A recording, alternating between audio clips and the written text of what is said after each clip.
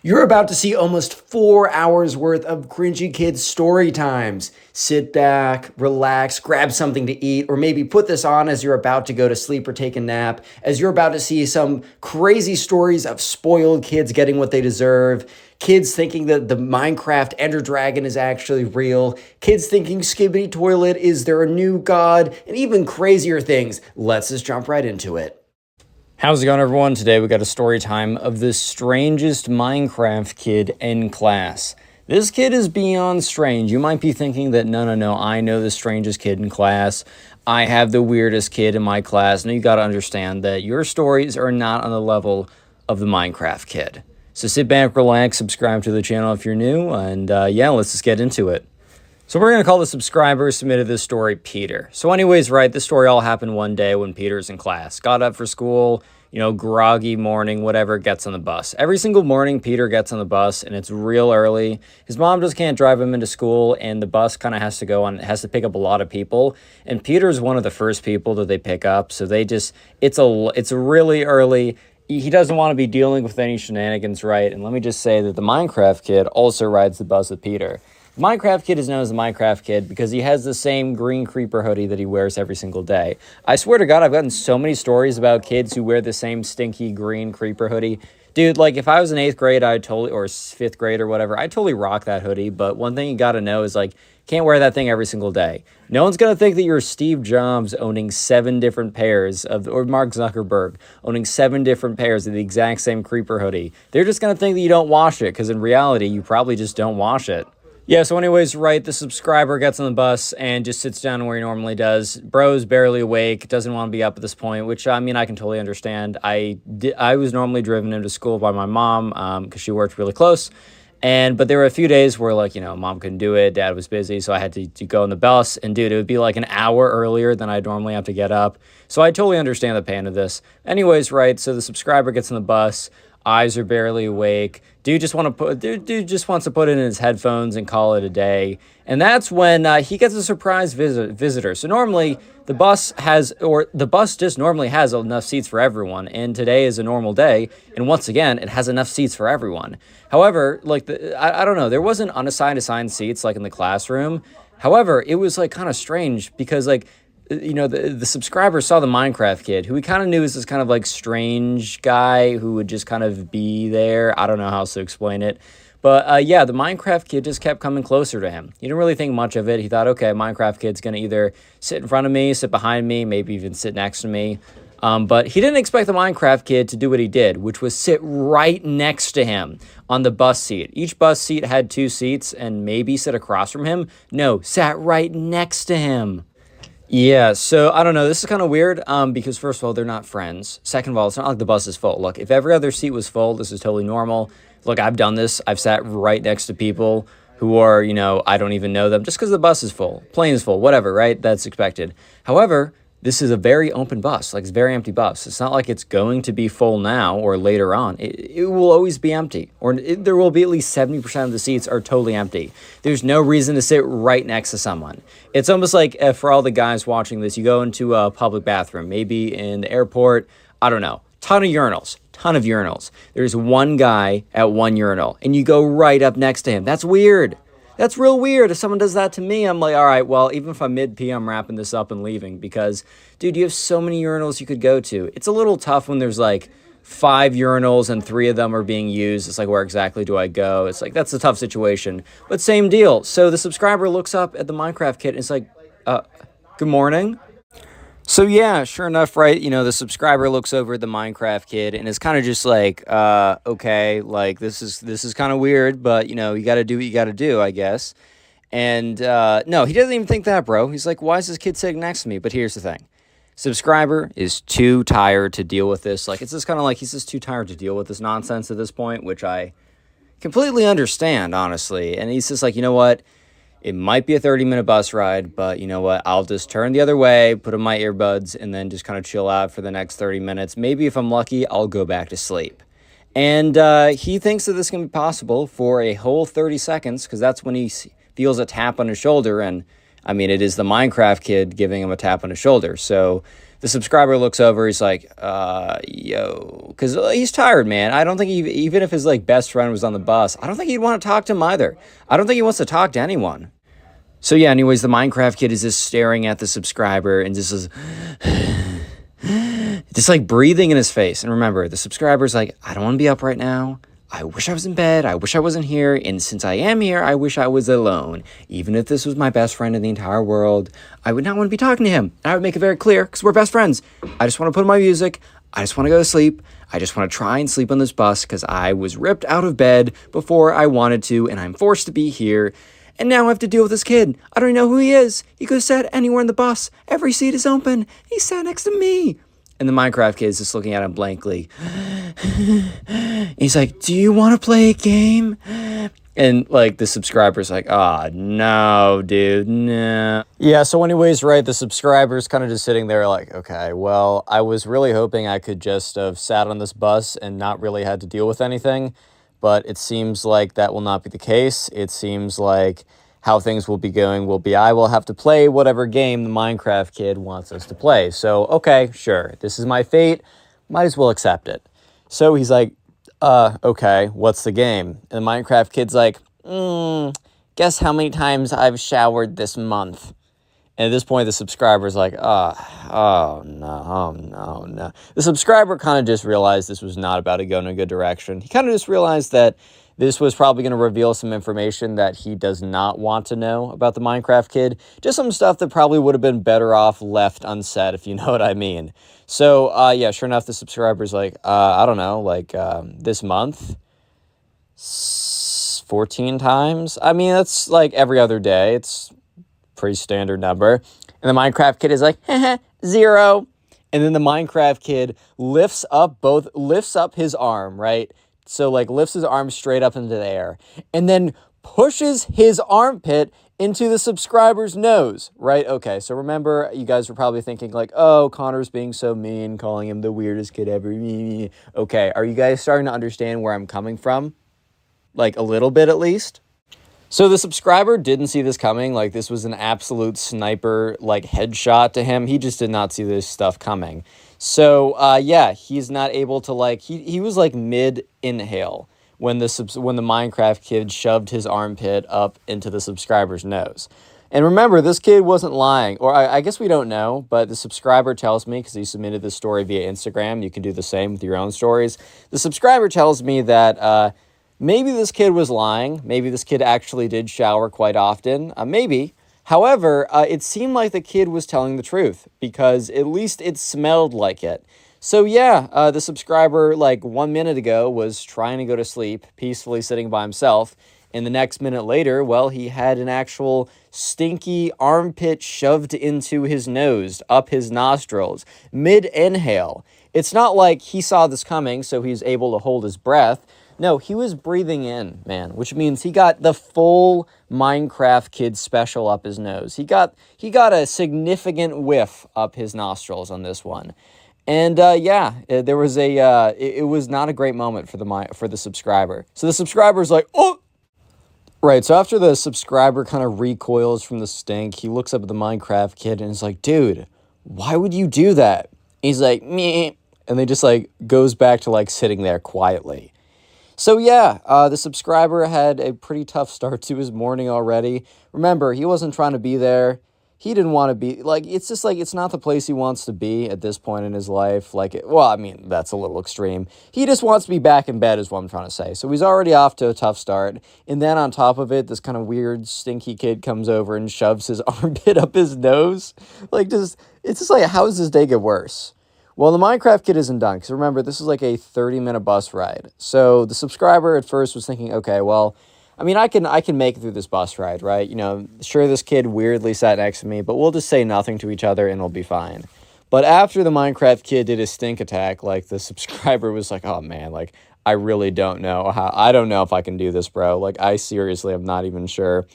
So, yeah, the Minecraft kid looks over at him again. And the subscriber is grimacing because he's like, the last time this kid looked over at me, it ended pretty badly. So the Minecraft kid is like, hey. And the subscriber's like, I really shouldn't answer this. Last time I've been answering these questions, I only get myself into trouble. I shouldn't be answering this. But yeah, the subscriber's like, hello?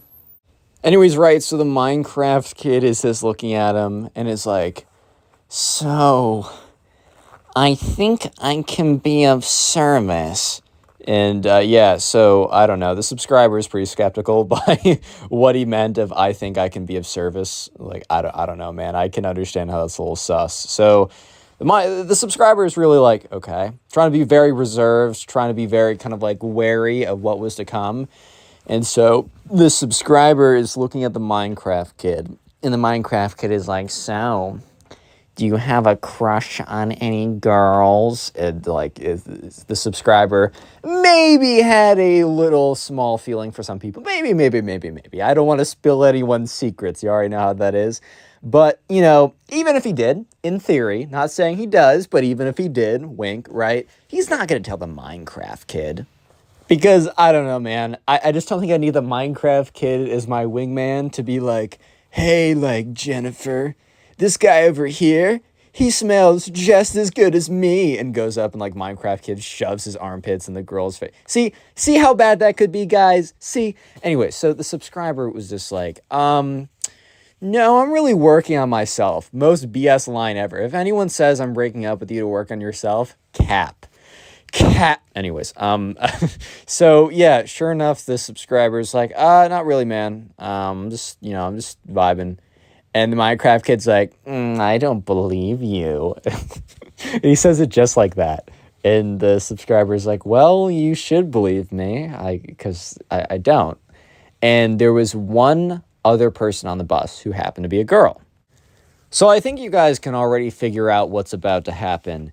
So the fact that there was one other person on the bus and she just happened to be a girl. And the thing is, the subscriber almost realizes his fate right before, because he kind of like, I don't know, he just has a gut feeling that something bad is going to happen. And so the Minecraft kid gets up out of his seat, kneels on the bench seat, whatever. I'm being super stupid. I forgot what it's called.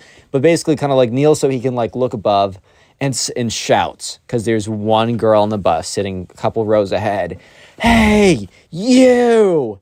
And the subscriber's like, no, dude, no. And so the girl kind of like turns around, because if someone shouts, hey, you, like, you're probably going to pay attention, right? And the Minecraft kid's like, my friend has a crush on you.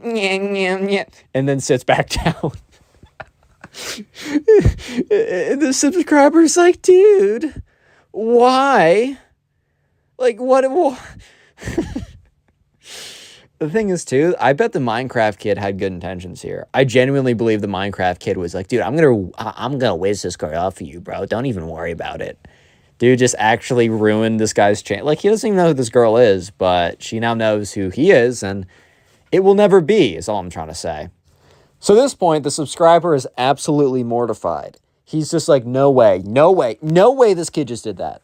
And the Minecraft kid's like, tee-hee, like, aren't you, like, you guys are now gonna start dating. And the subscriber's like, who are you? Did you spawn in from the depths of hell? I don't think he said that, but that's what he was thinking.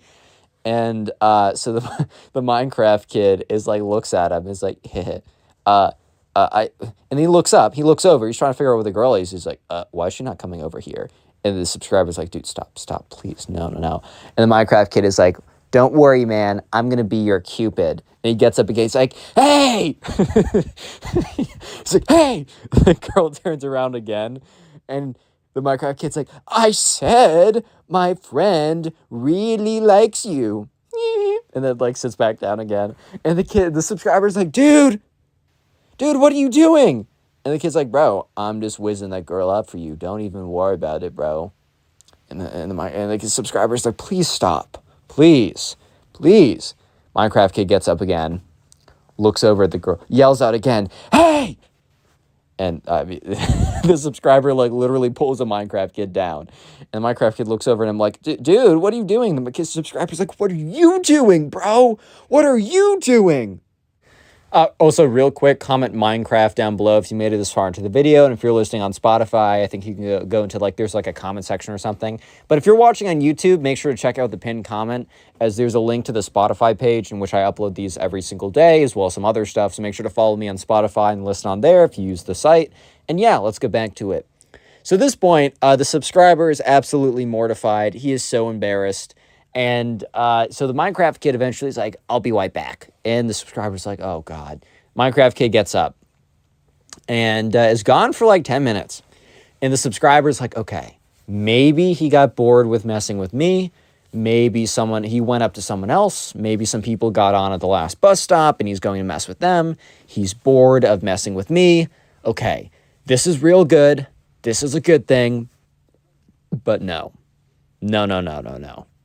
The Minecraft kid is far from being done. So yeah, the subscriber starts closing his eyes, maybe thinking he'll get like 10 minutes of shut-eye or something.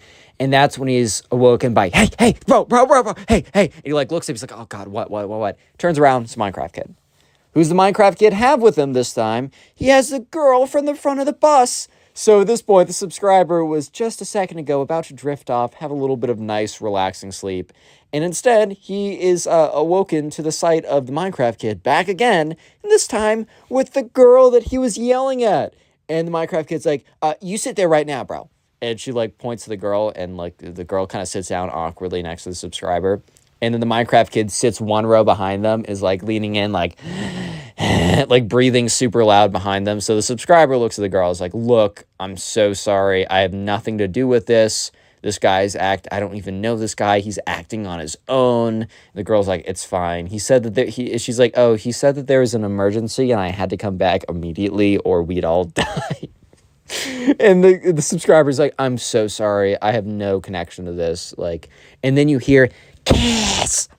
Why are you guys kissing? And they both turn around and the Minecraft kid's like, just like breathing behind them super loud, whispering for them to kiss. And like the subscriber's like, dude, could you not? He's like, what? I'm trying to help you. I'm trying to be helpful to you.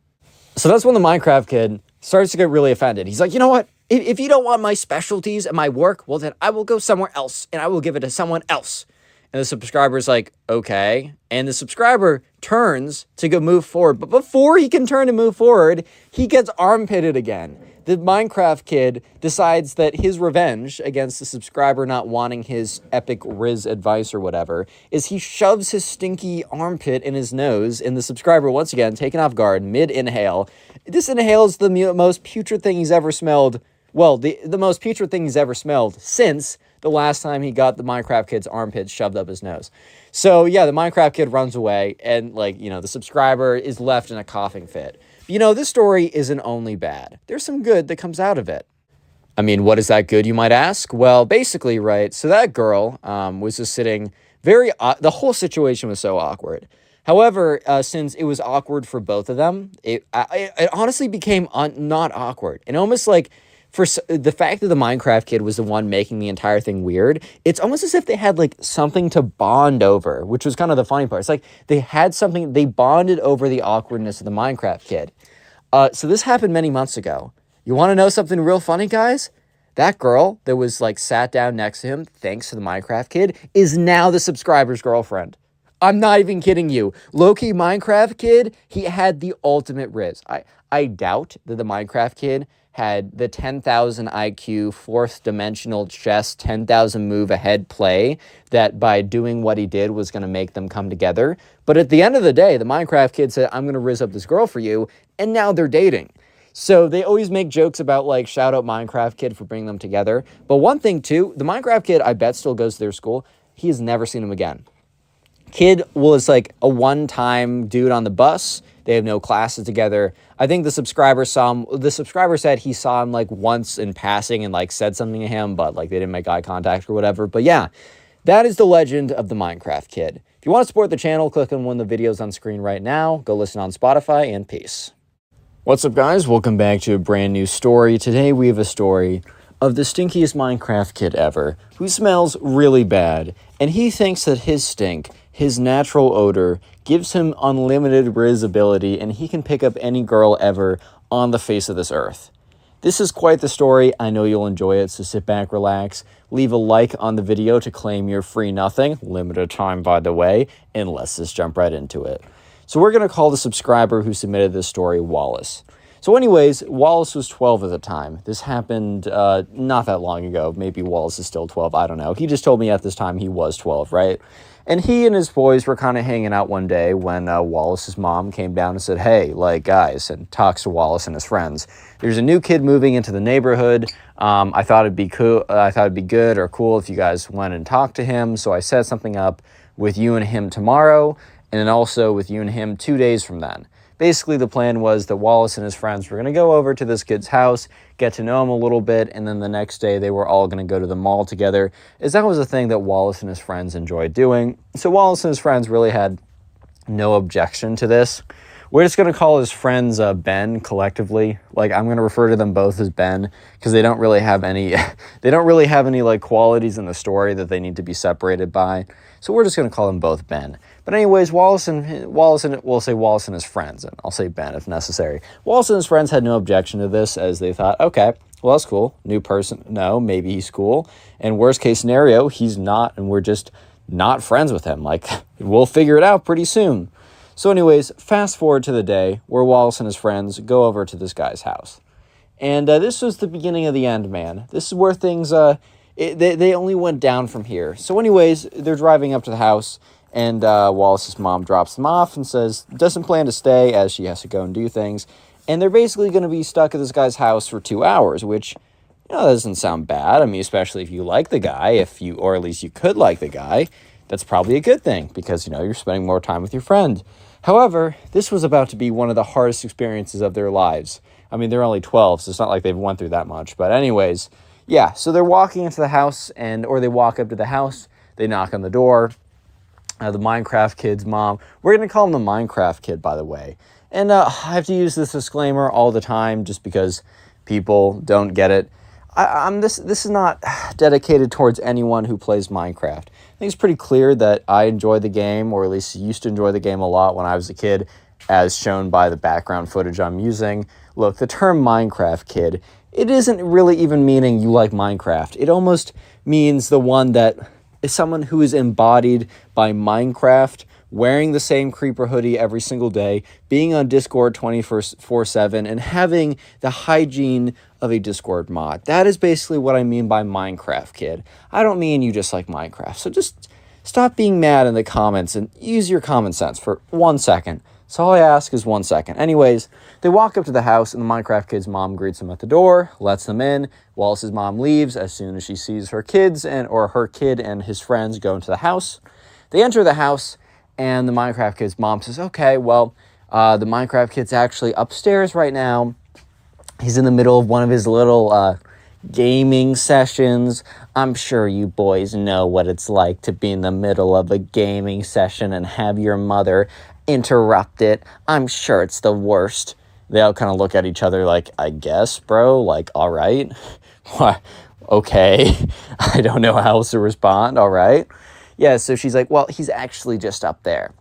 So Wallace leads the other two up the stairs, and they go up the stairs, they make a left, and they go down this hallway. And immediately, something just smells wrong. Like, it doesn't necessarily smell, okay, it does smell pretty bad. It's like a little pungent. It's like, I don't know, you left something in the trash that maybe you shouldn't have left in the trash. Like, you left some, like, food in an exposed trash or something, and you forgot to take the trash out for weeks. And it just, like, got stuck somewhere, and then after a while, it starts to decompose and rot and make this little smell, right? So, the thing is, though, as they get closer and closer to the room where they hear creeper explosion noises and Minecraft dragon noises, the smell gets stronger and stronger and stronger. And one of Wallace's friends, Ben, says like, oh, dude, like, do you smell that? It smells awful. And Wallace is like, yeah, it's like something died in the walls, bro. Like, what?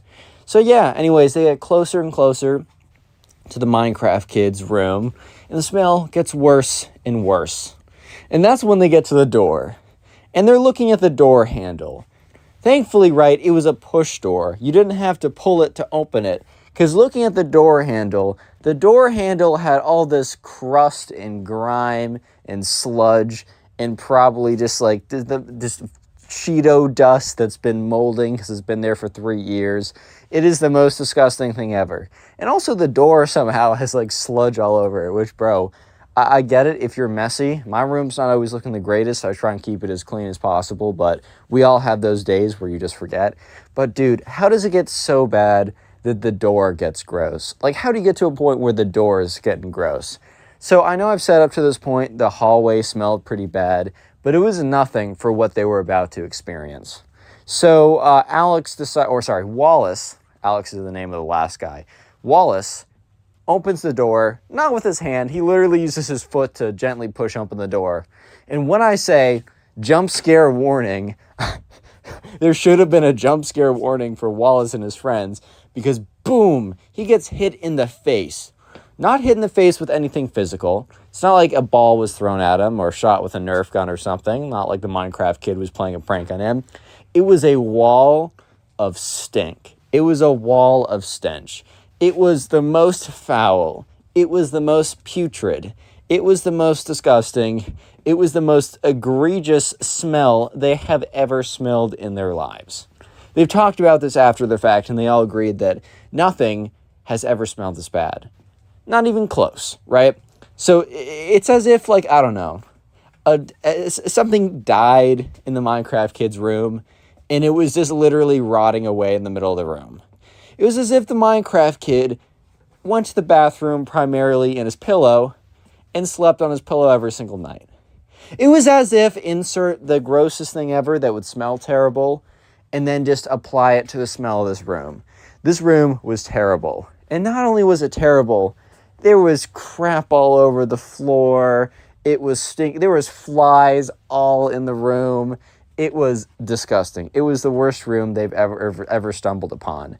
And the kid rolls around, or not rolls around, but is in his spinning chair, spins around, is like, "Hey guys, my name's Minecraft Kid." Actually says his real name, but we're going to use Minecraft Kid. He's like, "Hey guys, my name's Minecraft Kid. What are your names?" And, what do I call him? Wallace. Wallace is like, "Hey, I'm Wallace. That's Ben." And points to his other friend. That's Ben. Maybe they had different names, but for the sake of this, it's nice to meet you. We're the friends in your neighborhood. Minecraft Kid's like, "Okay, cool. If you guys don't mind, I'm going to get back to my Minecraft game." And he literally turns around and he just goes back to, like, clicking. And, like, they're looking at his keyboard and mouse. His keyboard is basically a flat surface. It's a flat surface because there's so much gunk and crap in between the keys that there's almost no physical divots. It's just like a flat edge. It's just a flat surface because all the divots where the keyboards are just filled with, like, gamer gunk, and it's disgusting, right? And his mouse, too, was sticky. Like, his mouse, like, when you click down, it, like, stuck a little bit, which he was complaining about, like, "Man, my clicks per second are actually not that high. I don't know why." And they just hear, that was like the mouse sound, bro. It was not good. So, yeah, they walk over. First of all, they were just, like, at this point, Wallace was just, like, really proud of his friends for not projectile vomiting or just collapsing on the ground. Right? He was very proud of them for not doing that, just by the sheer smell of the room that they entered. Very, very proud. Extremely proud, actually.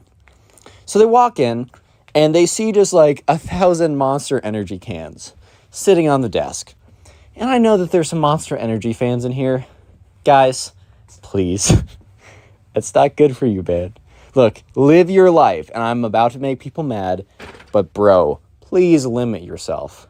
That stuff is not good. You're basically snorting seed oils and red dye number 40. I know those two things are not in Monster Energy, but it's the health equivalent of doing that. But you can do what you want. Just look, in general, do things in moderation. There was like 1,000 Monster Energy cans, half of them spilling all over the place, right next to his what the Minecraft kid called his gaming battleship, aka his desk. And he was just, like, clicking around. And he was sitting in, like, the squatting. He was, like, sitting very weirdly. He's sitting, like, I don't know if you guys ever saw Death Note, but you know L from Death Note. It's, like, literally the only anime I've ever watched. Anime just isn't really my thing. However, that one show, Death Note, fire. That was so sick. The rest of it, I don't really like. But anyways, he's sitting like that, and he's like, "Bro, I'm not even going to go into it, but his feet were not well manicured. That's all I'm going to say. And I'm not trying to say that he wasn't going to a spa every single day. I wasn't trying to say that, like, I don't know, he's not adding like a coat. I don't know. Let's just say that things were not looking great down there. It says, I don't know if you guys have ever been to the pool when like an 80-year-old grandpa walks over and like he's got his dogs out, and you know that he doesn't have the ability to bend over and like clip them or whatever, and his dogs are just the worst things you've ever seen. Like, they might be the worst things you've ever seen. Like, they're big bad. Basically, the Minecraft kid had the worst pair of dogs on his feet as you've ever seen, right? And it's just like at this point, the smell was almost accumulating in the insides of Wallace and his friends' noses. Eventually, the Minecraft kid loses his Minecraft match. He's like, drat. He turns around. He's like, hey, guys. So, what do you guys do for fun? And Wallace and his friends are like, well, we actually, I don't know. We go for hikes and stuff. We go around, play some frisbee. I don't know if you're into that. He's like, nope, I do not like sports or anything with physical activity. And they're all just like, all right, cool. We also like going to the mall. He's like, sigh, I know, we're going there tomorrow. That's the worst. I can't play Minecraft if I'm in the wall. If I'm in the mall. Yeah, I bet you wouldn't be able to play Minecraft if you were in the physical wall, bro. But anyways, right? They're kind of just looking at him. And Wallace and his friends are looking at each other. And then they look back at him. And then they look at each other. They have a feeling, a sneaking suspicion, a slight inkling. They have a feeling, right, that maybe they're not going to be the closest, dearest, most connected friends with this guy, because they have literally nothing in common, and his room is not the easiest. Like, for example, they could not imagine a sleepover in his room without passing away. They would have to write a letter to their parents about how much they loved them before they went over to this kid's house for a sleepover, just in case they suffocated from too much stink accumulating in their lungs overnight. Who even knows? Anyways, so this kid goes on to talk about, like, they're talking about some stuff. The conversation is pretty terrible, but whatever. And that's when the Minecraft kid brings up his, like, the most interesting quote of all time. The Minecraft kid's like, guys, do you guys have any Riz? And they're all like, bro, what? He's like, yeah, Riz, like, charisma. Like, are you good with the ladies, bro? And, like, Wallace kind of was. Like, Wallace isn't trying to brag or anything, but he wasn't doing too bad in that department. You know, he got it done. He wasn't like, I don't know. He wasn't some Leonardo DiCaprio, bro. He wasn't like, but he was doing fine. He was chilling. You know, he did what he needed to do. But Wallace wasn't about to be like, yeah, I got plenty of Riz. Because if anyone says that unironically, they probably don't have any. Like, let's just keep it a buck right here. But anyways, the Minecraft kid's like, so, one of my pastimes is actually investigating how to get the ladies to like me. I've been making many experiments and game plans for it. And they're all kind of looking at each other like, all right, let's take advice from this guy of how to, like, secure, like, a beautiful girlfriend. Yep, I'm all ears, man. I'm listening, bro. I'm paying attention to whatever you're saying. Go for it, man. Let's hear it. Let's hear it right now. And, yeah, the Minecraft kid goes on to say that he has found the Rosetta Stone. He has found the secret. He has found the fountain of youth, if youth is equal to getting the women, right? He has found the 100% guaranteed guide to getting laid 1,000% of the time. And you know what his secret was? And he was explaining to them. So, women, instinctually, very deep down, they have primal urges. And they're all like, oh, bro, why do you have to say it like that? You're so weird. They didn't say that, but they're like, bro. And he's like, yes, they have primal urges. So I was thinking about it. What is the most primal thing that you could do? Like, think about the cavemen. They're all like, I don't know, hunt, be outside a lot. Basically the opposite of the Minecraft kid. He's like, no, those were just things that they did. What about the cavemen stands out most to you? And, Wallace and his friends, they weren't able to figure out exactly what the Minecraft kid was looking for. So the Minecraft kid eventually is like, fine, I'll tell you. have you ever smelled a caveman before? And they're all like, what? And he's like, well, you probably haven't because they've been extinct for a while. But think about it. Do you think the cavemen ever showered? And they're all like, what, bro? He's like, yes, think about this. The cavemen never showered. The cavemen are old-fashioned. Women's natural instincts will bring them to want to go back to their roots. Cavemen are their roots. Therefore, I should not shower, and I have ultimate riz because of it. At this point, Wallace was just like, bro, you gotta, ain't no way, bro. There is no way. There is simply no way that this is how it's going down. Real quick, if you made it this far into the video, comment Minecraft down below. By the way, these videos will be on Spotify, and also short form videos will be on TikTok, and all the other links to submit stories to my Instagram and Twitter. All that stuff will be in the description of the video. Finally, if you want to support the channel, the best thing to do is first, finish this video all the way till the end, and then when you're done with the video, go ahead and watch another one of my story videos. A great way to do this is the Storytime playlist in the pinned comment down below. Anyways, let's get back to it. So anyways, Wallace and his boys are looking at each other like, did bro really just say that because he doesn't shower, that he is going to have ultimate riz and get all the ladies to love him? Yes, the Minecraft kid literally just said, oh, okay, because I don't shower and cavemen didn't shower and women have instincts, therefore I am irresistible to the ladies, guys. You should listen to me. I know what I'm saying. Like, bro, you can't be serious right now. And yeah, Minecraft kid was serious right now. And yeah, so Wallace and his friends kind of look at each other. It's basically an in real life try not to laugh challenge. Because this is a pretty difficult try not to laugh challenge. Wallace is not gonna lie, but he's like, Wallace gotta ask the pressing question. Has it ever worked before? Because here's the thing. You know you got that friend who has all the he's always giving the most advice. Bro's always dishing out the most advice when it comes to the ladies. He's saying, man, you gotta do this. You gotta do that. If you're not doing this, you're an idiot. If you're not buying my How to Get the Ladies course, you're a fool, right? They're always saying the most. And then you ask them, when is the last time you've actually had a good interaction with a woman? And they're all like, well, so I've actually been working on my shelf recently. Dude, if they say that, that just means, like, not to last forever. Last time they saw You Know What was the last time they came out one, bro. That's all I'm trying to say without getting demonetized. But anyways, right?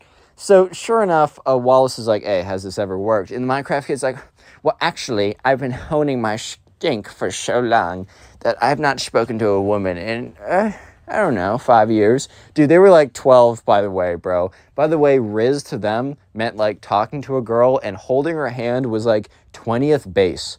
Like 25th base was holding her hand. And they were legit scared to hold hands because they're like, bro, what if I hold her hand too hard and the stork comes with the baby, bro? Oh my God. Anyways, right? So they're just like, oh, well, we're going to the, and Wallace is like, oh, well, dude, we're going to the mall tomorrow. You should really use some of that riz because I feel like you definitely accumulated enough stink to really have a presence. He's like, oh, really? It was like the most, it's funny because it's like Wallace just complimented the Minecraft kid in the most genuine, best compliment the Minecraft kid could have ever wanted to hear. Imagine someone says, you smell like, I don't know, you smell like my dog's butt, right?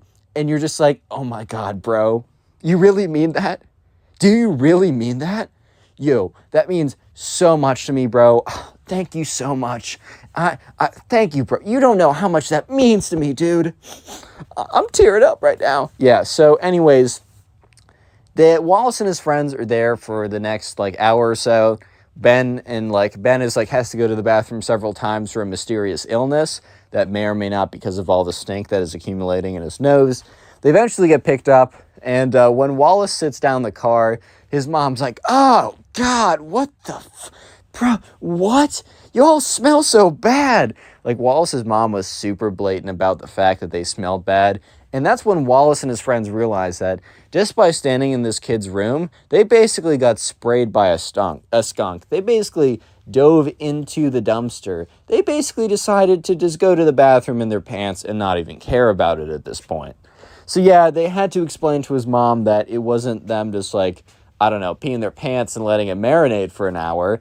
It was the fact that the Minecraft kid had certain behaviors and tendencies that maybe did not align with peak cleanliness, with peak, hygiene, with peak smelling not terrible.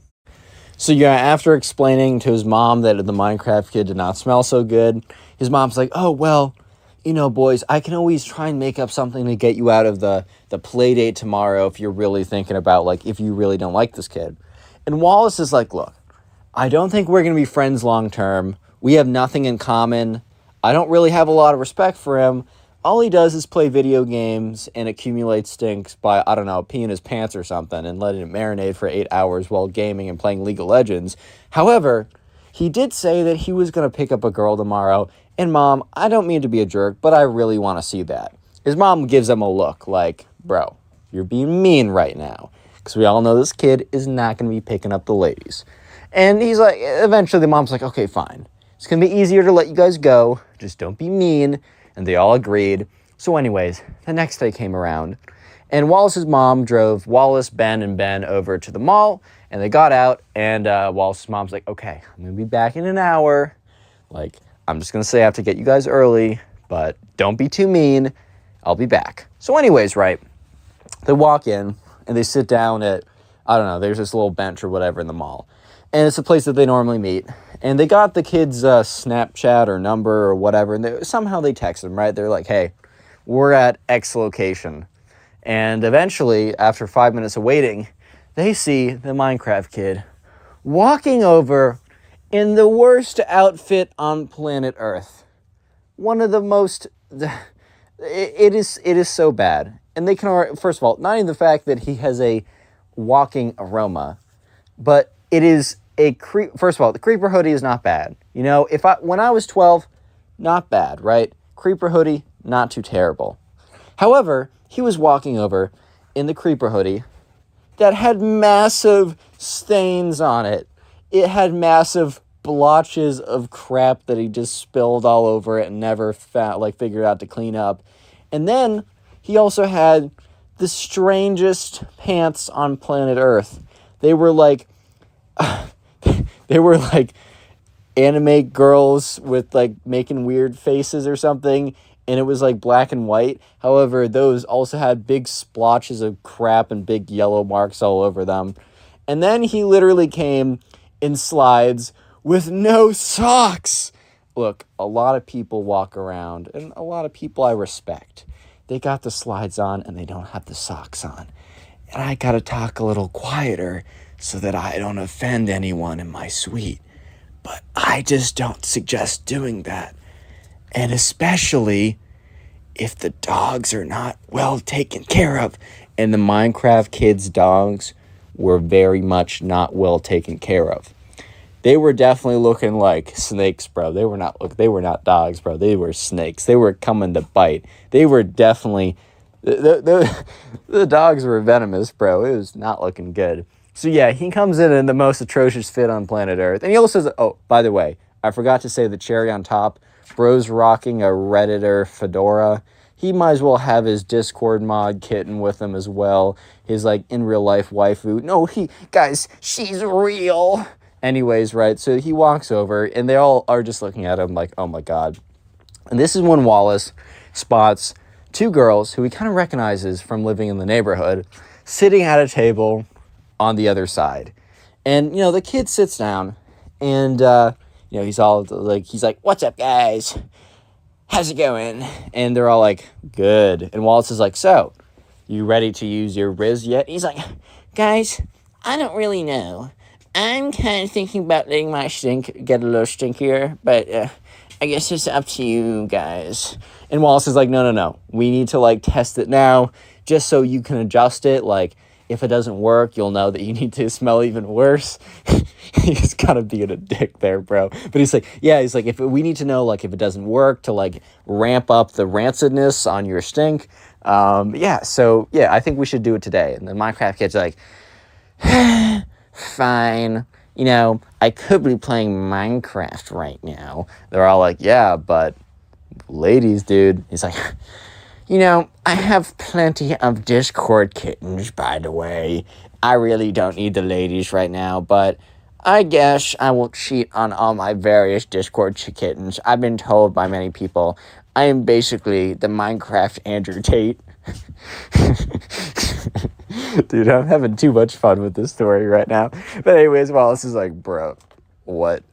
And he's like, okay, man, sure, whatever. I don't know how to respond to this. My brain is malfunctioning because what did you just say? But anyways, over there. And he points to these two girls. He's like, you think you can riz them up, bro?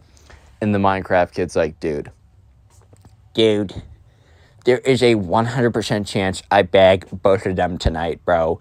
They will both be in my crib. They will be on my bed watching me play Minecraft and being like, oh my God, Minecraft kid, you're so good. Sorry. Anyways, Wallace is like, okay, bet. Let's see it. So the Minecraft kid's like, okay. Steps up, starts like walking over, walks over to the table. Looks like he's about to walk past them. It's very weird. And he walks past them. And Wallace turns to his friend and is like, bro, is this guy not pursuing the lady? Is he dipping? Is he not going through with it? And the Minecraft kid he doesn't walk past them. He walks around them. He starts circling their table. And then he starts running around their table. And then he throws his arms back and he sonic dashes around the table. It is the most insane thing that Wallace and his friends have ever seen. So yeah, this kid is sonic dashing around the table, similar to how like a shark circles its prey. It is the weirdest thing ever. And eventually the Minecraft kid, who is extremely not so athletic because Minecraft and peeing his pants all day doesn't make him the big, strong athlete, right? He eventually sits down and he's like, hi, guys. And the two girls are just looking at him like, oh my God, what? And he's like, hey, guys, what's good? My name is Minecraft Kid. And, at this point, Wallace and his friends are sitting close enough to overhear the whole conversation. And they're just like, what? Yeah, the two girls are just not having it right now. He's like, so, I wanted to know what you thought of Minecraft boys. Are you, like, into the e-boys? Because you could say that I'm an e-boy like that. These two girls are just like, what? No. He's like, that's fine. I was joking about being an e-boy, by the way. Yeah, it's totally not me. I'm like the opposite of that in a super sexy way. And these two girls are just like, bro, what is this kid on right now? And Wallace and his friends, they're dying, bro. They were trying to, they just failed the try not to laugh challenge. One of the Bens basically falls over in his seat, is on the ground, is on the dirty mall floor, but he doesn't care, bro. Because he's watching the craziest thing he has ever seen in his entire life go down. And he's trying to hold it together, and he's not doing a good job, which I can't blame the man. I wouldn't be able to hold it together well either. And Minecraft Kid's like, so, with that all being said, which one of you girls coming back to the crib tonight? And they both look at each other. And then one of them is like, oh! And look, Wallace is like, oh no. And one of them's like, what's that? Oh, what's that? Oh! It gets up. One of the girls gets up, runs to the nearest trash can, and literally vomits into the trash can. She must have been really faint of stomach, right? Or she must have had a really sensitive stomach because, the smell was really, really bad. But to actually vomit over a smell is pretty intense. So this girl must have just happened to had a really weak stomach, or maybe really was on the cusp of vomiting anyways. But yep, she got up and she was just like puking into the trash can. So the other girl sees this as a perfect opportunity to escape the Minecraft kid. And she gets up and she's like, oh, I have to go talk to my friend. Sorry, goodbye. And Wallace walks over to the Minecraft kid and is like, oh, no. Maybe this stinks a little much right now. And the Minecraft kid's like, no. You guys don't understand. You didn't hear what was going on. You weren't catching on. You weren't signaled into the primal vibes like I was.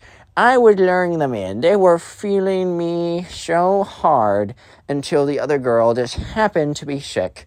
It's probably like all the hormones that were going through her body when she was smelling my smell. Just too much for her, man. She just couldn't handle it. I think I'm actually going to increase the smell so that the hormones will be so strong that she just immediately comes back to my crib. And, at this point, Wallace is like, yep, no, that makes sense. 100%, I back this choice. You are right. 100% right. Correct. I stand by what you were saying. Minecraft kid, you go. Yes. And, eventually Wallace's mom picked them all up. And Wallace had quite the story to tell. Click on the video on screen right now. I know you'll enjoy it. Just click it. Do it. Today we got a story of probably one of the most spoiled kids to ever live on planet Earth. I'm not even kidding. Strap in, subscribe if you like stories, and let's call today's subscriber Benson. I think that is a real name. I'm just thinking of Benson from Regular Show. That show is gas. But anyways, this all happens one day when Benson is chilling in class, and there's this kid in his class who we're just going to call the spoiled kid. He doesn't even deserve a name, bro. He's just getting the name spoiled kid. But anyways, right about halfway through the school year, this new girl moves into the neighborhood, and everyone's trying to impress her, like everyone thinks she's so pretty or whatever. And on her first day in, she's like, hi guys, my name is, let's call her Kate, right? Hi guys, my name's Kate, I'm new to the neighborhood. And everyone's like, hi Kate, nice to meet you. And yeah, some of the guys are trying to talk to her, maybe for not the reason of oh, I just want to make sure you feel comfortable in the new neighborhood. Maybe because they just find, I don't know, maybe because they just find her pretty. But either way, they're not being weird about it. They're being pretty chill about it, which is all you need. However, there's one guy who is not being chill in the slightest, and his name is the spoiled kid. So anyways, right, on the first day that the new girl Kate is in class, in between class, right, she's going to walk to her other class. And the thing is, right, Benson and Kate have the same class. Benson doesn't necessarily go and walk with her. He's just well, if we become friends, we become friends. But I'm just going to give her space, whatever. She's trying to figure things out. But Benson watches as the spoiled kid runs up to her and says, hello, my name is, I'm just going to say the spoiled kid. My name is Spoiled Kid. Welcome to the school. I basically run the school. And Benson's like, bro, everyone here hates you. What are you even saying, dude? That's laughable at best. But anyways, he's like, yeah, I kind of run the school. And she's like, oh, haha, okay. What am I supposed to do with that information besides say, okay, man, nice, I guess. So the spoiled kid immediately says, so you're new to the area? And, Kate is like, yeah, I just moved in with my family a week ago, and this is my first day at the school here. I haven't really had the time to explore the area. And the spoiled kid's like, oh, that's awesome. So I can totally show you around. And Kate kind of understands, kind of what he's trying to say. He's definitely trying to, I don't know, he's definitely hitting on her right now. But Kate's kind of just oh, well, I appreciate the offer. What are the places you think I should go? And he's like, oh, I could totally take you on them, but it's got to be a date. We totally got to, make out, too. At this point, Kate is like, no. I'm not getting pushed around like this by this obviously annoying kid. And Kate kind of realized this kid was both spoiled and also not liked by anyone. So she's like, I'm sorry, I don't think I like you that way. If you have any good recommendations, though, of places that are good around town, then let me know. And the spoiled kid is like, ugh, you're ugly anyways, and storms off. And Kate, Kate's a good trooper. She's just like, lol, okay. Because look, at the end of the day, the spoiled kid obviously didn't think that she was ugly because his intentions of talking to her was, because he didn't think she was ugly. That was legit the only reason why the spoiled kid was talking to her in the first place.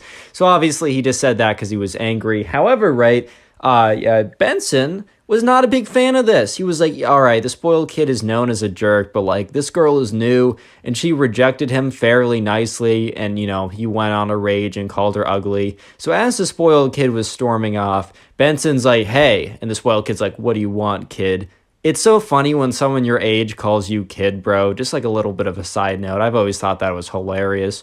But anyways, Benson's like, bro, she's like, this girl is new here. I heard that you called her ugly. Like, you can't be doing that. That's mad disrespectful and it looks bad for all of us. This girl is new. She rejected you nicely. Like, that's not cool that you called her ugly.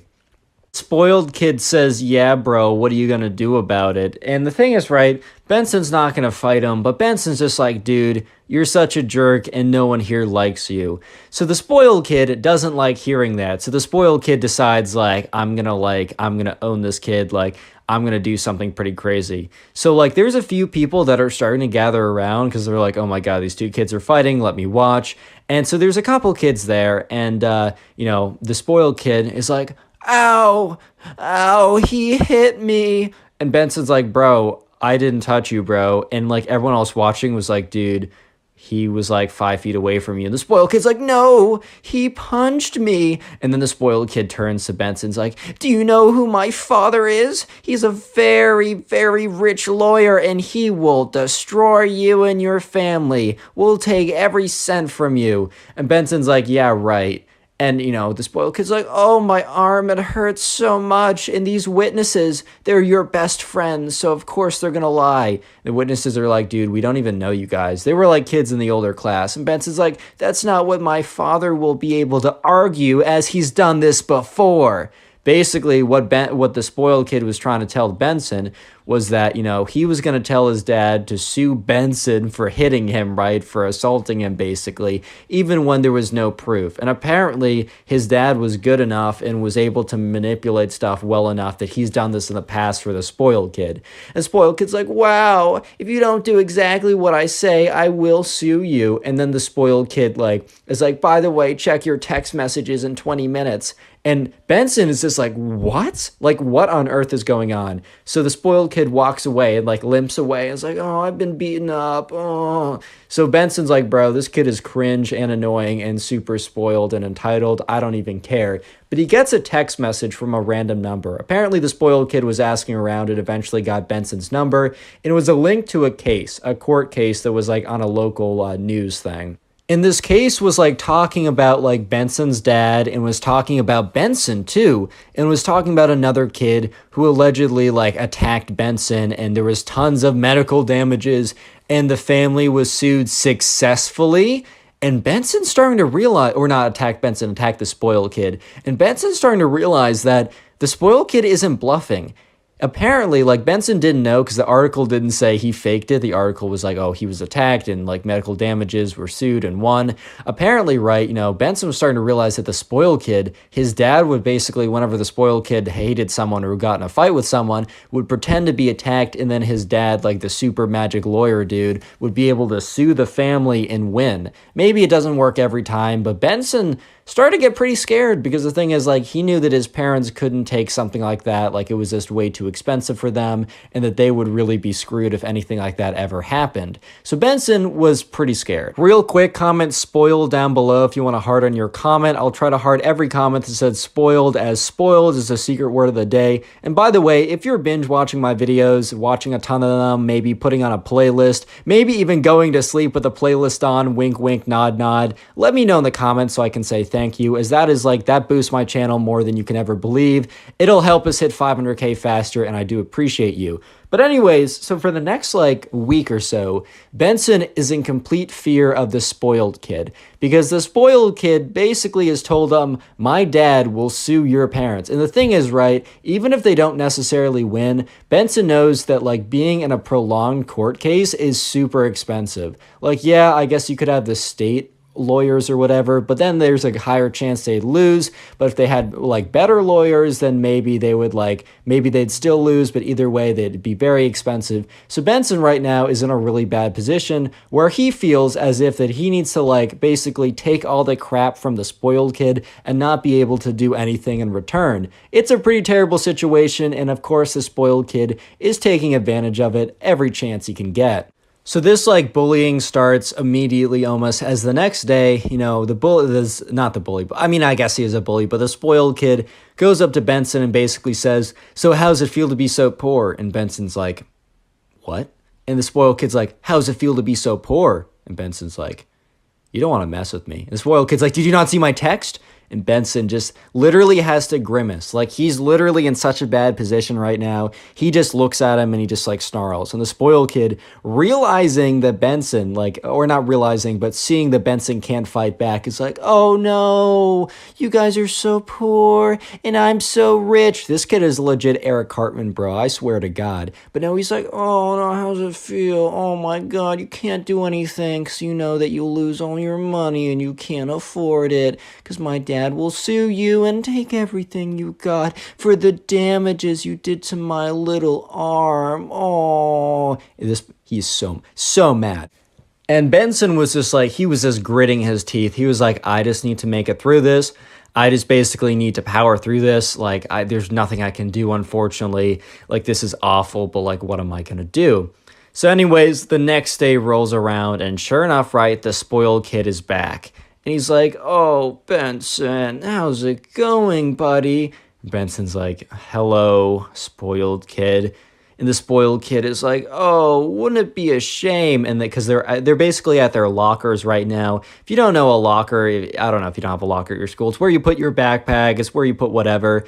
And while the locker was locked, while Benson's locker was locked, there was like a grate, basically like an air vent. I don't totally know why, maybe just for general ventilation. And the spoiled kid's like, oh man, wouldn't it be so bad? And the spoiled kid takes this like kind of mushy banana and slams it into the grate of Benson's locker and starts rubbing it around so that all the gross banana mush would both get stuck in the vent, but also kind of seep down and also be gross on the front. He's like, oh no, Benson, this is so sad. Your locker's disgusting and vile now. Oh no. And Benson is just like, I swear to God, bro, like, you don't understand what you're doing. And the spoiled kid's like, oh, what are you going to do about it, Benson? Oh, no. Keeps rubbing the locker in, like the banana. And, oh, no, Benson. Oh, this is so sad. Benson is so mad at this point. So eventually, right, Benson, later that day, he calls up one of his friends who goes to the school. And he's like, man, I got to talk to you. Explains the entire story I just told you. And the friend is like, oh my God, this kid is a psychopath. And he legitimately needs to be stopped. And you need to be freed from this kind of cycle of hell because you're going to break and then he's going to sue you. And all of that like nonsense would have been for nothing. And so Benson and him are like, all right, we need some way to counter him. How are we going to counter him? So they think about it for the second. And they're like, wait a minute. Like, what if we catch him on camera doing something terrible? So the plan is now that Benson's friend will kind of follow around Benson, but kind of from afar, kind of like know where Benson is walking out of class. Because like he's not going to follow him in class. The spoiled kid doesn't have any classes with Benson, I do believe. I'm not 100% sure. But the idea is like he'll follow around Benson when the spoiled kid is most likely to like taunt him or whatever. And hopefully be able to catch something incriminating on camera. So the next day rolls around and Benson's friend is watching the whole thing on camera. He's recording it and just like he'll delete the footage if it doesn't like have anything valuable just to save space, but he's just trying to catch something good. So the spoiled kid comes up to him. He's like, oh, Benson. Oh, hi there, Benson. Look who's back. And the spoiled kid makes a huge mistake because he has no idea that he's being watched by Benson's friend and being recorded. And the spoiled kid takes Benson and slams him against the locker. He's like, oh, Benson, why did you fall into the locker like that? And then, like, he just balls up his fist and boom, gives him a big punch in the stomach. At this point, right, Benson is in a bit of pain, but he's mostly in joy. He's mostly in euphoria right now. And you know why? Because Benson knows that he just got recorded attacking Benson. That the spoiled kid who claimed that Benson attacked him now attacked him back unprovoked. And that the spoiled kid tried to do anything, Benson would have video proof against the spoiled kid's lack of video proof. And Benson's like, oh man, you just messed up huge. And the spoiled kid's like, oh, what do you mean by that? And the spoiled kid's like, and Benson's like, you're screwed, bro. And he starts laughing. And the spoiled kid is like, bro, what do you mean by that, Benson? What do you mean? You know that like my dad will sue you. Tell me, or you're getting sued. Tell me.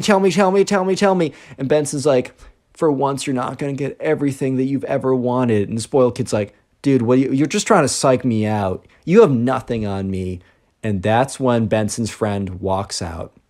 And he walks out and he starts like slow clapping. He's like, bravo, spoiled kid. You just played yourself. Spoiled kid's like, what are you talking about, man? I don't know who you are. And the guy's like, I've already uploaded the video to the cloud, so it doesn't matter if you take my photo and my camera and try and delete it. But I just took a video of you attacking my friend, slamming him against his locker and punching him unprovoked. And I have it on video. And yes, it is very clearly you, and it is very clearly my friend.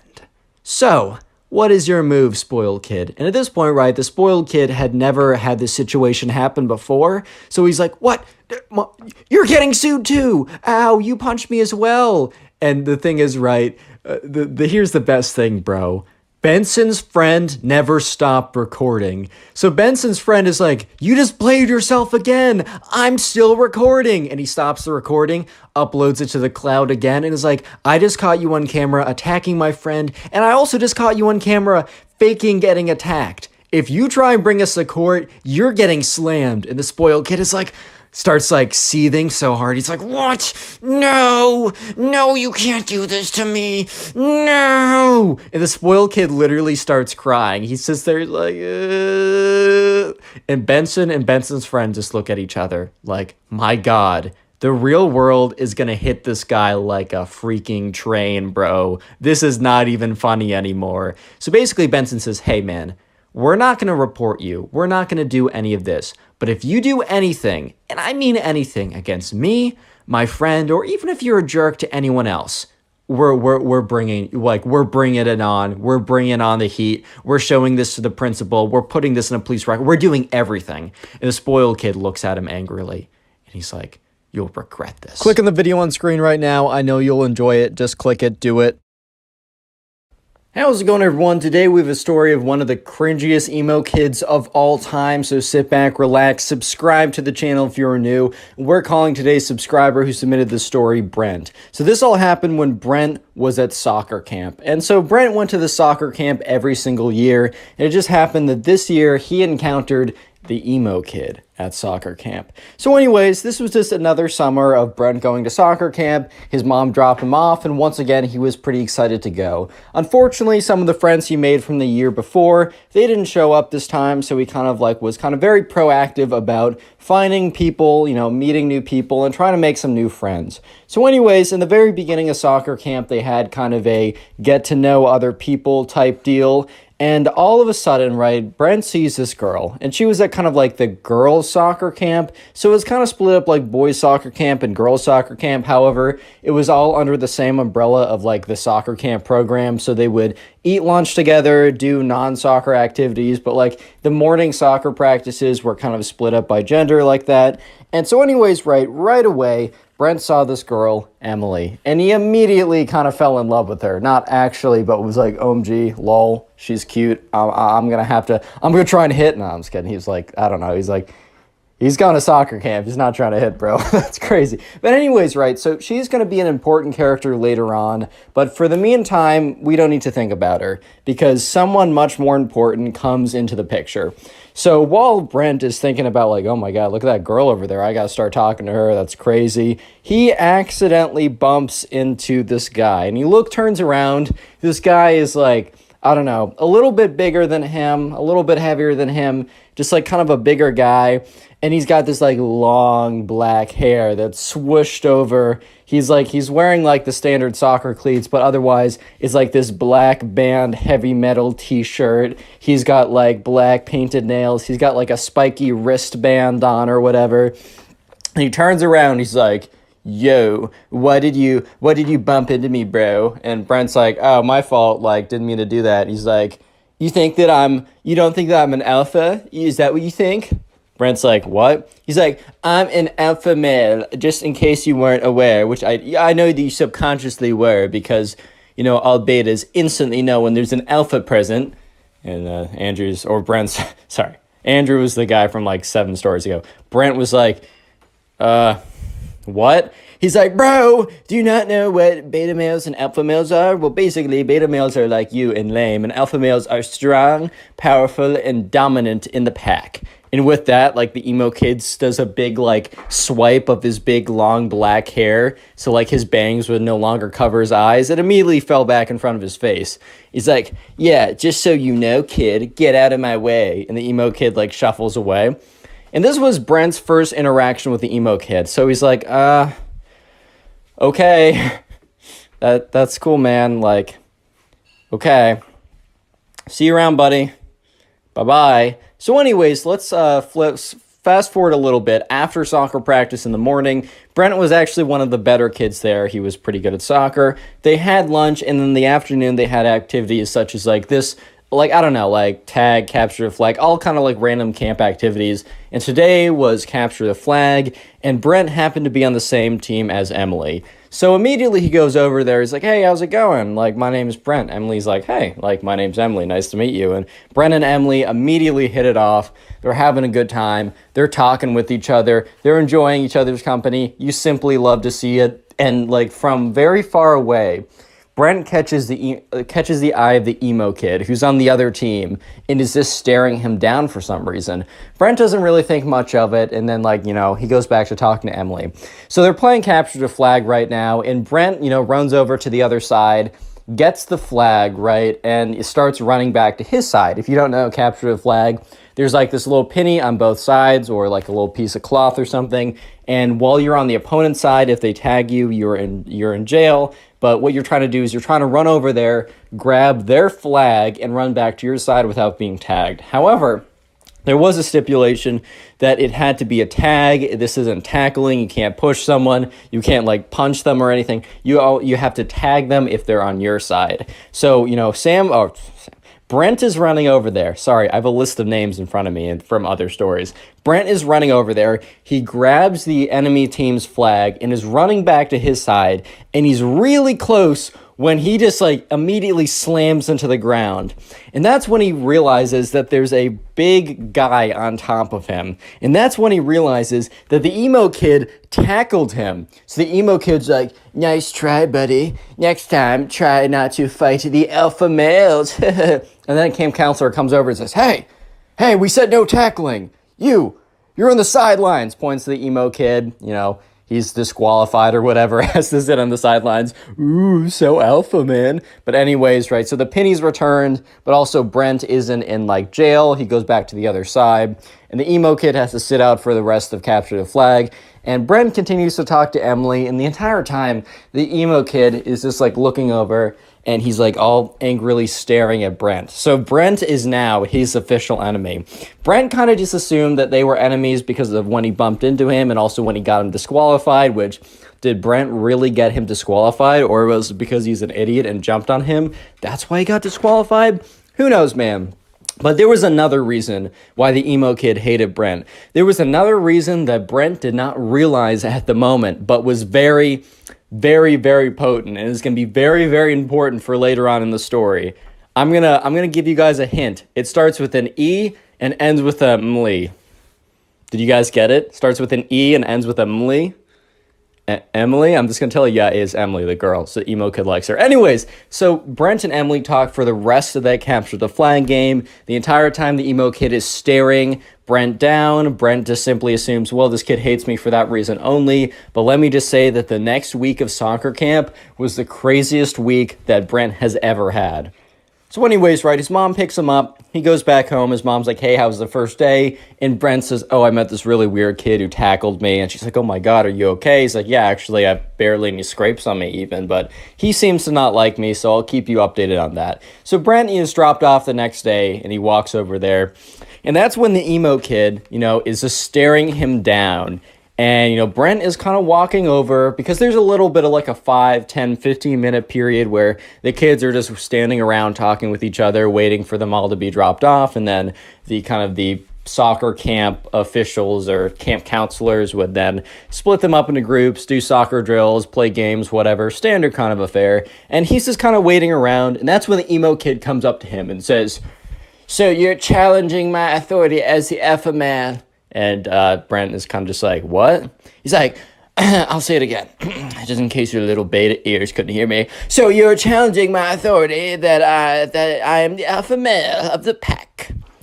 if we were wolves, which we kind of are, and Brent was like, what? If we were wolves, as we kind of are, as I said, I would be the alpha male, alpha wolf, and you would be the beta wolf, and I would be banging your wife while you watch little cuck beta wolf, whoop. And Brent is looking at this kid, and this kid is like, no offense, but this kid is like the opposite of what a stereotypical alpha male would look like, right?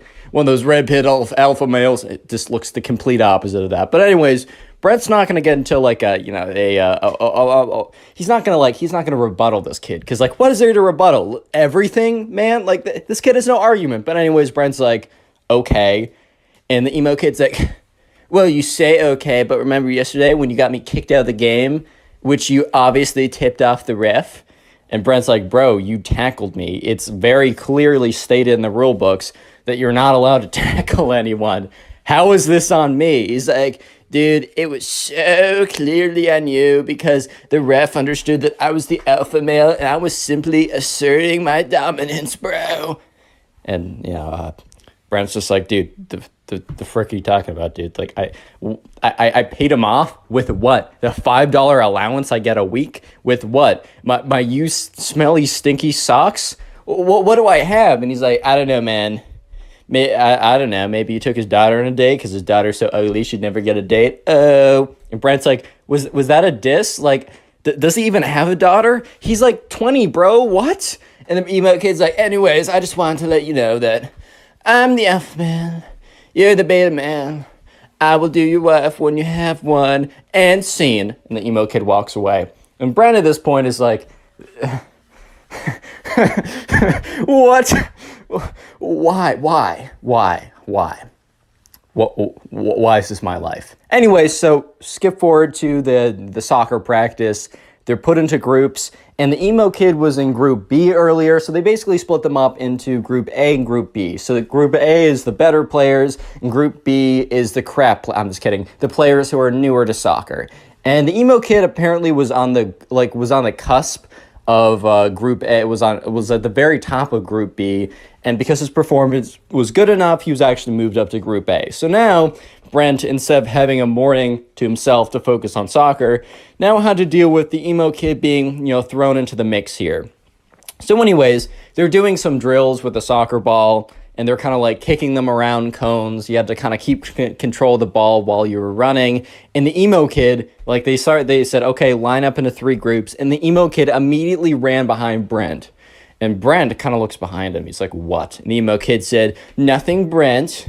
Just letting you know that I'm the alpha male here. And Brent's like, okay, fine. Let's just do the drill. So the ref blows the whistle. Brent starts kicking the ball and moving with it. And the emo kid immediately runs up behind him and trips him. He's like, oh, sorry. And the ref's like, hey. And the emo kid's like, it was an accident, I swear. And the ref's like, all right, be careful.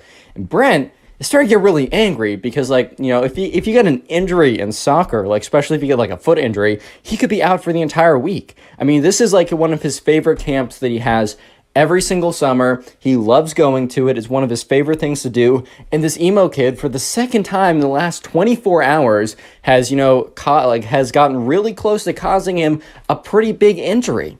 He could have jumped. He jumped on him yesterday. He ran behind him, knocking him over. What if he twisted an ankle? What if he, fractured something in his leg? It's not that hard, especially when you got a big old kid jumping on top of you every 5 minutes. It's difficult. It's not that difficult, man.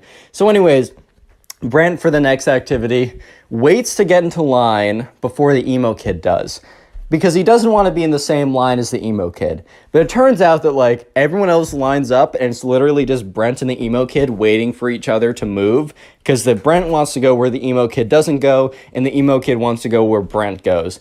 And the refs not the refs, but the soccer coaches are like, come on, kind of guys, get into line. And Brent's like, okay. And he sprints to the end of the line, and then the emo kid sprints to the back of that line. And the coach is like, emo kid, says his actual name, can you go to another line? That line's too long. And the emo kid's like, okay, moves over one line. And when the coach turns his head, the emo kid literally runs back into the line with Brent again. So when the coach turns around, he's like, wait, emo kid, I said, could you go to that line? And he's like, fine. Emo kid eventually goes to that line, actually does that. So for the rest of the soccer practice, the emo kid tried to like bump into Brent, tried to make his life difficult, basically was just being a big butt the entire time. But thankfully, right, that nothing really happened. He didn't bump into Brent successfully again. In fact, the emo kid, most of the time when he tried to bump into Brent would do some like very slick soccer move, kind of like break his ankles, not literally, but you know what I mean. And the emo kid would like fall flat on his face because he kind of like tried to run into Brent, and then Brent sidestepped him and completely swerved out of his way. Anyways, though, things start to get a little bit more interesting because throughout the next day, Brent and Emily are talking it up. It's kind of like the known thing for the camp that like those two were kind of like the unofficial soccer camp couple. I don't know if your camps had stuff like that, but this was true for the soccer camp. And word was that like the two of them, they were gonna kiss soon. Oh my God, guys, isn't that like 12th base or something? So sure enough, right, one of these days, so like a day later, Emily and Brent are just sitting with each other at lunch. They're kind of on like a quote unquote date or whatever. And that's when a girl comes over and sits next to them. And Emily's like, oh, this is my friend Robin. And Robin's like, hey guys, like, I just want to let you know, Emily, that the kid over there, and points to the emo kid, is planning to ask you out soon. And Emily's like, dude, I don't know that kid. I've never spoken to him in my life. And Brent's like, oh my God, I know exactly who that kid is. Emily's like, what? And Brent basically tells her the story that I told you guys for the last 13 minutes. And she's like, oh my God, he's the worst. And Brent's like, well, that would explain why he really hates me too. Because like, not just that I embarrassed him, but I've been hanging out with you the entire time. And, he probably knows that we've been talking a lot. And Emily laughs a little bit. And this is when Robin says, dude, like, I'm serious. This kid is going to come over and ask you out within like the next 24 hours. He's going to do it publicly. It's going to be really embarrassing. Everyone's told him not to do it, but he's in his own world. You gotta let him down nicely though. And Brent was like, no mercy. Make him suffer. Emily's like, Brent, I'm not going to make him suffer. I don't know this kid. Brent's like, make him suffer. Emily's like, shh. Okay, I'm going to be nice. When he comes over, I'm going to be firm, I'm going to be direct, but I'm going to be nice about it, I'm going to be cordial, and life is going to go back to what it was before. So sure enough, right, Brent now realizes that the emo kid has a massive crush on Emily.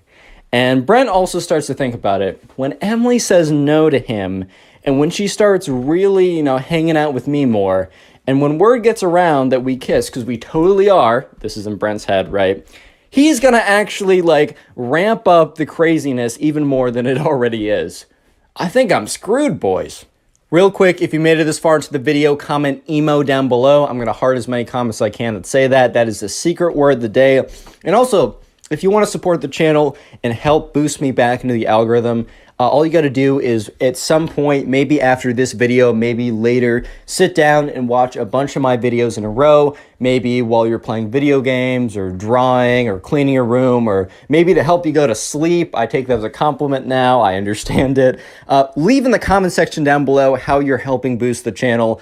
I will heart it, I will say thank you, and I'll even shout some people out, like the person on screen right now. Thank you to this person on screen and all of you guys for all the support recently. It's really helped boost the channel. We're growing again. You'll love to see it. Let's get back to the story.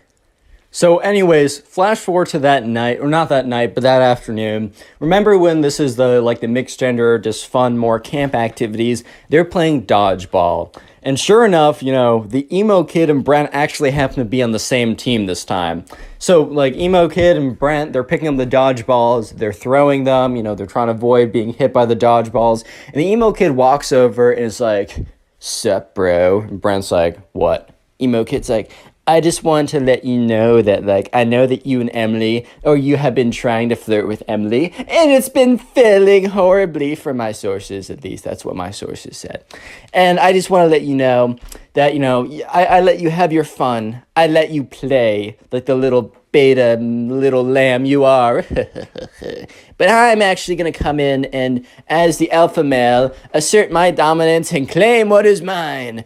Emily shall be my girlfriend by the end of tomorrow. Mark my words, and I will watch as little tears roll down your face because you're so sad that I took your girl. oh, little Brent, I'm so sorry. Brent's like, dude, she's not gonna, I've talked to her. She's gonna say no. Like,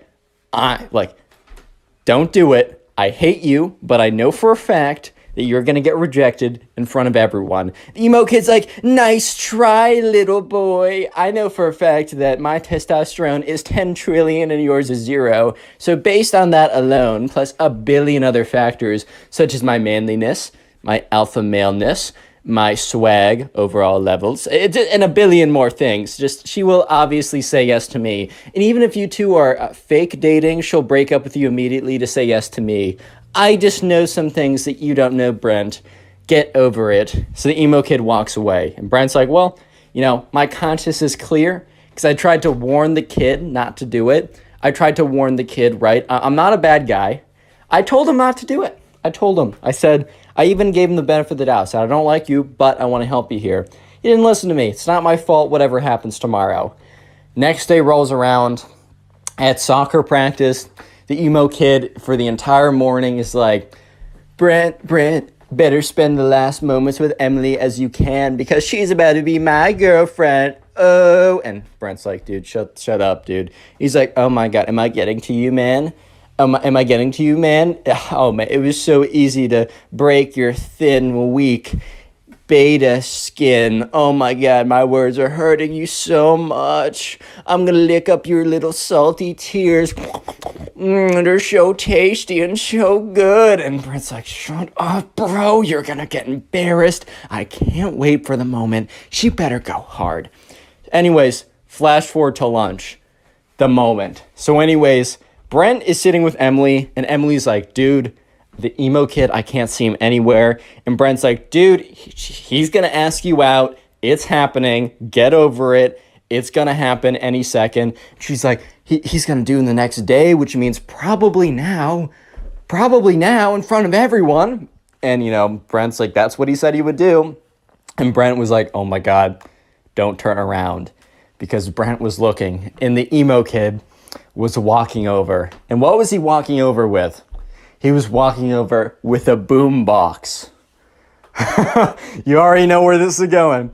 And Brent's like, you know what? Brace yourself. Try and have an out-of-body experience right now so you don't have to deal with what's about to happen. This is about to be bad, Emily. I'm so sorry. And Emily's like, oh my God, oh my God. And that's when you start to hear music.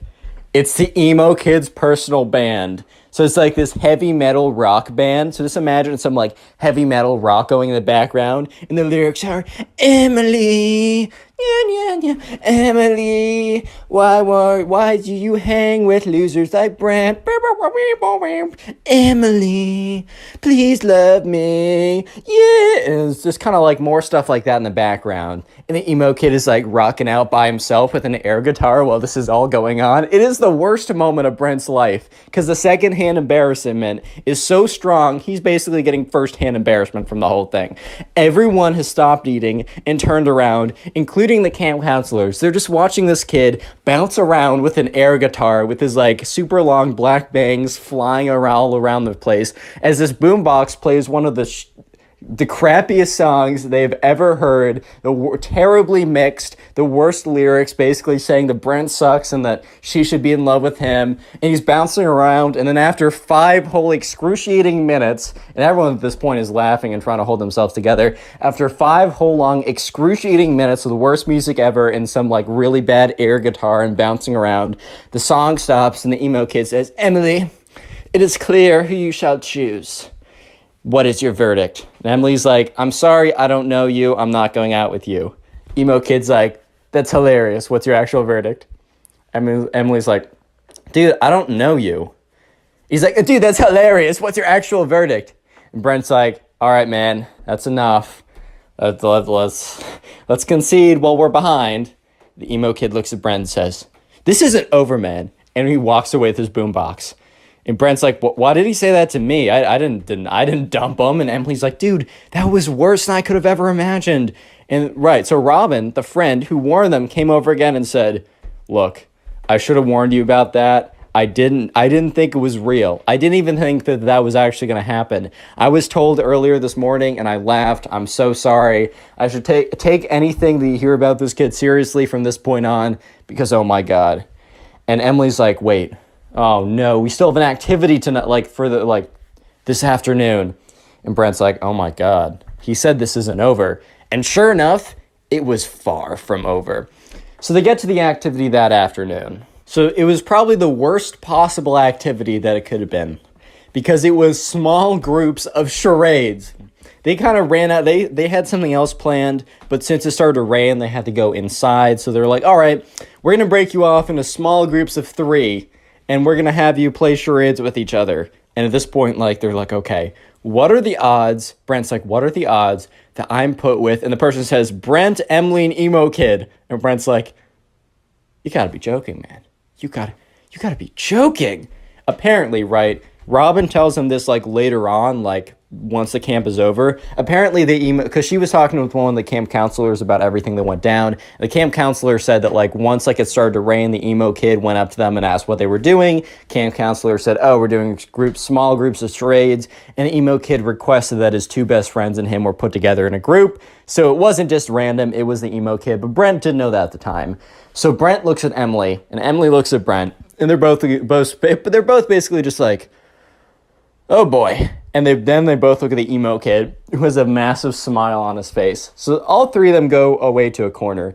And the emo kid's like, Emily, I might have came on too strong. And she's like, well, that's an understatement. But he's like, I will show you the truth. Brent, I challenge you to an alpha battle. Brent's just like, what's an alpha battle? Ha! You're such a beta for not knowing what an alpha battle is. Beta. He's like, an alpha battle will be proof that I am alpha and you are a weak beta. And then Emily will choose me. And Emily's like, I'm not. And he's like, wait, your heart will tell you otherwise after the alpha battle. Emily's like, okay, I'm still not going to. She's like, God, stop, silence, woman. And Brent was like, whoa, chill out, dude. He's like, you silence too? We're having an alpha battle right now. So, right, this just kind of looks like they're doing really weird charades from afar, but the emo kid is like, all right, let's form our best wolf poses. Brent's like, what? He said, form your best wolf poses, now! And emo kid, Brent's like, all right. Ooh, emo kid's like, that is the worst wolf pose I've ever seen. You were definitely not part wolf like I am. And the emo kid does this really weird pose. He's like, oh my God, I'm wolfing so hard right now. This is the most emo thing. I mean, the most alpha thing I've ever done. Oh my God. At this point, Emily's like, guys, you are both embarrassing yourselves. Emo kid, it's like, no, you will see that I'm the most alpha. I swear. Emo kid's like, all right, let's do it. Wrestle me. And, Brent's like, what? Emo kid jumps on top of him, just tackles him to the ground, because he's like 20 pounds heavier, right, and a little bit taller. And Brent was completely taken off guard. He's like, bro, stop. What are you doing? And the emo kid's like, I'm out alphaing you. That's when the camp counselor comes over and says, all right, guys, break it up. Tears the 2 of them apart. He's like, all right, so we're only doing this for 20 more minutes, but it looks like you 2 can't keep off of each other, so I'm going to be joining your group. Imagine how awkward this is. It is Emily, Brent, the emo kid, and a random camp counselor. So they do normal charades, right? And the entire time, the emo kid is like sneaking in punches to Brent's arm. He's like, ow. And when the camp counselor looks up, the emo kid puts his arms behind his back. And the emo kid's like, this isn't over, man. And then the emo kid walks over to Emily. He's like, tss, tss, Emily, tss. Emily's like, what? Do you think I'm more alpha? Shut up, kid. Emo kid's like, no. Okay, I'll just be direct. Do you want to go out with me? No! And the camp counselor was like, guys, silence while I'm doing charades. And Emily's like, dude, I don't want to go out with you. How many times do I need to tell you this? Emo kid's like, but I'm definitely more alpha. She's like, that's not a real thing. So the next day rolls around. It's Thursday. And that afternoon, there's no real activity. It's just known as like the soccer dance or whatever. And during the soccer dance, there's one coveted slow song where anyone who has feelings for each other might ask for like a slow song or something. And sure enough, let's just jump to the dance because the emo kid is like being a jerk to Brent all day, but that's not anything new. And sure enough, it is the dance. And they're putting on normal songs, and Emily and Robin and Brent are all together like, dude, and Robin's like, dude, the emo kid is definitely going to try and get that slow song with you. Like, Brent, you got to swoop in right away. Because at this point, Brent and Emily were, like, unofficially a thing. They're only at camp for a week, so they're not going to make, like, a long-term relationship. Let's have kids, baby. Okay, you know what I mean. But sure enough, the slow song comes on. And Brent's like, oh my God. And Emily's like, quickly. And you can see the emo kid sprinting from the other side of the room. So Emily and Brent quickly like get together in the slow song, kind of like whatever. And Emily's standing there and she feels Brent being ripped off of him. And the emo kid grabs Brent, rips him off Emily, and tackles him on the ground. And this is what the camp counselors are like, oh, okay, foul play. They go in, they grab the emo kid, and they like run it, like they take him off. They're like, all right, buddy, this is like your third strike and you are out.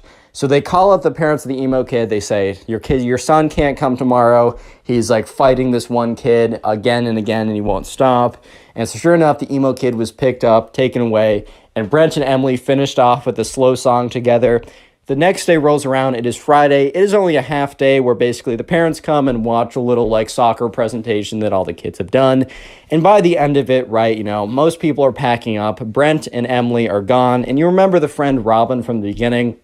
One of the camp counselors and Robin were like friends or whatever, or like friendly. And the camp counselor's like, do you happen to know about that like emo looking kid? Like, do you happen to know what was up with him? And Robin's like, do I have a story? Click on the video on screen right now. You? I know you'll enjoy it. Just click it. Do it.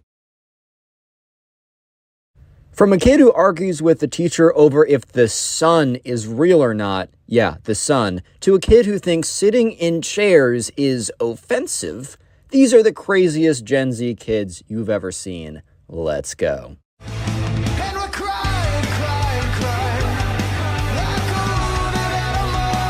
So we're going to call... We're going to call the subscriber who submitted this story Jesse. Anyways, so in Jesse's class, there is a kid, and we're just going to call him the Gen Z kid, right? So the Gen Z kid is sitting in class, and today they were learning about space or something. I don't totally know why this happened. So this was in 5th grade. I think they were just doing like a small unit on space or something. And the teacher was saying something about like yada yada, this planet, whatever. And then she said something about the sun. And this kid spent a lot of time on TikTok. And the thing is, right, TikTok, super addictive. The algorithms are made to keep you on there. But also, there's a lot of misinformation that spreads on there because you see someone who says something and it blows up and it reaches a bunch of people and there's no real fact checking or sources cited. And you kind of just take them at face value, or maybe not you, but a lot of people do. So this kid, the Gen Z kid, must have seen a TikTok on his For You page being like, guys, the sun isn't real because I have never been to the sun before, therefore it doesn't exist, which some kind of like backwards, ridiculous logic that makes no sense at all, but it's said with like ominous, spooky background music number 28. So anyone who sees it's just like, oh my God, you're right. So yeah, anyways, this all happened when the teacher mentioned something about the sun. And the TikTok kid literally smirks, gives a little laugh, and says out loud, the sun? Don't tell me you guys still believe in the sun. And kind of looking around, right? So Jesse's looking at this kid who literally laughs and says, don't tell me you guys look at the sun, or look at the sun. Don't tell me you guys still believe in the sun, as he like looks around at all the other classmates. And believe it or not, all the other classmates, instead of being in agreement, laughing along, I bet the TikTok kid imagined in his little scenario that what was going to happen was all the other kids were going to be like, oh yeah, that's so ridiculous. Don't worry, man. We also don't believe in the sun. We saw that niche, obscure disinformation TikTok video as well. That's totally real. But no, everyone looks at the kid and the teacher stops like teaching for a second because the teacher's like, come again now? Like, what? And the not the spoiled kid. I'm so used to telling stories about spoiled kid. The Gen Z kid looks at the teacher. He's like, wait, you guys actually still believe in the sun? And he like looks around all like confused or whatever. And everyone's kind of looking at him like, dude, what are you even saying right now? And the kid's like, guys, do not tell me that you guys are falling for the machine and believing that the sun is real. I saw a video on TikTok yesterday that was all like, the sun isn't real because tell me, have you ever been to the sun? No. So, and I was thinking about it. I was like, dude, my mind just opened up. It's true. I've never actually been to the sun before. So it probably isn't even a thing. So you guys are really believing into the system. And Jesse's like, dude, like you can see it in the sky. And like, if you look at it for too long, your eyes hurt. And like, if you're in the sun for too long, your skin burns. Like it definitely is there, man. And then this, like the Gen Z kid looks at Jesse and he's like, dude, don't tell me you're falling for the disinformation. It's probably like a government thing. And Jesse's looking at this kid like, what, your best response to me saying you can see it and like it hurts your eyes and your skin, the best response to that, which is totally logical, is it's probably a government ... thing, ? What? Like, dude, I thought you said the government, like the sun wasn't even real. And so the teacher kind of steps in and is like, hey, like Gen Z kid, the sun is real. It's like, you can even see it. I don't know where you saw this video on TikTok or whatever that kids are on, right? But that's not true. The sun is real. Trust me. And, you know, the Gen Z kid's like, dude, why should I trust you? Like, you're definitely in bed with the government and because of this teaching gig where you're making all this money to spread disinformation. And the teacher's just looking at this kid like, bro, you think I became a teacher for the money? And the teacher starts laughing because if you guys don't know, teachers do a really important job, but they are definitely not compensated that well. You do not go into teaching because you're trying to make some fat stacks. Not a single person would do that unless they had no idea, unless they knew literally nothing about teaching, and especially teaching compensation, would they ever go into teaching to make money, right? So the teacher's like, look, I survive, but I definitely am not making money, and I'm definitely also not paid by the government to spread disinformation. And the Gen Z kid's like, all right, guys, that's enough of this nonsense. And he stands up and he's like, okay, I'm calling it right now. We have a mass exodus from this class. Anyone who believes the sun is fake, get up right now and walk out of this class so that the truth can be heard. And the kid gets up, and the Gen Z kid legitimately looks around the classroom expecting like every single kid to rise up and be like, yeah, man, you're right. The sun is not real at all, dude. I believe in you. You're saying what's right.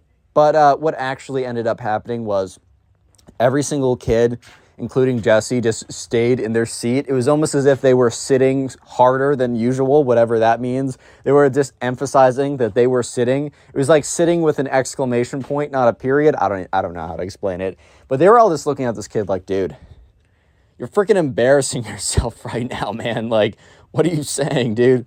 And the kid's like, so you're all part of the system and believe in the sun. You know what? I'm going to take my truth with me. And if you realize the truth someday, well, it's too late for you. Goodbye. And the kid legitimately gets up and walks out of the classroom. So basically, the teacher had to go find him outside of class and have a little discussion about him, about, you know, he can believe what he wants and he can think what he wants, right? But he can't disrupt the classroom. And, you know, the teacher, like, he showed the teacher the video. And apparently the teacher was almost immediately able to, like, point out the logical fallacies.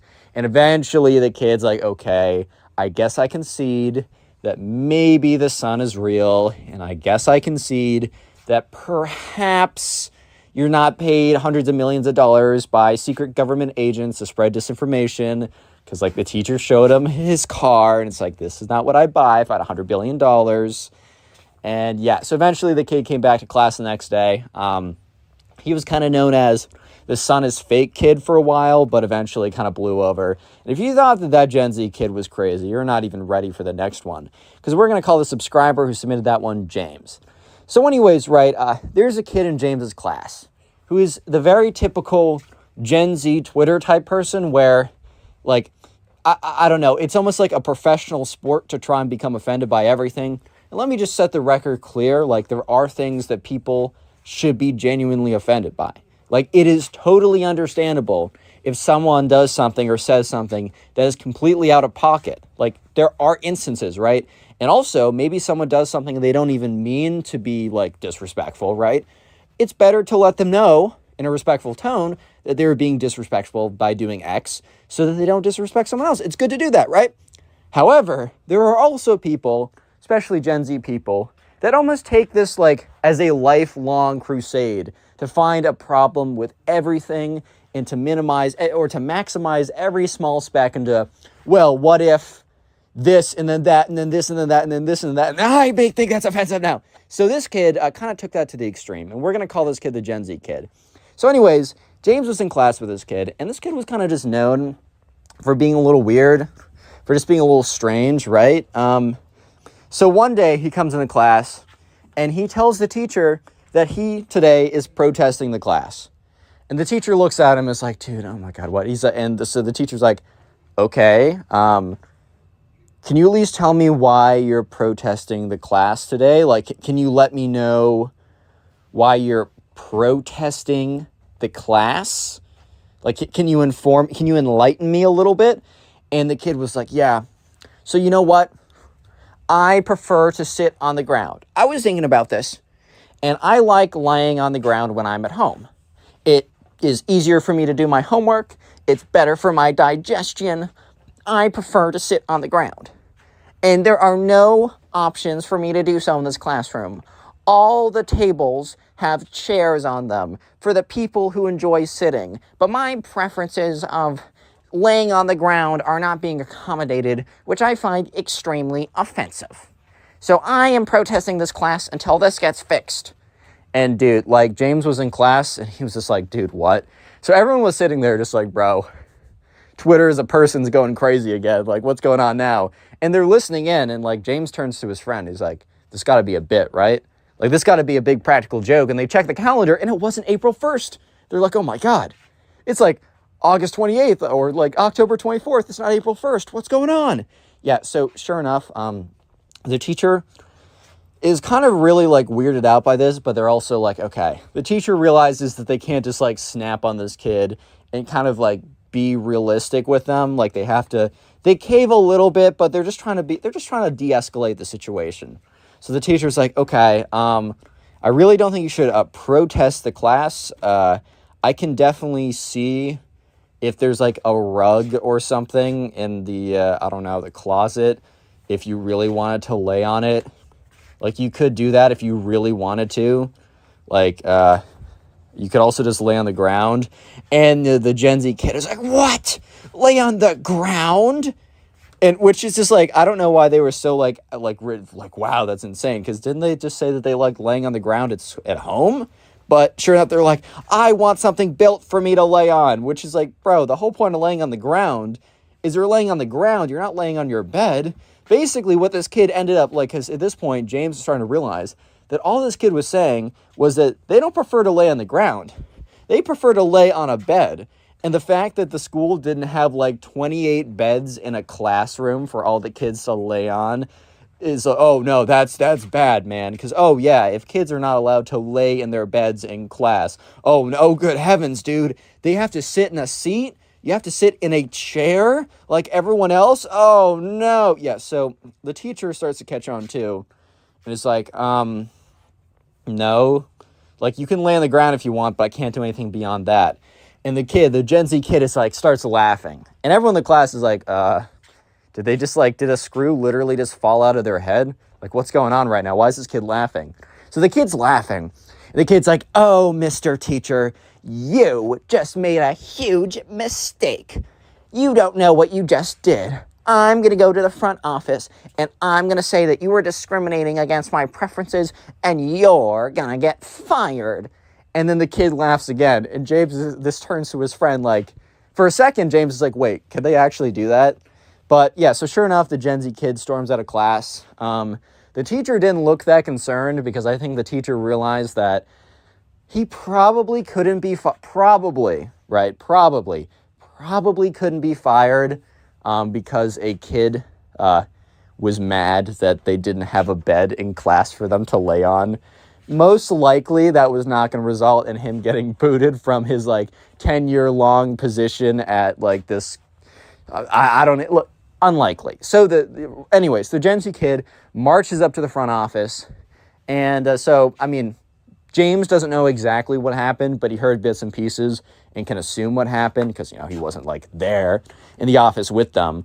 But anyways, sure enough, Gen Z girl or whatever, right? Gen Z kid goes up to the front office, demands to speak with the principal, has to wait like 20 minutes because like law and order, right? The principal is other thing that they need to do.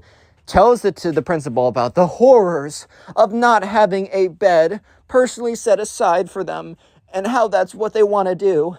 And when the teacher didn't cave to the fact that they wanted a bed in class, that they must be fired because that is her preference. She wants to sleep in a bed. And the principal, like, I think the principal knew that, like, the principal had a bit more power in the situation than a teacher does. So the principal kind of gave it to her straight and was like, dude, no. The real world, right, is not going to cave to every single preference you have. It's not going to do everything you want to. If every kid has to sit in a seat, then every kid has to sit in a seat. Just like think logistically for a second what it would be like if we got 20 beds in a classroom. First of all, a lot of kids, like, what if they wanted to have seats? And then you'd have to have seats and beds. Also, beds are not conducive to good studying. And just a lot of stuff like that. And yeah, the Gen Z girl had to come into class the next day, completely defeated, and it was a little embarrassing for her. If you thought that those Gen Z kids were bad, this final one is like the pinnacle of Gen Z. So anyways, we're going to call a subscriber who submitted this story Ash. You guys catch the pattern so far? Jesse, James, Ash, OG Pokemon people, you know what that is? I haven't watched Pokemon forever, but I used to as a kid. Anyways, so there's a kid in his class who we're going to call the Gen Z kid. So this kid, he had a TikTok account, and he posted a video of his dog doing something, and it got like 50,000 views. And that sounds really good, and 50,000 views is really cool. I mean, I'd be happy if I got 50,000 on TikTok. That sounds pretty good. But at the end of the day, stuff on TikTok will just randomly go viral, and it's not as if he gained like 10,000 followers who follow him because of his dog, and he can make a branded account out of his dog, right? Like build a brand around that, because like Doug the Pug and some other, there are like legitimate brands built around dogs. But no, he just had a random video get 50K, and this kid, the Gen Z kid, believed that he now was going to become a TikTok celebrity and drop out to pursue his quote-unquote passion of TikTok. Like, bro, what? Real quick, comment Gen Z if you made it this far into the video. And also check us out on Spotify. It will be in the pinned comment down below. You can listen to these as podcasts on there, and it helps me out if you do. Anyways, so sure enough, this kid started going around telling everyone that it was so great to get to know them. And remember, they're in 6th grade or whatever, that it was so great to get to know them, that when he was rich, famous, successful, and had a 6-pack, 12-pack body abs movie star type lifestyle, right? Living with his laptop on a jet, on a plane, on a boat, on a mansion, that, you know what, he would remember them. And if they were lucky enough that they could stay at his mega yacht mansion boat jet, super cool Cobra Sword, I don't even know at this point. Anyways, he was going around telling people that he came to the conclusion that he was going to drop out to pursue TikTok, which, look, I'm actually not 100% against people really like honing in on their skills. If they get a shot of virality on a social media platform, I don't suggest dropping out unless you have a very scalable, sustainable 6-7 figure income from that stuff, because it can go away insanely fast. But I do actually suggest if you get a short burst of attention on a social media platform, I am all for you digging in and trying to build something out of that maybe can turn into something bigger. But that's a more serious discussion for a different platform at a different time.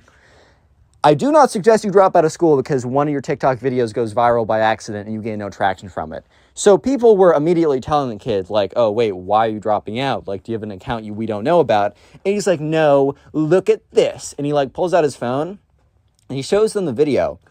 And the video has like 52,000 views, which is cool. But dude, first of all, that's only 52,000 views. Which, look, I remember the days when I'd be happy with 30 views, but we're talking about dropping out of school.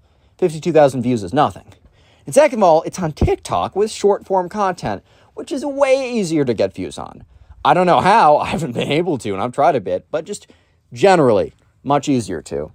So, yeah, eventually he comes up to Ash, gives the whole spiel of like, oh man, I'm gonna be so rich, and I'm dropping out because I'm gonna be a TikToker. And Ash kind of like tells him straight up, like, dude, I don't think you should do that. Like, I get it, like, you had a video do well, which, like, you totally could have the time to, and also they're in 6th grade, it's not like, I think you still, like, legally need to be in school at that point. It's like, dude, like, first of all, I don't even know if you can drop out of school. Second of all, why can't you just do both? Like, I really, like, think you could put in the time for both, doing both. And also, look, this video going viral is cool and all, like, congratulations, man. But this isn't enough to really stand on alone. Like, this really isn't as impressive as maybe you may think it is. And, you know, the TikTok kid immediately when he hears this is like, dude, you're just jealous of my success on this platform. Like, you're just jealous that you're not going to be able to drop out of school and live the laptop luxury safari mega jet victory yacht mansion lifestyle that I'm going to.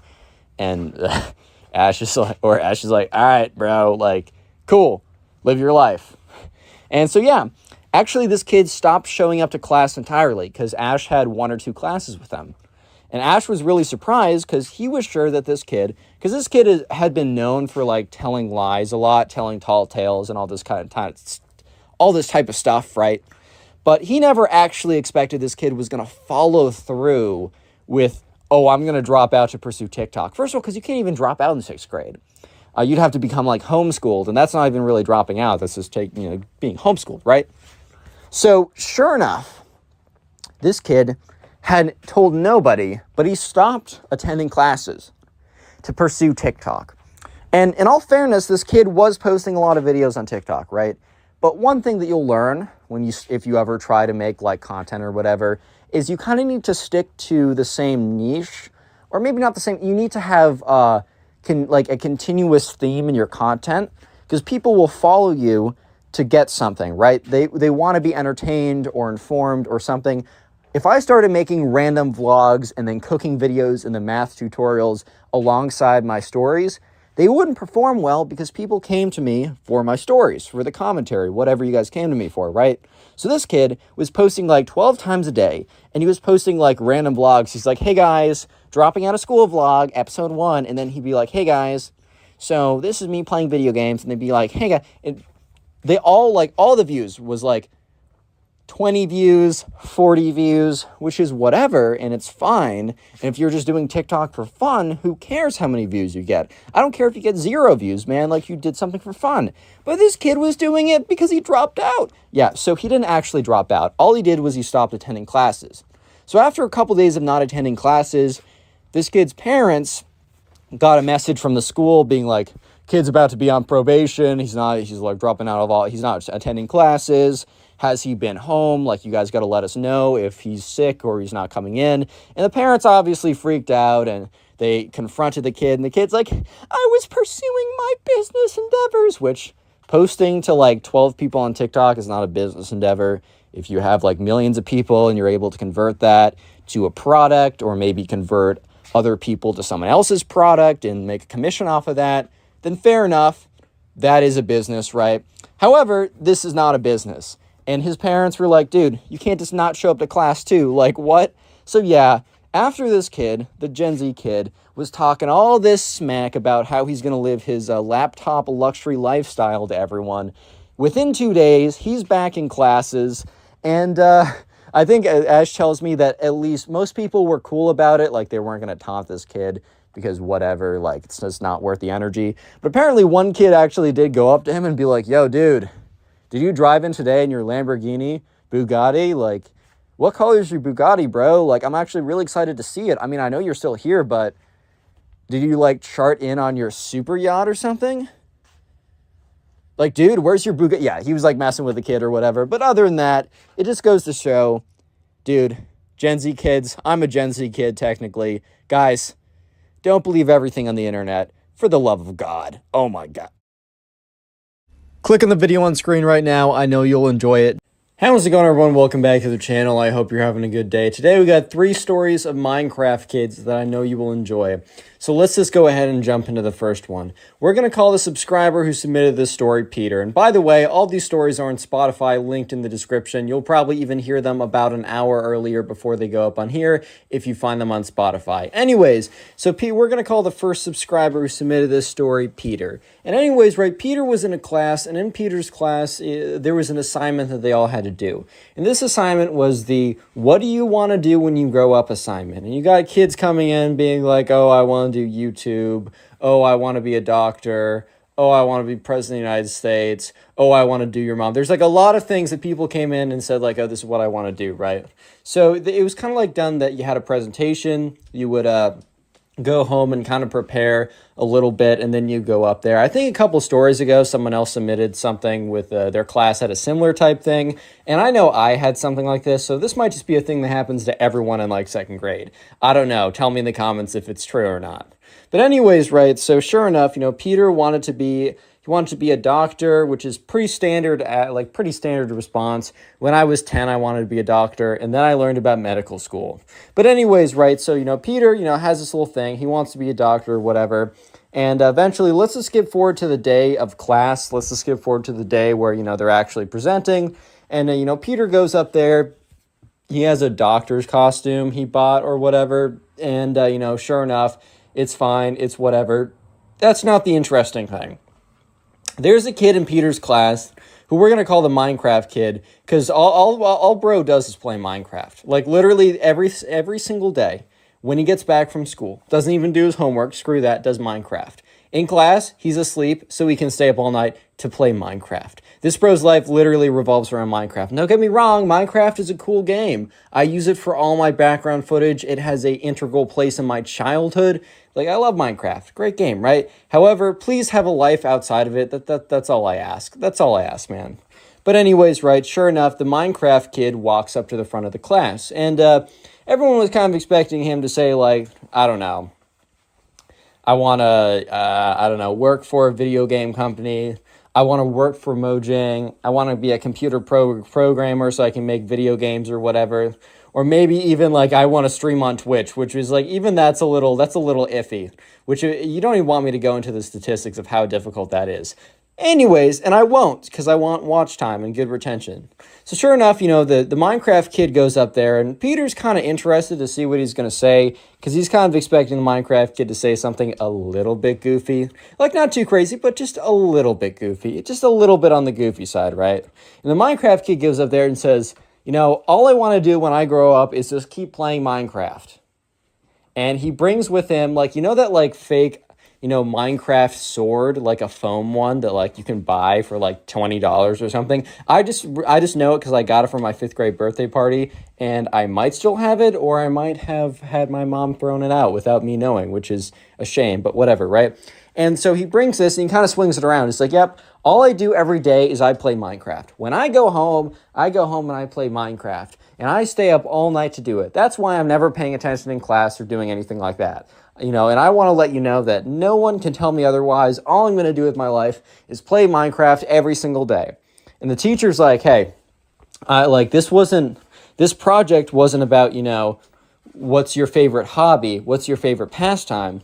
This project was about, like, what are you going to do with the rest of your life? Or what do you want to do as a profession?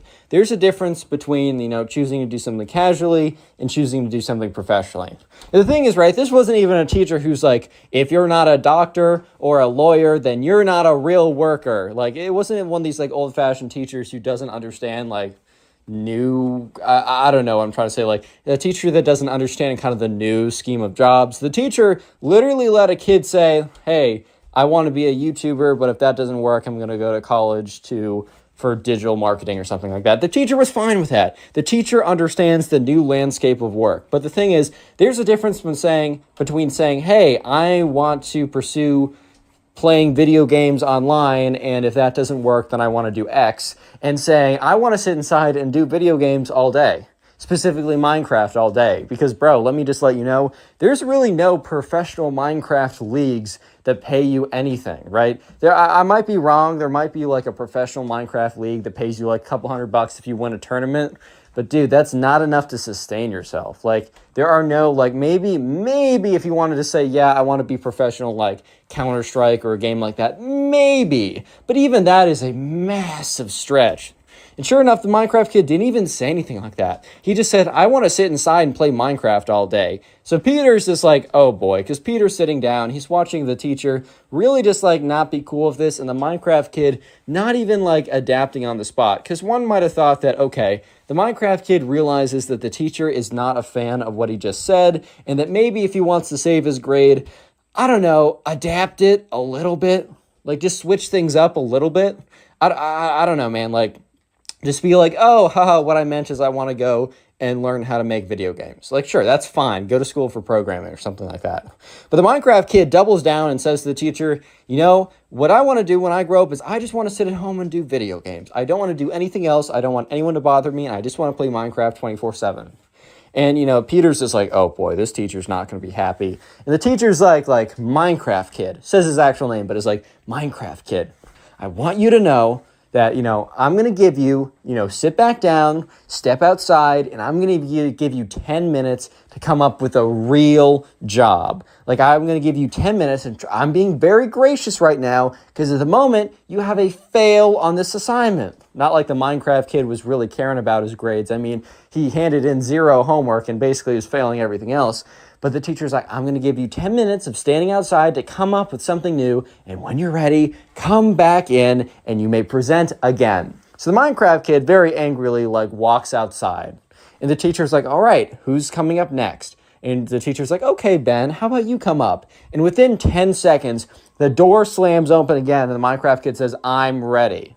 So the teacher, I don't know if the teacher was just being hopeful because, I mean, come on. He was out for like 3 seconds. You really think he came up with a new job? No. The teacher might have just been hopeful and was like, oh, that was fast. Sure. Come on up. Like, what's the deal? Like, what's going on? Like, come tell me about your new job. So Minecraft kid walks to the front of the class again and says, when I grow older, or when I'm an adult, I just want to sit inside and do Minecraft all day. I said it before and I'm saying it again. Boom. The teacher's like kind of turns to the Minecraft kid and says, I was generous with you. Like, I gave you time to reconsider what you're doing. Like, to present again. Like, this isn't just what you want to do. This is like a presentation. This is an assignment for the front of the class. And at this point, the Minecraft kid says, so you're saying I can't do that? And the teacher's like, yes, I'm saying that when you're older, you're not going to be able to do that. Sure, you can play video games on the part. Like, you can partially play video games. That's totally fine. But you can't entirely play video games. You've got to do other stuff with your life as well. You have to find something that's going to bring you an income. You have to do something more productive than that.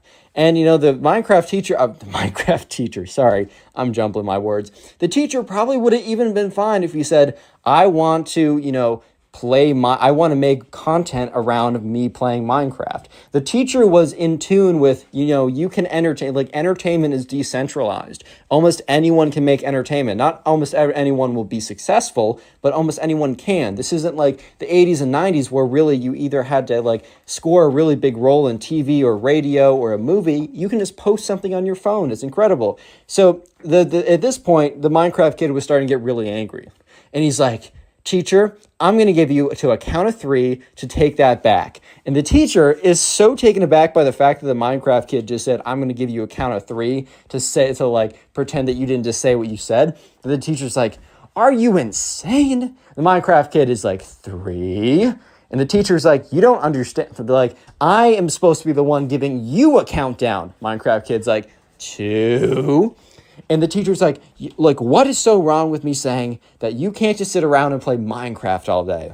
Like, that makes total sense. Like, I asked you in the presentation what you should do as a job. And you said sit around and play Minecraft. How do you expect to make any money from that? And the Minecraft kid's like, 1. The teacher's like, what? What are you going to do at the end of the countdown? And the Minecraft kid steps over and just like kind of like goes down on one knee and is like bent down, is like, it starts making like weird noises. He's like, and the teacher's like, dude, what are you doing? Okay. Teacher probably didn't say dude, but the teacher's like, what are you doing? And the Minecraft kid jumps up, springs up, and is like, I will fight you in a 1v1 PvP battle. And he grabs his Minecraft sword and starts like swinging it around, trying to be like intimidating. But dude, it was a foam sword. You're playing Minecraft. You're not intimidating anyone, dude. Like, that's just not happening. And he starts swinging around. It's like, and the teacher's like, okay, I just, why? What are you doing? Like, stop it. Get some help, bro. Like, what's going on? And he's like, you said that I could do Minecraft every single day for the rest of my life. And the teacher's like, yeah, and I stand by that. Minecraft kid's swinging around his foam swords like, you don't want me to be happy. You want me to be unhappy. And for that reason, it's you versus me in a PvP fight. And at this point, Peter is just sitting there just trying to comprehend how everything escalated to this point. Because sure, like the Minecraft kid and the teacher were kind of fighting a bit and they weren't happy with each other. But the Minecraft kid really gave the teacher a 3-2-1 countdown and then entered into Minecraft PvP mode. He has his like sword out, swinging it all around. And at this point, right, Peter's just like, okay, something's going, like, this is not going to end well.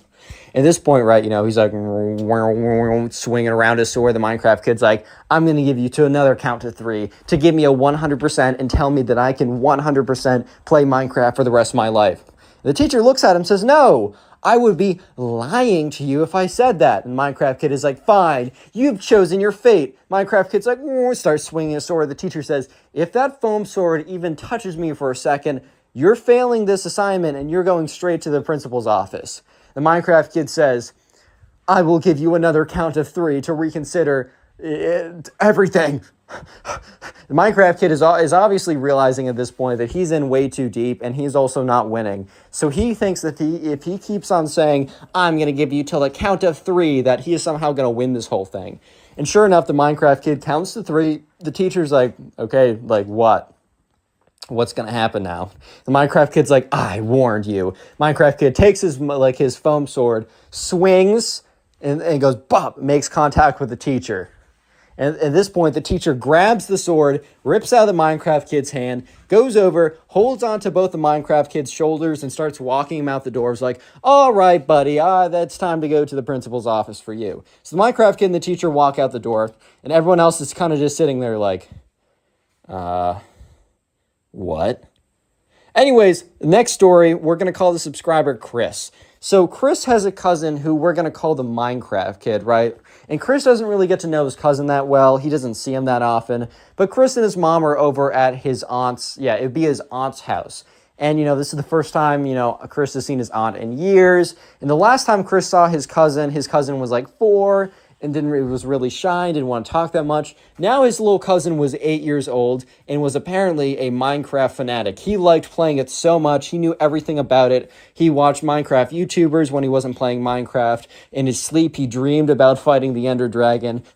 And, Chris didn't really know that much, but Chris was kind of told because Chris asked his mom, like, as they're driving there, like, what should I know? Like, I have to hang out with this kid, because Chris was told, oh, you get to hang out with your cousin for a little bit. It'll be good for you. Chris is, like, 16 at this point. He's not going to get along with his cousin on a lot of things. They're not going to have a ton in common. They can't talk about girl troubles at the same level, right? They can't talk about, oh, wow, math is so difficult. Yeah, because Chris's little cousin would be like, yeah, a simple addition really sucks. He'd be like, sure. So sure enough, Chris's mom was like, yeah, okay, so all I know is he's a big fan of, like, that game Minecraft. And Chris is like, yeah, I've played it a little bit. And by Chris saying that he's played it, literally all he means is, yeah, he and his friends have played some, like, survival servers at some points. Like, they'll be really into it for a week, and then they'll not play it for a year. That's how a lot of people actually get into it. You get super into Minecraft servers with your friends. You play for 2 weeks. You literally play 12 hours a day, and then you never touch the game again for years. That's just how it goes with a lot of people.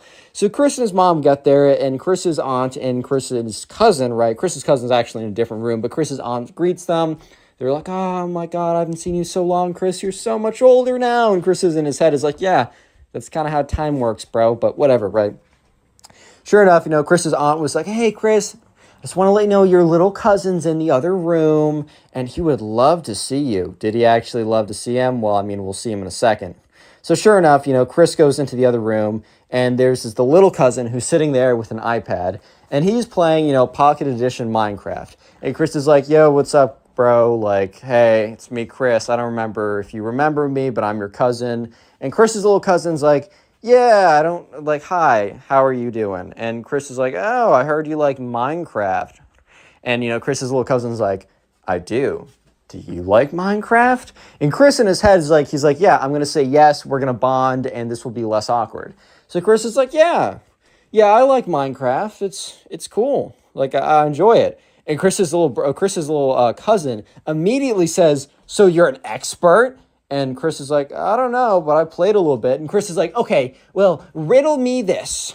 So, when you kill the Ender Dragon and there's the Ender Dragon egg, how exactly are you to get it? And Chris, who's never actually completed the game because he just plays a little bit, right? He's like, oh, you just mine it, right, with a pickaxe. The little cousin's like, meh, wrong. 1 strike against you. Next question. And Chris is kind of just thinking, wait, what? Like, is this some kind of like, well, like, what are we doing here? And, the little cousin's like, okay, so if you're fighting an Enderman and you have a bucket, like, a bucket of what, like, what kind of liquid will Enderman not be able to, like, fight you in? And Chris is like, I don't know, milk, because he remembered he's able to milk a cow. And Chris's little cousin's like, oh my God, meh, wrong. Water. Enderman will not fight you in water. 2 strikes, Chris, 2 strikes. And Chris is kind of like, oh my God, like this was supposed to be a bonding experience. This is the opposite of a bonding experience right now. Like, this is not a bonding experience. This is crazy. And sure enough, Chris is like, okay, man, well, I can play Minecraft with you. He's like, man, final question, and I need you to answer this. And Chris is like, okay. And so this little cousin's like, well, I need to think about it. I got to make it good. And, you're going to suffer the consequences if you don't get this question correct. So the little cousin's like, okay, who is the popular Minecraft YouTuber who has the Minecraft Manhunt series and is green? And the thing is, right, Chris kind of grew up on, the old school Minecrafters. So he was like, Captain Sparkles?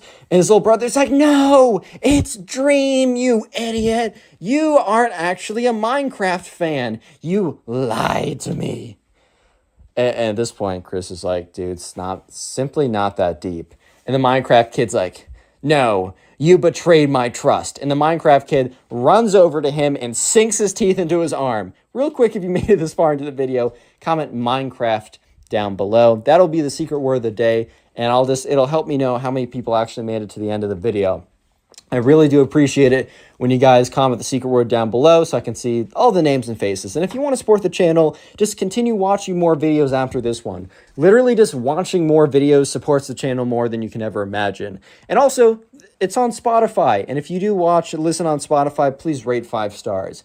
And if you want to submit your own stories of Karen, spoiled kids, Minecraft kids, crazy things happening in high school, submit them to either my Twitter or Instagram. You can do so by following me on those platforms and then DMing me on there. By the way, join the Discord server, link in description. Use code ConnorPugs for 10% off gamer subs. Helps you, helps me. And let's get right back into it. So Chris looks down at his little cousin who has bit him at this point. The little cousin has sunk his teeth into Chris's skin. Thankfully, he doesn't break it and draws blood or anything. And he's just looking at it. He's like, oh my God. And like, he shakes him off. He's like, dude. And the little cousin's like, well, that's your punishment for not actually enjoying Minecraft. You're a fraud, a phony, and a fake lover of Minecraft. You don't actually love Minecraft. You're a fraud, and that's your punishment. So Chris very angrily walks out. And Chris's mom and Chris's aunt are looking like, oh, what just happened? And Chris is like my little cousin just bit me because he says I'm a fraud. Fraud alert, fraud owned. But he's like, he thinks I'm a fraud because I didn't understand all this really obscure trivia about Minecraft. Like, can you believe this? Like, this is ridiculous. Oh my God. And at this point, Chris's mom's like, oh no. And Chris's aunt's like, oh, I forgot to say, he's really touchy about the Minecraft subject. And Chris's mom turns to Chris's aunt and is like, you told me that's what he really liked. And Chris's aunt goes on to say, well, yeah, he really likes it, but he takes it really seriously. And if you say you like Minecraft, he assumes that you like it at his level. And he's had so many people before say that they like Minecraft, but they just like it casually, that he now thinks that anyone who says that and doesn't know all the obscure trivia that he knows is a fakester, a fraud, or a phony.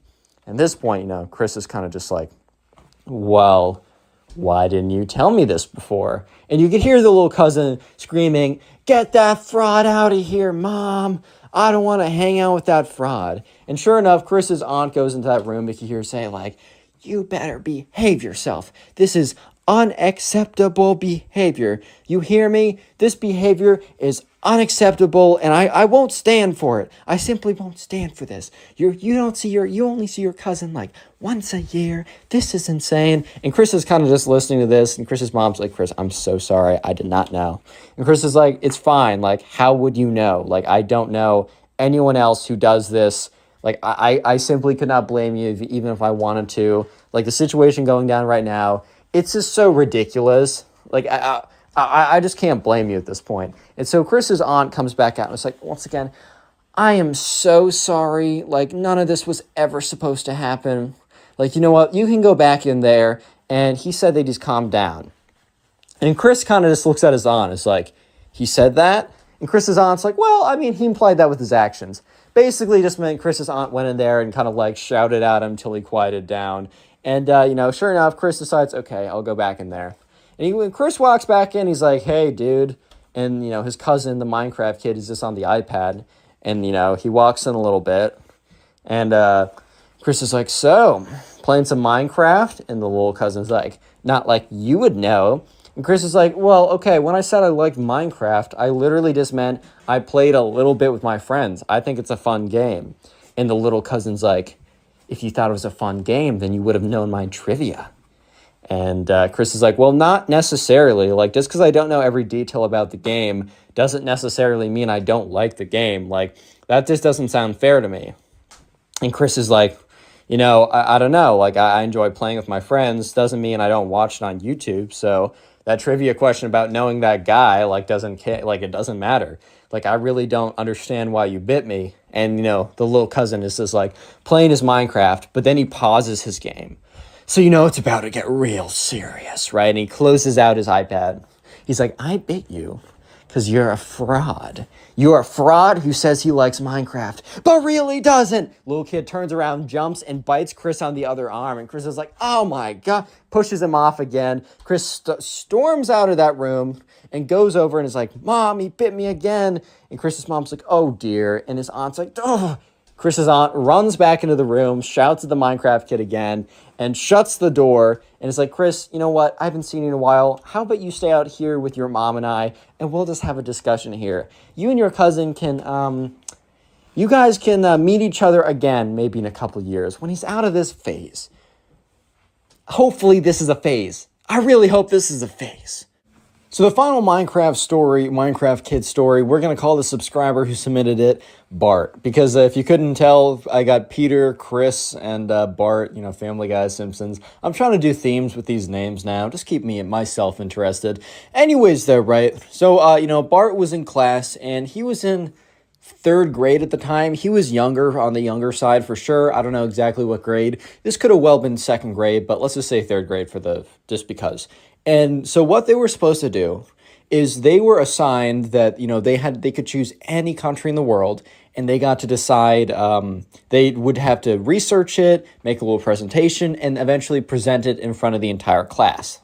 So there was a kid in class who we're just going to call the Minecraft kid. He wasn't even that obsessed with Minecraft. He just really enjoyed the game. And it gets interesting because the Minecraft kid, he mixed up basically, right? He mixed up the nether, like in Minecraft, and the Netherlands, like the place. So anyways, right, it's the day that they're presenting. Bart is sitting next to the Minecraft kid, and he leans over and he's like, "Hey, dude, like, where did you choose?" And he's like, "Oh, the Nether." And Bart's like, "What? Like, you have to choose a country." And the Minecraft kid's like, "Yeah, it's next to like Sweden, Norway. It's like in that part of Europe." And Bart's like, "Oh, okay." So Bart knows about the Netherlands, right? He just kind of thinks that, the Minecraft kid learned like a shorthand way to call, like, oh, maybe the cool people call the Netherlands the Nether, and I just don't know any better. The thing is, though, so Bart went up, he did his presentation, it was totally fine. But the Minecraft kid, he went up to go do his presentation. And the thing is, right, when the Minecraft kid went to go look up, like, the Netherlands, right, he must have written down the Netherlands wrong and wrote down the Nether and maybe couldn't read the rest of it. So when he typed into Google the Nether, he got, like, Minecraft Wiki. He got, he got articles about the in-game Minecraft universe, the Nether. And he actually ended up, because, look, he's in second or third grade. Reality and fiction is kind of a blurred line for kids at that point. So he went up there and he did an entire presentation talking about, like, here's photos, and he literally took screenshots from, like, a really good texture pack of the Nether. He's like, up here, like, this far up into Europe, he's like, it's really fiery. It's there's these floating fire monsters. There's these like pig creatures that come after you if you provoke them. And the entire class like is just looking at him like, bro. And the teacher just has this smile on his face, like, okay, how are we gonna handle this, boys? Like, how are we gonna go about this? And the the Minecraft kid finishes up his presentation, and everyone is kind of clapping a little bit. And for every single person, there's a point where people can ask questions. A lot of the times, like, the kids would be like, I don't know. Like, if it's not my presentation, I don't know it. But one of the kids raised his hand, and, the Minecraft kid pointed on him. And, he said, nice presentation, but I'm pretty sure the Nether isn't real. And the Minecraft kid starts laughing. He's like, what do you mean the Nether isn't real? And he's like, I don't think you... I don't think you put down the name right. And the Minecraft kid is really confused, and he turns to his teacher. And the teacher is like, okay, I gotta speak up. The teacher's like, yeah, so, Minecraft kid, I hate to say it, but I think you wrote down the name wrong. I was looking it up while you were doing your presentation, because I was pretty confused, and I looked up the Nether into Google, and apparently it's a place in a video game. You were supposed to do the Netherlands. And the Minecraft kid got super embarrassed because he has this whole presentation. He was 100% confident that this place really existed. And he was kind of just told that, oh, well, actually, truth is, you just messed up the whole thing. But the teacher's actually was a pretty cool dude because the teacher wanted to say, like, man, like, he's like, hey, all I asked you to do was to do a presentation, on a place that, I thought that, to do a presentation, do the work, do the research, put it together, and present it to the class. He said, hey, you did the research. I can tell you put in the work. This is a great presentation, and you presented it in front of the entire class. Yes, you didn't do exactly what I asked, but you didn't do so maliciously, and your intentions were good, and you put in the effort. He said, I'm going to grade you as if you did a real country. And, the Minecraft kid was very happy to hear this because he more or less kind of like dodged a bullet there. Because I'm sure the Minecraft kid and Bart especially, like when Bart was sitting there, he was worried for his friend because he was friendly with the Minecraft kid. He was worried that he was going to get like a check minus. Basically, they had check plus, check, and check minus as their system. They got grades when they were older, but he was afraid he was going to get a check minus, or maybe, the teacher wouldn't understand and would call up his parents being like, your son isn't taking this class seriously. When the son was taking it seriously. He just didn't understand the instructions. He didn't get the memo, right? And it's cool to see teachers like this really come together and understand that, if the intention is good and the work was put in, really that's all that, you're supposed to be doing in school. So the Minecraft kid sat down and Bart turned over like, hey man, I'm sorry that I didn't say anything. I honestly thought when you said the Nether, you were just doing shorthand for like the Netherlands. I thought that was a nickname or something. And the Minecraft kid's like, you're good, dude. Like, it's totally fine. Like, I should have like known that. And, and Bart was like, dude, there's actually a cool presentation. Like, I kind of like Minecraft myself. And, I learned a thing or two about Minecraft. Like, if I'm going to speed run the game, I'll think about your presentation.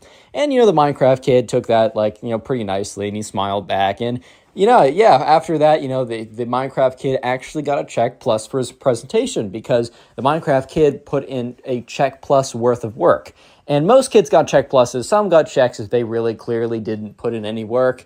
But the majority of kids got check pluses, including the Minecraft kid, who did a presentation on the Nether, which I just thought was pretty funny, but also W Teacher. 100% W Teacher. He gets it. He's the GOAT. Anyways, if you want to support the channel, keep watching videos after Click this on the one. video Thank on you. screen Bye. right now. I know you'll enjoy it. Just click it. Do it.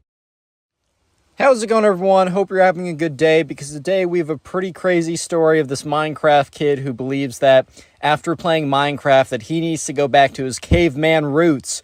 And going back to his caveman roots literally just meant not showering, I guess. And he thinks that this will get him all the ladies. Let me just say that that may or may not be the case, but you'll have to wait and see. So anyways, sit back, relax, subscribe to the channel if you are new, and let's just jump right into this. So we're going to call the subscriber who submitted the story Alex. And by the way, my Instagram is in the description. It's also Connor Pugs. Go follow me there, and you can submit stories like this to me on there. I'll get to them when I get to them. And anyways, so Alex was in 8th grade, and he had this kid in his class who we're going to call Ben. Yes, we're bringing back the name Ben for random secondary characters.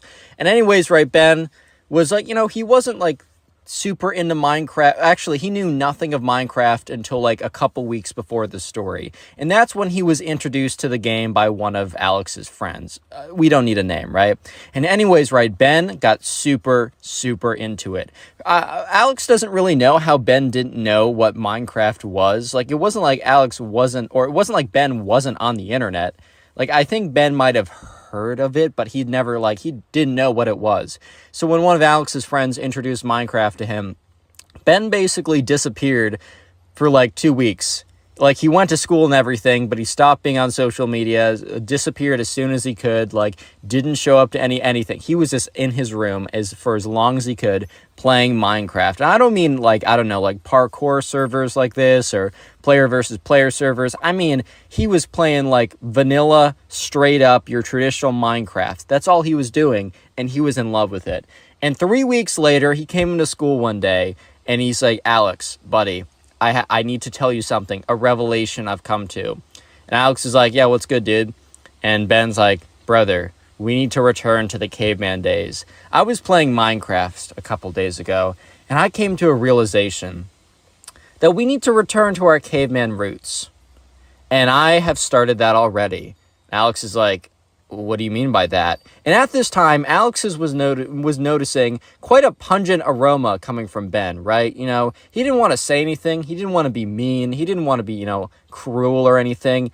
But let's just say that, Benny, old boy, was not smelling the greatest. He was kind of, he had this essence, this odor, this aroma, some might call it, that wasn't the greatest, to put it lightly, right? So anyways, Alex, or Ben, goes on to say, yeah, so I've been playing Minecraft, and it just feels so good. It feels so natural. I mean, yeah, playing a block game feels natural, but whatever. I like Minecraft. I'm not saying it's not, but he goes on to say, and I realized that, my failures in the lady department, the reason why women don't love me is because I'm not like the natural man. And when they see me as the natural caveman, they will instinctively fall in love with me. And Alex just looks at Ben. It's like, Ben, I don't know where you're going with this, but I really don't have a good feeling about this. And Ben's like, Alex, I'm here to convert you to my ways. And Alex is like, what? And he's like, are you trying to, like, sell me an MLM or something? Like, where are we going with this? And Ben is like, no, Alex, return to the caveman. Return to the caveman, Alex. This is what Steve has taught me. And Alex is like, Ben, are you okay? Like, if you need help, like, I can help you get. He's like, no, you need help, man. You don't understand. He said, look, I've returned to my caveman roots, but by not doing any of the showering that is in our modern day societies. You really think putting chemicals in our hair and rinsing it with fake water? Alex is like, fake water? What do you... He's like, these are details. These are details, Alex. Don't question it. It's whatever. You don't understand. The natural aroma that comes from the human body has been programmed for trillions of years. And Alex is like, I don't think humans have been around for trillions of years. And Ben's like, that's not the point. The point is the aroma, the natural musk. Sure, you can buy cheap garbage from, like, I don't know, Armani or Gucci. Their fragrance is terrible. They'll destroy the brain cells. But the true caveman odor is what Steve has taught me.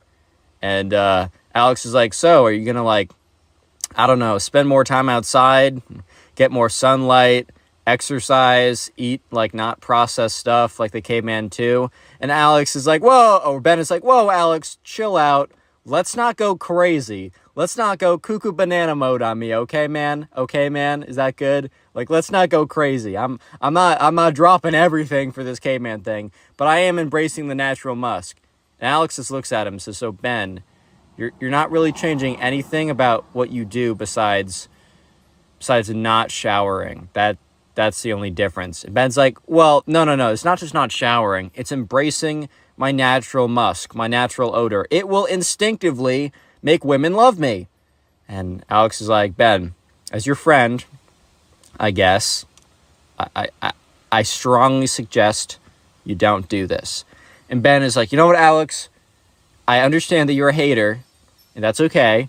Alex is like, I don't think I'm a hater, and Ben's like, silence. Look, you know that girl over there, Ava? You know how, the prettiest girl in our class? I've always had a crush on her, and I never had a chance. And Alex is like, well, that's also something that has not changed. And Ben's like, look, I'm going to go up to her, and you're going to see. I'm going to go up to her. I'm going to lift up my arms so my armpits are bare. Let her embrace my natural aroma, my natural odor, and you will see that she will just fall in love with me. I'm going to ask her out, and she's going to say yes. It's not even going to be her saying yes. It's going to be her subconscious breaking through to the surface and convincing her that I am the true man for her. Alex is just looking at Ben. He's like, dude, did playing Minecraft make you think this or something? And Ben's like, no, it encouraged me to remember my true caveman days. And, Alex is like, yeah, okay. That's cool, man. Like, I'm cool with that. Like, you're cool. That's good. Okay, actually, Ben, yes. Let's see it. I will, too, embrace the caveman if Ava goes out with you because you smell bad. And Ben's like, I don't smell bad. I smell natural. If that is bad to your nose, then you have a bad nose. And Ben's like, or Alex is like, all right, I got bad nose. That's not great. Ben's like, you'll see. Anyways, next day comes around, and Alex is sitting with his friends, and he explains, like, yeah, so Ben, right? And they're like, yeah, we know Ben. Alex is like, yeah, so he's doing something crazy. And they're like, well, I don't know what he's been doing, but he's been smelling like garbage recently. And Alex is like, it's related. You're not going to believe this. He played Minecraft, and then he believed he had to go back to the caveman era, like he had to be a man again. And that doesn't mean working out or, reading. It just means not showering for some reason. It's kind of ridiculous. And they're like, yeah, I mean, Ben has been smelling a little bit more musty, and it kind of smells like spoiled milk at this point. But I guess, I guess that makes sense now. And Alex goes on to say, yeah, and Ava? And they're like, yeah, of course we know Ava. Hottest girl in our class, beauty, right? 10 out of 10. They're like, Alex is like, yeah, so Ben is going to ask her out later today. They're like, he's going to do what?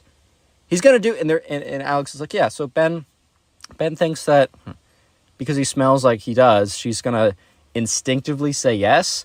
They're like, dude, why did you say yes? Why did you allow him to go on with this? At this point, Alex's friends are like, bro, you're kind of being a bad friend of Ben. And Alex is like, dude, he was so confident. He was being so cocky. And they're like, dude, he's going to get rejected.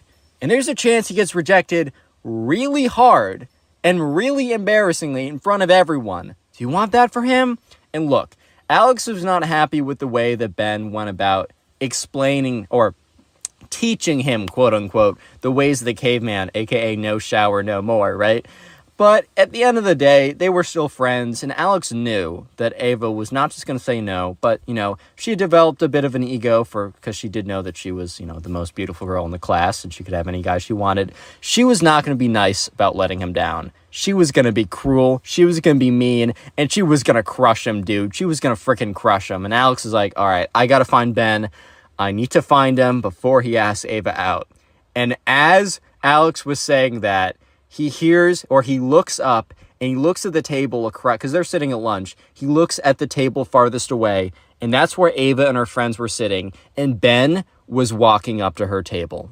Real quick, if you made it this far into the video, comment Minecraft down below. And if you want to support the channel, one of the best things you can do is binge watch the videos. And please let me know in the comment section what you're doing while watching these videos. And also, final thing, a bit of a new request I have. If you haven't already done so, if you have a TikTok account, go follow my TikTok. It is Connor Pugs. I have about 7,000 followers on there. I'm reposting clips from here. I'm just trying to reach a new audience on TikTok and hopefully bring them to the family over on here. And if you could even just following me in there and occasionally watching my videos, basically no one watches them on there, and I need a little bit of traction from you guys to help them reach new people, and I really would appreciate it. Anyways, let's get back to the story before I bore you guys. And also, if you're going to buy some gamer sups or any of their stuff, wait about a week. I have a pretty cool surprise coming for you guys. But anyways, enough of teasing that. I can't say too much right now. Anyways, right, so Alex looks over and he notices that Ben is walking to Ava's table. And he's like, oh my God, no, this can't be happening. And he goes and he starts to like walk over, and the people Alex was sitting with are like, Alex, go, he's gonna do it, don't let this happen. So Alex is basically sprinting over to the table, but he doesn't get there in time, and he kind of stops. He's like, no, I'm too late. So Ben goes up to Ava and goes, ahem, Ava? And Ava looks up and is like, yes. Oh my, the next part's the most ridiculous thing I've ever heard. Ben goes up to her and literally lifts up both of his arms. You know how, like, after you run and you're, like, really exhausted, you'll put your arms above your heads to, like, make it easier to breathe, right? Or you're told to do that or whatever, right? That's basically what he did. And you could see Ava's face. Like, first you saw her nose kind of twitch as she was smelling what was going on. And then you saw her eyes water, her face crunch up. And you could almost hear like like it was a bad smell. It was not good. And Alex is like, oh no, oh my God, I'm partially responsible. Oh my God, I'm partially responsible, man. This is on me. Anyways, Ben goes on to say, so Ava, now that I've let your senses acclimate themselves, and if you have any primal urges, wink wink, that are coming up from the surface that are breaking through, would you like to go on a date? You know what, let's just skip that. Would you like to be my girlfriend? And Alex is like, in his head, he's like, no, Ben, no, and so sure enough, Ava's just looking at him, blinking, not even responding, not laughing or anything. She's just blinking because she's just so dumbfounded by did this kid just straight up ask me out? Because remember, Ava and Ben, they're not friends. They're not dating each other. They're not close like that. What? And he also smells terrible. And Ben is like, if you don't know your answer yet, maybe you'll know it in a second. And Ben literally gets closer to her and like pushes his armpit in her face. And she's like, ew, get away from me, and kind of pushes him back. He's like, looks over at Alex, and Ben's like, yells over, don't worry, Alex, don't worry, give it a second, you'll see, man, you'll see, it's crazy, you're not gonna believe it, she's gonna fall in love with me. And Ava looks up, fall in love with you? I don't know who you are. I just know that you're a guy who came over here and is smelling terrible and is pushing his stinky armpits in my face. No, I will not go out with you. And like at this point, everybody in the cafeteria has turned their heads. Everybody has turned their heads and is looking at this because it's a scene. It's a spectacle. I mean, Ben is standing up there with his greased out armpits, and Ava, known as the prettiest girl in the class, has just demolished him in front of everyone, spectators of the entire class. At this point, there's an awkward silence because people have stopped speaking. Like, they have stopped speaking because they want to hear what's going on. And Ben is like, I see. Let me know if you change your mind. And Ava's like, no, I will never change my mind. As I said, she's a little extra, right? And Ben just walks over to Alex. And Alex looks at him. He's like, dude, I was trying to come over to tell you not to do it. Like, I'm sorry. This is my fault. Ben's like, bro, this is not your fault. She just needs time to realize. Like, Ben goes on to say that, this is totally part of the plan. He knew that there's a chance that, her like primal senses would be stopped by her like brain, but it was only a matter of time till like they break through. And now that he's like broken through to the senses through like essencing out the stink or whatever, that like eventually within like the next 24 hours, she will come to her senses, maybe privately, maybe not publicly, but they will be dating. And Alex is like, dude, you can't seriously think that. And Ben is like, it's my theory. Like, I know it's to be true. You have your opinions, and I have my facts. I'm sorry, I stole that from Baskets. Greatest show ever. Rip Christine Baskets, bro. Brings a tear to my eye. Anyways, and so sure enough, next day rolls around. It has been 24 hours. And Alex just goes up to Ben. He's like, yo. Ben's like, yeah, what's up? He's like, hey, did she ask you out yet? And he's like, no, it hasn't been 24 hours. Ben looks at his phone, looks at the time. He's like, dude, it's been like 22 hours. And Ben goes on to say, see, you're proving my points. Once again, my facts destroy your opinions. And Alex is like, okay, but I mean, she hasn't asked you out yet. And 2 hours go by. Alex goes up to him and Ben's like, dude, I don't want to talk about it. Alex is like, that's fine, man. Like, you don't have to prove anything to me. Like, I get it. Alex is like, dude, you're good. Don't worry about it. Just please go home and take a shower. And sure enough, Ben, while he actually continued to play Minecraft, no longer believed the whole caveman philosophy of you must smell like garbage for women to like you. And that was partially due to the fact that it doesn't work, and he has firsthand experience in why it doesn't work. And yeah, him and Ava did not ever date from that point on. It was a pretty bad first impression. By the way, that was a first impression practically. I think they knew of each other beforehand, but yeah. Moral of the story is don't do that, guys. Click on the please. video on screen right now. I know you'll enjoy it. Just click it. Do it.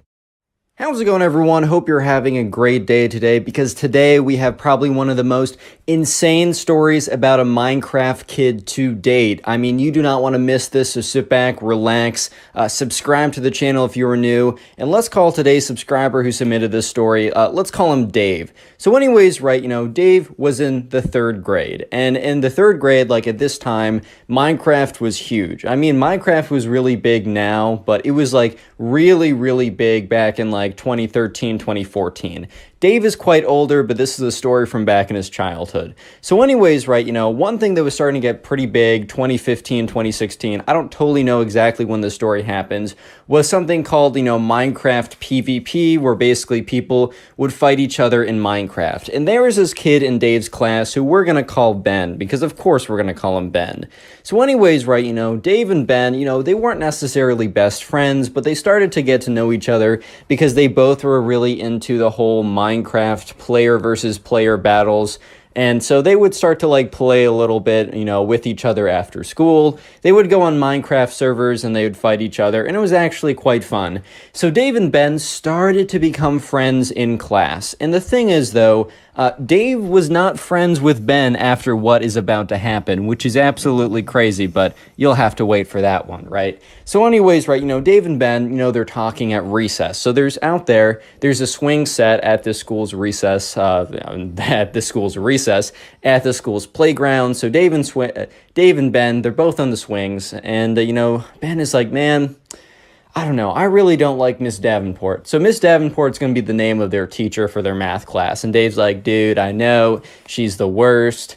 And Ben's like, bro, like, I wish I could just, like, spend my entire day getting better at Minecraft PvP, like, learning how to, like, be better, but instead I have to spend all this time learning my times tables, bro. I hate those. Little side note, I hated my times tables, because I would be, like, timed to be, like, you have to do all these in 1 minute. I'm terrible under pressure. I did not like those. But anyways, Dave and Ben, they were talking about how they really didn't like, the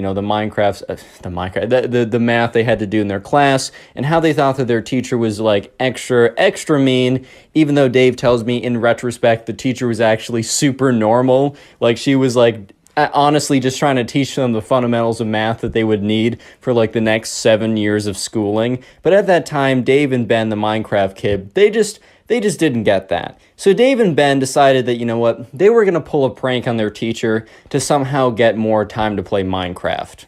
So what they were going to do is they were going to find a way to bring their like computers into class and to play Minecraft like during class so that they can, because like what they were thinking is Dave and Ben, the Minecraft kid, were like, you know what, I hate math. When am I actually going to use it? But you know what I'm using every day? My Minecraft player versus player battle skills. Oh yeah, baby.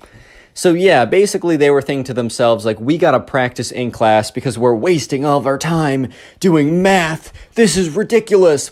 So anyways, they conjure up a plan, and the whole plan is that they will, like, put their backpacks on their desk, because they actually had pretty big desks, and they would also sit all the way in the back of class, and their backpacks would be, like, on the desk enough so that it would be kind of blocking their computers. Then they'd whip out their computers, and, you know, they would have their mouses or whatever, and then they would play Minecraft in class, and they just, like, attach to the school Wi-Fi. This was so far back then that, like, the school Wi-Fi, like, people, like, the administrators in the school didn't even know about, like, how to do, like, Wi-Fi blocking. You know how, like, when you go to school Wi-Fi, you can't look up certain sites or use certain things? This was back in the day when, like, they didn't even know about this. They're just like, oh, internet connection, cool. Anyone can use it. We don't really care. I don't know if every school was like this, but at least Dave and Ben's school was like this. So anyways, the next day rolls around, and they bring their computers into school. And on the way out, Dave's mom was like, oh, honey, why do you have your computer with you? And, you know, Dave was like, I need to think quick on the spot. He's like, we need it for class. And Dave's mom's like, oh, cool. So anyways, Dave goes into school. He meets up with Ben before class.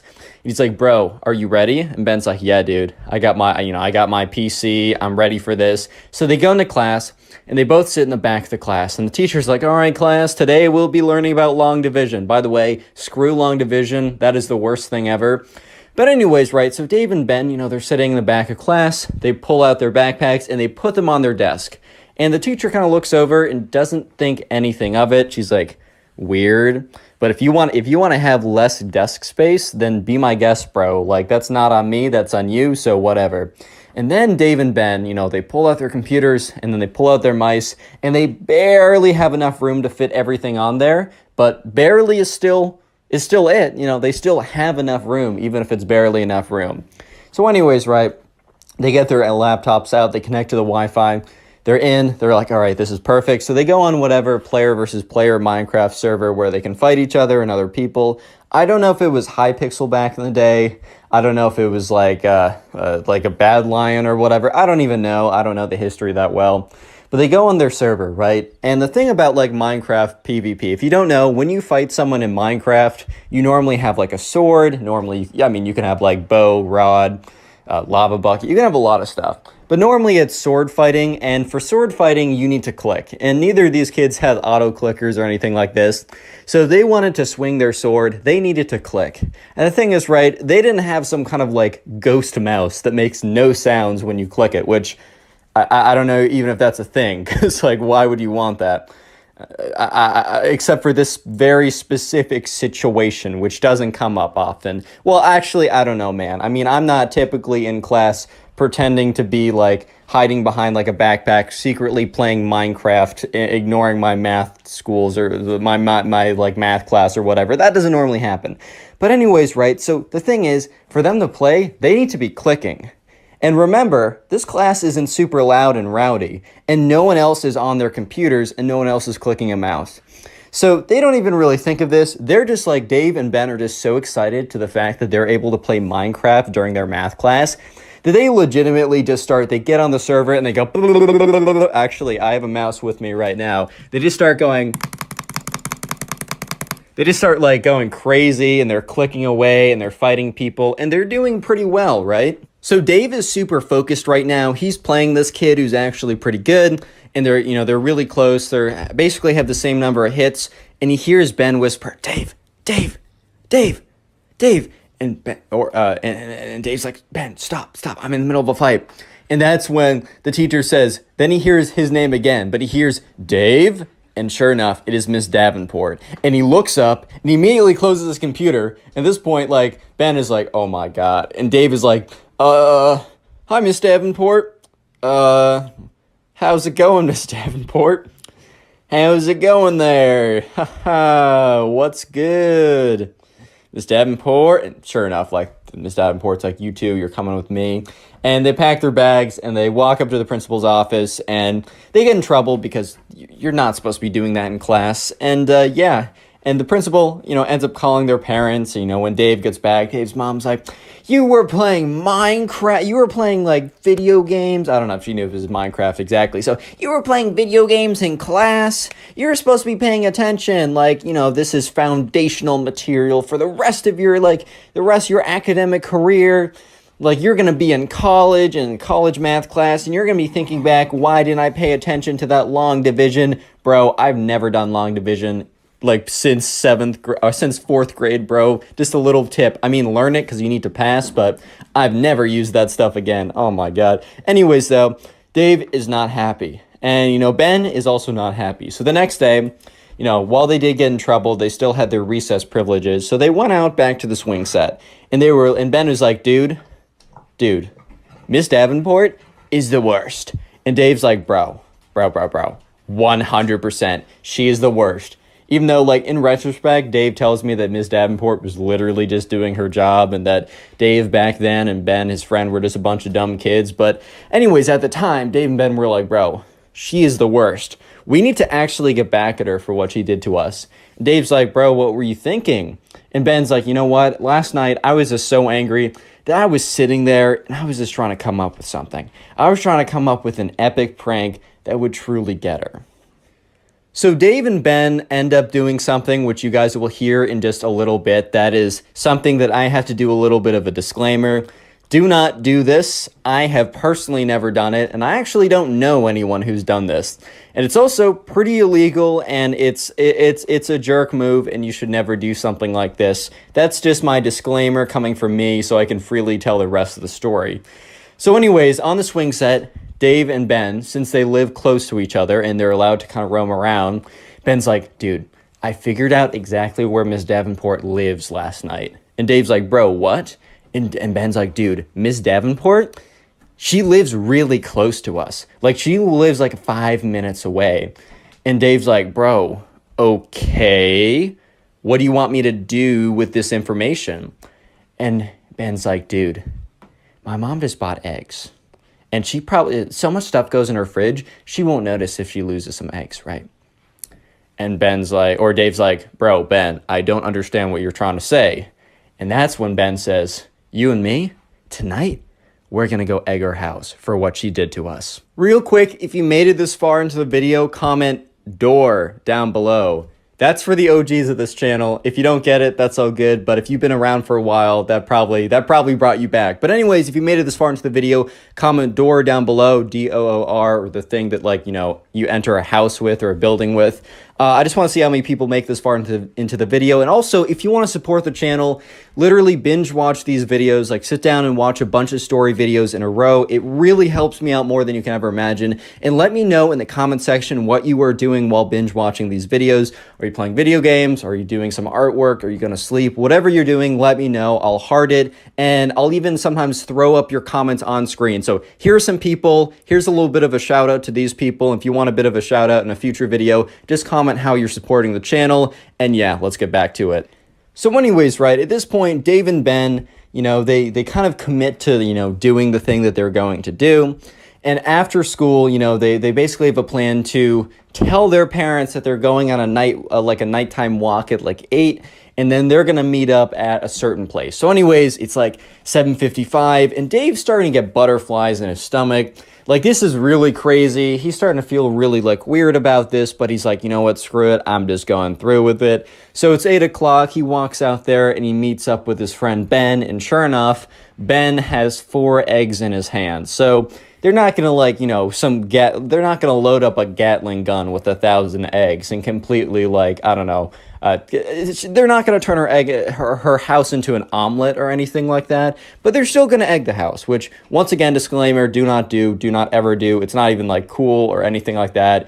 You're an idiot if you do it. Anyways, because you will get in trouble, dumbass. But anyways, Dave and Ben, they start walking over, and they're hiding the eggs, right? They walk over to where Miss Davenport's house is. And they sneak around over, and then they hide in the bushes, right?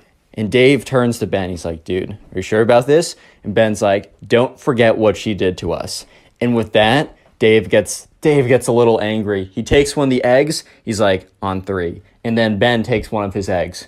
He's like, all right. And Dave's like, 3, 2, 1. And then 2 eggs splat. And then he's like, all right, we got to fire this one quickly. They take both of them again. And sure enough, they got 4 eggs right across the side of the house, and this time they need to get out of there. So they don't run away, but they kind of like power walk away, and they kind of sneak out of there, and they watch, and they hear the door open, but by that time they are out of sight. So Dave and Ben quickly like power walk away, and they go out of sight, out of distance. They're like, oh my God. Oh my God, that was crazy. They're like, we totally got her. And Dave is like, we totally got her. And Ben's like, I don't know. And Dave's like, dude, we totally got her. Like, how could you want to get her more? And once again, Ben's like, I don't know, man. I don't know if that was enough. And Dave's like, well, that was enough for me. So sure enough, they go back home, they go to bed. The next day they wake up and, they go to school and they're sitting and, once again, they go back to their swing set. And Dave is like, man, I don't know. I just don't feel satisfied with what happened. I feel like she deserves more. And at this point, Dave's like, bro, Ben, what do you mean? We got our house. We got her good. And Ben's just like, man, I don't know, Dave. Like, I just don't feel like we actually did get her good. I feel like there's still more that can be done. The wrong has not been righted. And Dave's like, bro, chill out. The wrong has definitely been righted, which, by the way, 2 wrongs do not equal a right, bro, but anyways, right? So sure enough, they go back to class, and they're sitting there, and, Miss Davenport calls on Ben. Ben doesn't know the answer, and it doesn't embarrass him in front of the whole class, but, bro, when you get called on, and you very clearly are not trying to have your hand raised because you're not trying to get called on, and the teacher calls on you in class, and everyone looks, and you turn around, and you're like, I have no idea what you're talking about. That's embarrassing. But apparently that was the last straw for Ben. And as their school is out, or not school is out, but school is out for the day.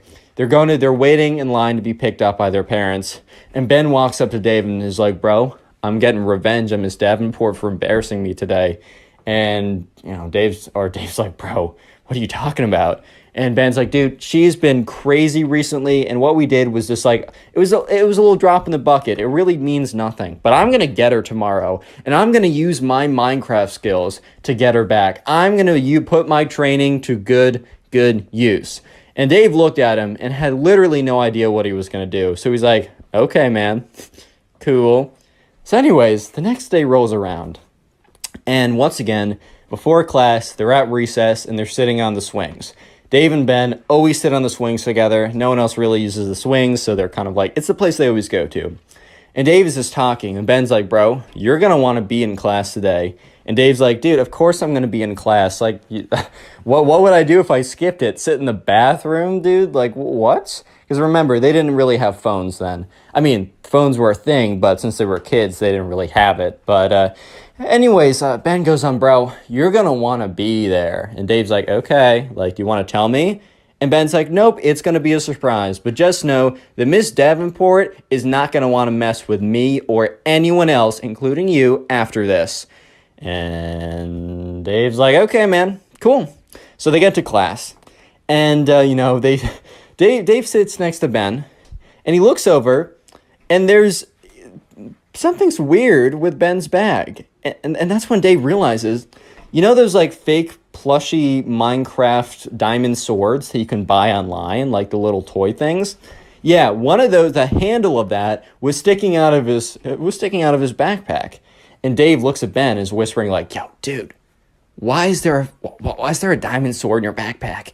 And Ben's like, bro, you're gonna see, dude. And Dave's like, okay. What? And Dave's like, bro, just wait. It's gonna be crazy. And Dave's like, all right, man. I'll trust you on this one. So sure enough, right, Ben is kind of just waiting to be called on. And sure enough, Miss Davenport's like, all right, Ben, can you answer this? Because she was going around just asking people. And Ben's like, Miss Davenport, I did not raise my hand. And Miss Davenport's like, well, sometimes I call on people. It's just part of the class. And Ben is like, stands up. He's like, that is the last time that you disrespect me, ma'am. And he reaches into his backpack and whips out his diamond sword.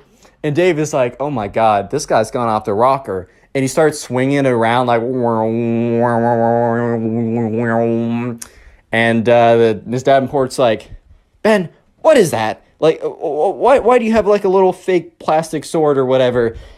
And Ben is like, you don't understand. He starts walking towards her, swinging it. Everyone in the class is dead silent. They're like, bro, this kid's gone insane.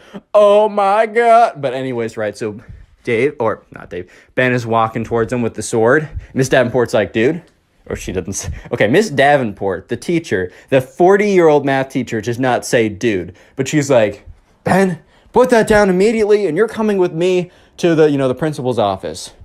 And Ben's like, no, you disrespected me and my brethren for too long. And he goes up, and he's like, any last words? And, Miss Davenport's like, Ben, put that thing down immediately. You and I are going to the principal's office. Cut off mid-sentence. Why was she cut off mid-sentence? Well, because at that point, Ben had enough, and he swung with the diamond sword. However, he got too close to her.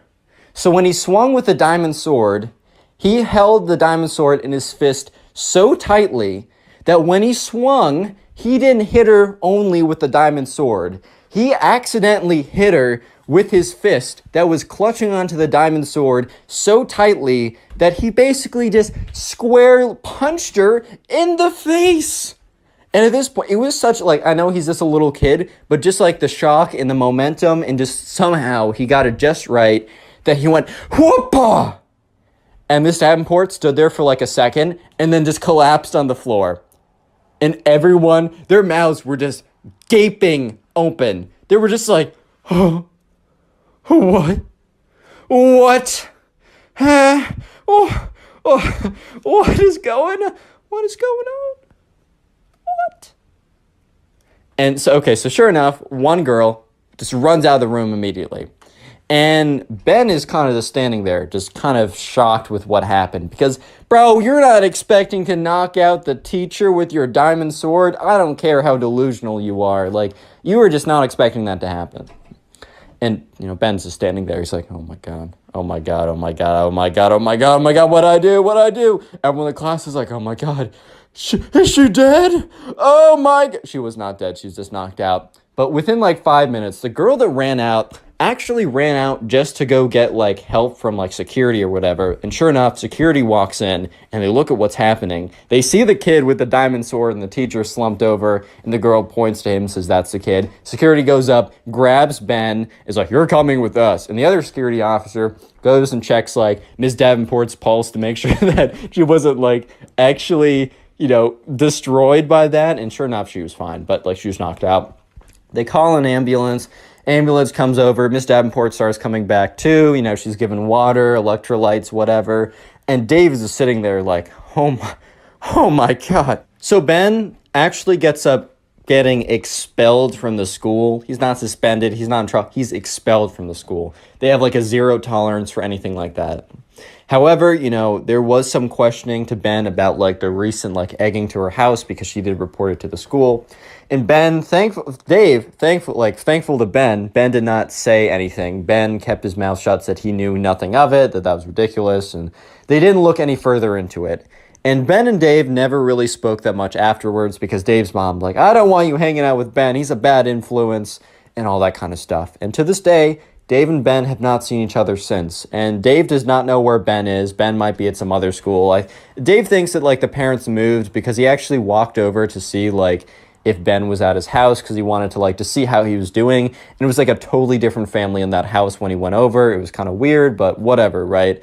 And yeah, to this day, Dave has no idea what's happening, and it was probably the craziest story of his life. Today I get a story time of another one of these Minecraft kids deciding to fight back against his babysitter in a quite unconventional way, you might say. I mean, I bet you can read the title right now. So, yeah, with that being said, sit back, relax, subscribe if you haven't already, and let's call today's subscriber who submitted this story to me, let's call him Ryan. So, Ryan was friends with this kid who really liked Minecraft. So we're calling him the Minecraft Kid because that always works in the title, and you guys like the Minecraft Kid stories, and I like telling them. But anyways, right, Ryan was invited over to this kid who he didn't know that well, and we're just going to call him the Minecraft Kid. So anyways, right, Ryan was invited over to the Minecraft Kid's house to, well, you know, play Minecraft with him. The idea was he was going to go over on a Friday night and play some Bed Wars with this kid. Honestly, sounds like a pretty sick Friday night, if you know what I mean. However, he didn't really know much about this kid, and he only kind of just started to know him because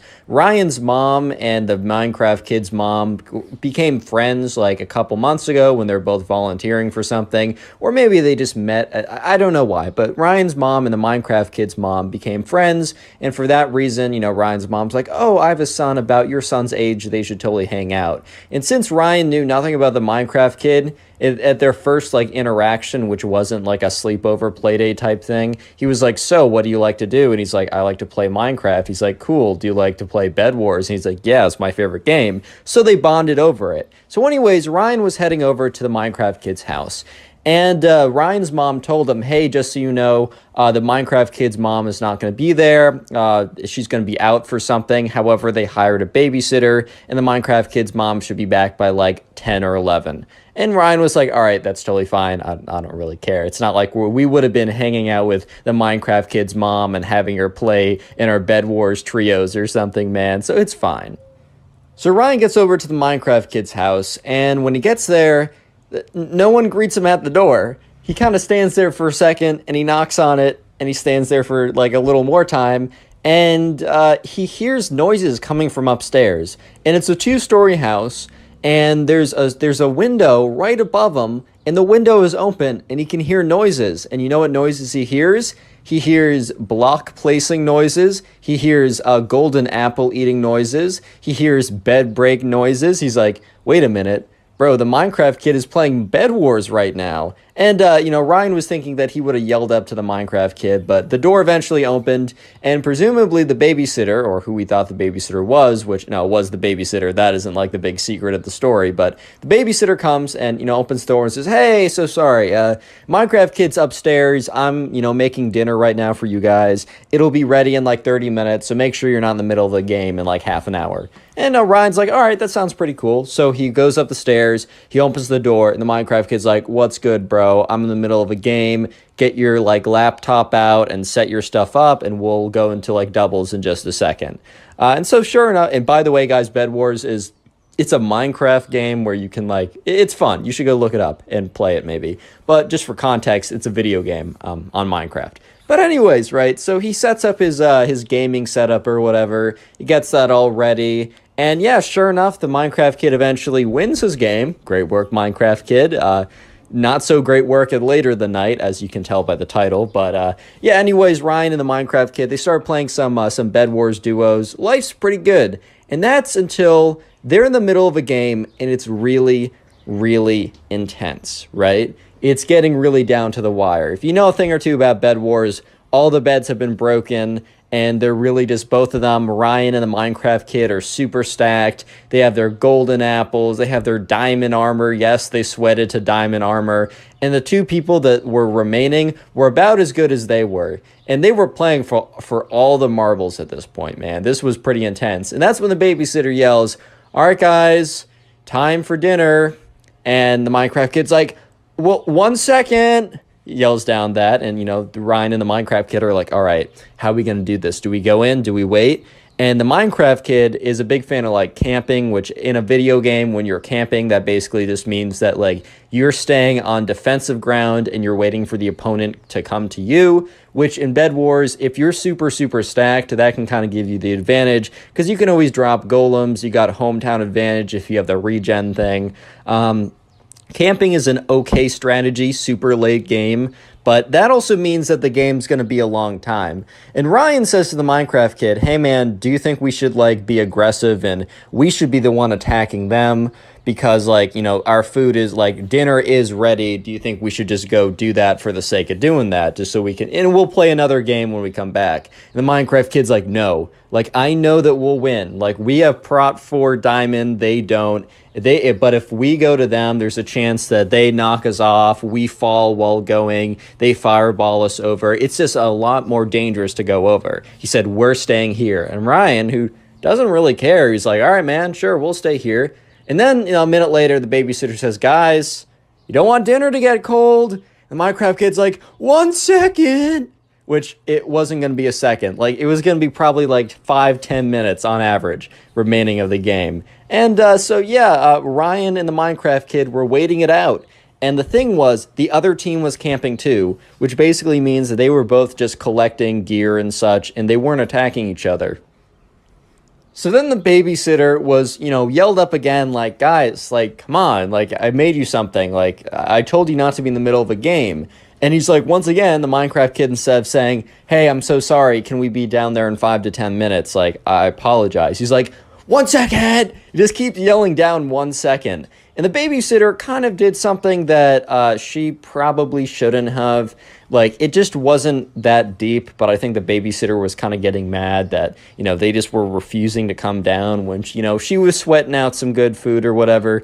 So the babysitter, what she does is she goes to the Wi-Fi router, and yes, you can probably already guess, unplugs it and replugs it, which basically, if your Wi-Fi, at least in my case, whenever my Wi-Fi is super slow or just kind of sucks, I go to the Wi-Fi router or whatever. I go what am I saying? I go to the Wi-Fi router, and I think I combined router and modem. My fault. I go to my Wi-Fi router or box, unplug it, replug it. Wi-Fi's down for like 5 minutes, but then it comes back nice and fresh and clean. However, the Wi-Fi goes down. So basically, right, Ryan and the Minecraft kid are in the middle of a match, and like they start to go to like buy something from the store, and Ryan's clicking on it, but it's not registering it. And Ryan's like, dude, I think I'm disconnecting. And at this point, right, if you disconnect, you lose. And the Minecraft kid's like, no, it's not working. Why can't I place blocks? Why are things not registering? And then both at the same time, they get a message,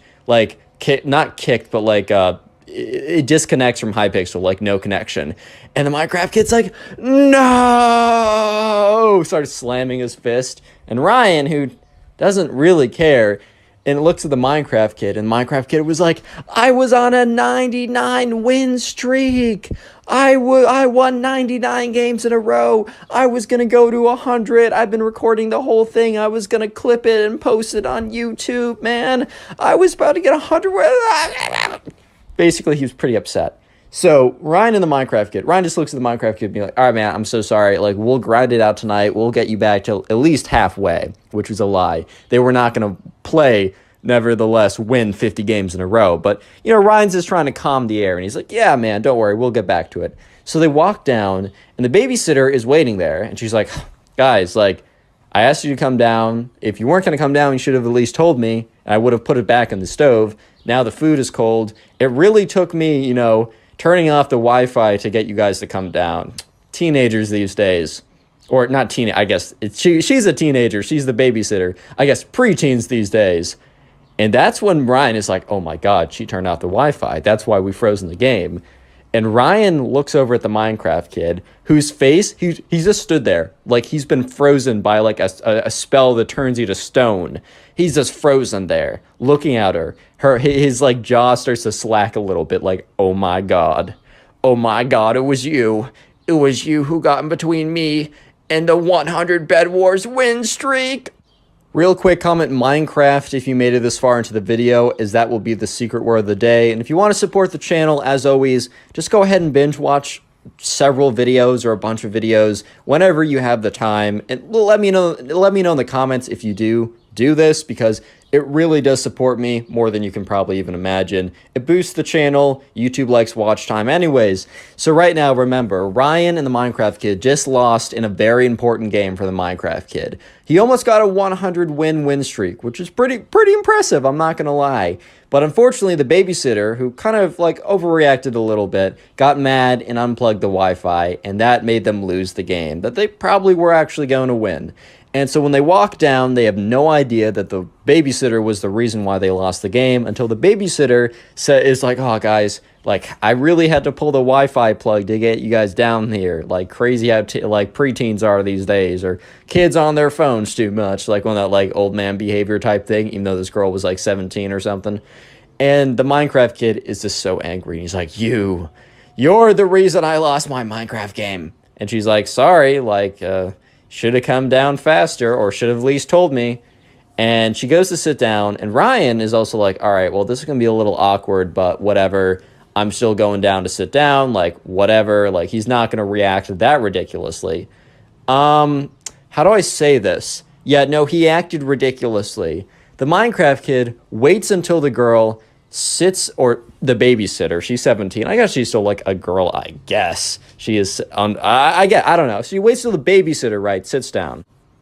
And when the babysitter sits down, the Minecraft Kid runs up to her, grabs a chair. This is like the most ridiculous thing I've ever heard. Grabs a chair, turns around, pulls down his pants, and rips up. Dude, I'm 19 years old, and I'm telling you about Minecraft Kid revenge farting in someone's face. I'm doing it. I'm going through with it. I'm too far in the story to turn around. The Minecraft Kid, after getting on the chair, ripping down his pants, farts in the babysitter's face, directly her eye while it was open. If you don't know, the reason why the fart smells bad, because there's a lot of gross particles in it. And when the gross particles get into your eye can get infected, and it can be really bad. So the babysitter legitimately falls out of her chair and starts, like, screaming. Because, like, because apparently he really ripped one. He really ripped one, man. And her eye was open. And it was really close. And Ryan was like, well, so this kid and I have one thing in common. We like Bed Wars. And we have nothing else in common. And this will probably be the last time I ever hang out with him. And, yeah, so the babysitter's like, what did you do? Why would you do that? Like, that's so ridiculous and disgusting. Like, my eye, it burns. Oh, my God. Oh, my eye, it burns. Like, why would you do that? Like, And Ryan looks at the Minecraft Kid, and the Minecraft Kid is literally laughing. He's like, and Ryan's like, oh my God, this kid's, because the thing was, Ryan's thinking to himself, dude, this kid must do this all the time, because, like, you're not just going to think to yourself, wow, I'm so angry at this person. Let me wait until they sit down, grab a chair, stand on it, turn around, pull down my pants, and fart directly point blank into their face. That's just not something that comes to you in the heat of the moment. That I mean, maybe I'm just built different from all you guys. I really don't know, but that definitely doesn't come to me. But sure enough, right, the babysitter eventually gets up, and Ryan and the Minecraft Kid look at her face, and her left eye is red and swollen. And Ryan's like, oh my God, that is definitely not a coincidence. And the babysitter is like, move out of my way. And she moves past both of them, goes and finds the home phone, because I guess her phone wasn't on or something, and legitimately calls 911, an ambulance. Which, okay, that was maybe a little excessive, but maybe I wouldn't drive if my eyes were impaired and I thought that they were going to be infected and it would have been bad. And she walks back into the room, and she's, like, angry, but also very clearly in pain, right? And she's like, her hand is over her eye, and she's like, you, like, why would you do that? The Minecraft Kid's like, well, I was actually on a 99 win streak, and you pulled the plug, and I lost my 99 win. She's like, and you projectiled all your stuff out of your butt. Oh, God. How can I have a straight face and tell the story? Anyway, she's like, and you probably gave me a raging infection. My eye burns. Like, If I lose sight, I'm suing your family. She was getting mad. And eventually, right, the ambulance does come. She explains the ridiculousness of the situation. The guy, she sits in the ambulance, drives to the hospital. They check her out or whatever. But remember, this is from Ryan's perspective, so we don't exactly know what the doctor says. Ryan's mom, who got really invested in the situation afterwards, said that, like, the doctor's, like, her eye is fine now, but the doctor said that, like, it really could have gone south if she didn't go there, like, immediately, which is insane. So anyways, right, Ryan and the Minecraft kid are legitimately just in this house alone, and that's when the Minecraft kid's mom comes back early, super angry and upset, because the babysitter sent a message to, his mom explaining everything and why that she had to leave the premises immediately. So the Minecraft kid's mom had to leave whatever she was doing to come back, and she was like, walks in, she's like, you, turns to the Minecraft kid, like, you did it, you pulled a face fart on someone again, we've already talked about this. And Ryan, who is still there, he's already texted his mom to come pick him up, is just like, again? I mean, he had a sneaking suspicion that this was not a first-time thing. As I said, in the heat of the moment, you don't think to, use your butt as a weapon. But he's like, again? This is a thing? And the Minecraft kid's like, but Mom, I was on a 99 Bed Wars win streak. And she's like, that's enough. No more Bed Wars for you forever. And the Minecraft kid's like, Mom, no, Mom, I promise I won't fart in anyone else's face again. What am I doing with my life? Anyways, right, so Ryan's mom comes, and Ryan's mom's like, hey, so sorry, things were weird today. Like, I'm just gonna pick Ryan up. Thank you so much for having him over. Ryan, come with me now. And, Ryan walks over and goes in the back seat of the car, and Ryan's mom is like, so, do you want to elaborate on, I need to pick you up right now. My friend farted in the babysitter's eye, and now she's at the hospital. And Ryan did elaborate. And it really didn't add any clarity to the situation. In fact, Ryan's mom just became more Click on the confused. video on screen right now. I know you'll enjoy it. Just click it. Do it. Today I got a pretty crazy story for you guys. It's about a Minecraft kid that gets so angry and jealous of the subscriber that he actually smashes his computer in front of everyone to get quote-unquote revenge. Don't worry, karma does get him. But anyway, subscribe if you're new, and let's just jump right into this. So we're going to call today's subscriber who submitted the story Brendan. By the way, if the gameplay for Bed Wars really sucks in the background, I recorded it a month ago. I'm pretty better now. But anyways, we're calling this guy Brendan who submitted this story. So anyways, Brendan was in class or was in the same grade as this kid who we're going to call the Minecraft kid, because his entire identity was kind of like around being super great at Minecraft, player versus player battles. He was known as the one who is so great. So anyways, right, people just called him Minecraft kid. But anyways, there's also a girl who we're going to call Haley, because that may or may not be the girl I'm trying to marry in Stardew Valley right now. I gave her the bouquet. I'm winning, guys. Anyway, great game, by the way. I should stop getting distracted. Watch time will be bad. Anyways, there's this girl who we're going to call Haley, and both Brendan and the Minecraft kid had an interest in her. The difference was Brendan actually talked to her. Little pro tip for getting the ladies from the Connor Pugs YouTube channel. #1 dating advice YouTube channel on all of YouTube and the internet. If you want to get to know them, talk to them. Yes, believe it or not. Wow. But anyways, right, Brendan actually talked to Haley, and they were getting along pretty well, and the Minecraft kid literally never did. The Minecraft kid thought that his magical and powerful skills at Minecraft would literally just be so great and so wonderful and so enticing to the women, right, that he wouldn't have to talk to Haley to make her fall in love with him. She would just see his epic PvP Bed Wars abilities, and she would be like, "Oh my God, I'm not throwing in that joke. Never mind. I got a family-friendly audience on here. I forgot." Anyways, right, so Brendan, or the Minecraft kid, was aware that Brendan was probably also trying to go for Haley because Brendan was talking to her all the time. The word on the street was that, Brendan and Haley, oh my God, they're going to be a thing soon, dude. They're in 6th grade. Like, that's how it goes. Oh my God, are they going to get to 5th base, aka holding hands? Oh my God. Anyways, right, so the Minecraft kid comes up to Brendan one day. And remember, Brendan and the Minecraft kid aren't necessarily boys. In fact, they don't even know each other that well. But the Minecraft kid is like, so, I see that you're trying to court Haley. And in Brendan's mind, he's like, bro, this is 20 whatever, right? I think this story was a little old. I'm not sure. I actually don't know when the story happened. It was submitted to me on my Instagram. You can go follow it. You should go follow it. Anyways, Brendan's thinking to himself, did this guy just say court like it's literally the 21st century? Are you serious? And then the Minecraft kid goes on to say, I offer you like a quest, or I ask you that we duel in Minecraft to decide who will get Haley's hand in dating. And I mean, Brendan was kind of just like, in his head, he's like, all right, well, first of all, I'm not dating her.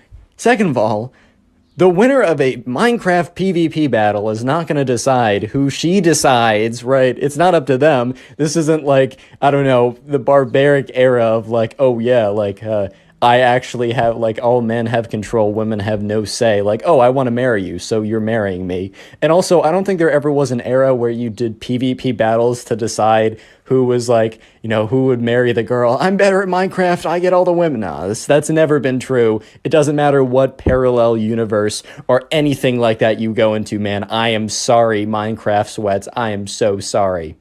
But Brendan, who kind of knows that, you know, he's going to be getting with Haley anyways, thinks to himself, all right, well, this will be kind of funny. Like, whatever, man. Who cares? So Brendan says, sure, we'll do a PvP battle to decide who gets Haley's hand. Because he's kind of laughing. He's kind of goofing. But the thing is, the Minecraft kid takes it super seriously. He's like, yes, you fool. Don't you know that I am super great at Minecraft? And then Brendan's like, chill out, bro. Like, all right, yeah, we'll PvP fight to decide who gets Haley's hand in marriage. Lol, like, okay. So sure enough, the Minecraft kid is like, all right, tomorrow at recess, we go to the table. Basically, at their school, there was a table where if kids wanted to bring in their computers, if they were in the 6th grade or higher, they could, and they could play on them. I know at my school, you weren't even allowed to have your phone out, but I guess each school's a little different. So basically, right, the next day rolls around, and Brendan and the Minecraft kid, they both bring their gaming setups, which I guess both of them had laptops, because I play Minecraft on a laptop, man. I don't have a desktop. I want to be able to move my thing around. But anyways, right, they both bring in their computers, and Brendan just has a kind of a crappy MacBook Air. And this is coming from someone who, up to my first 100,000 subscribers on YouTube, I got all my Minecraft gameplay from my MacBook Air at like 20 frames per second. So I understand the struggle, bro. I get it. So anyways, Brendan comes in with his crappy MacBook Air, and the Minecraft kid comes in with his, like, I don't know, his Alienware $3,000 super gaming laptop with his super fancy keyboard. And it takes him like 5 minutes to get his setup all perfect. He's like, all right, I'm ready. And so sure enough, you know, they both sit down, and Brendan is like, all right, so how are we doing this? And the Minecraft kid is like, all right, we're going to play one game of Bed Wars. Yeah, Bed Wars. And, you know, at first Brendan was like, bro, how are we going to do that? But then the Minecraft kid said that he had the, like, MVP++ rank on Hypixel, which Hypixel is a server that lets you play Bed Wars, which is the game I was playing in the very beginning.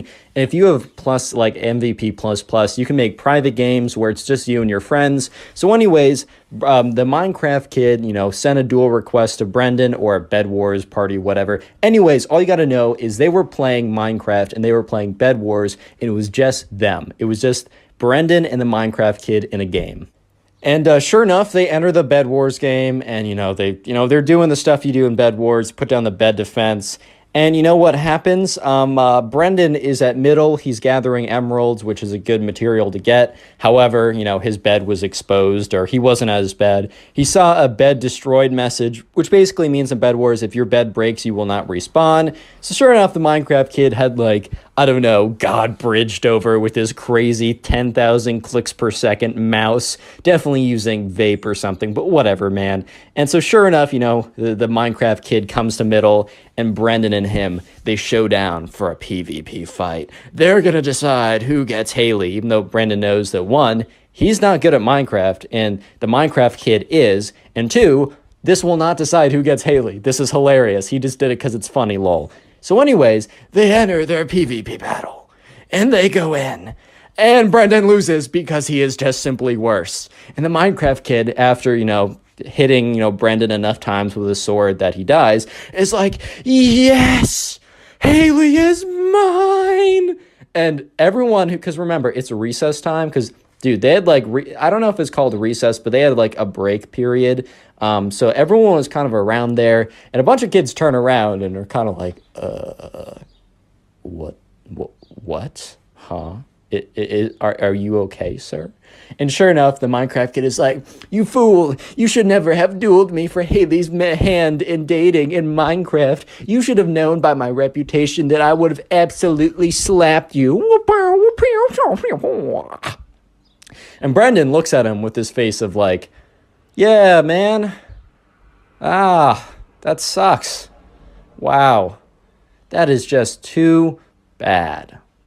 This kind of reminds me of the first season of Parks and Rec, if you saw that, where this isn't really a spoiler, but Andy really wants to get his girlfriend back, so he like offers like a pool game with this guy named Mark, who disappears after season 1. I don't know, maybe the actor wanted to do something else, and he's kind of like, oh yeah, I'll bet Anne, the girlfriend of Mark at the time, on this pool game, and Andy wins. He's like, yes, she's mine, but reality kind of kicks in, and he's like, wait.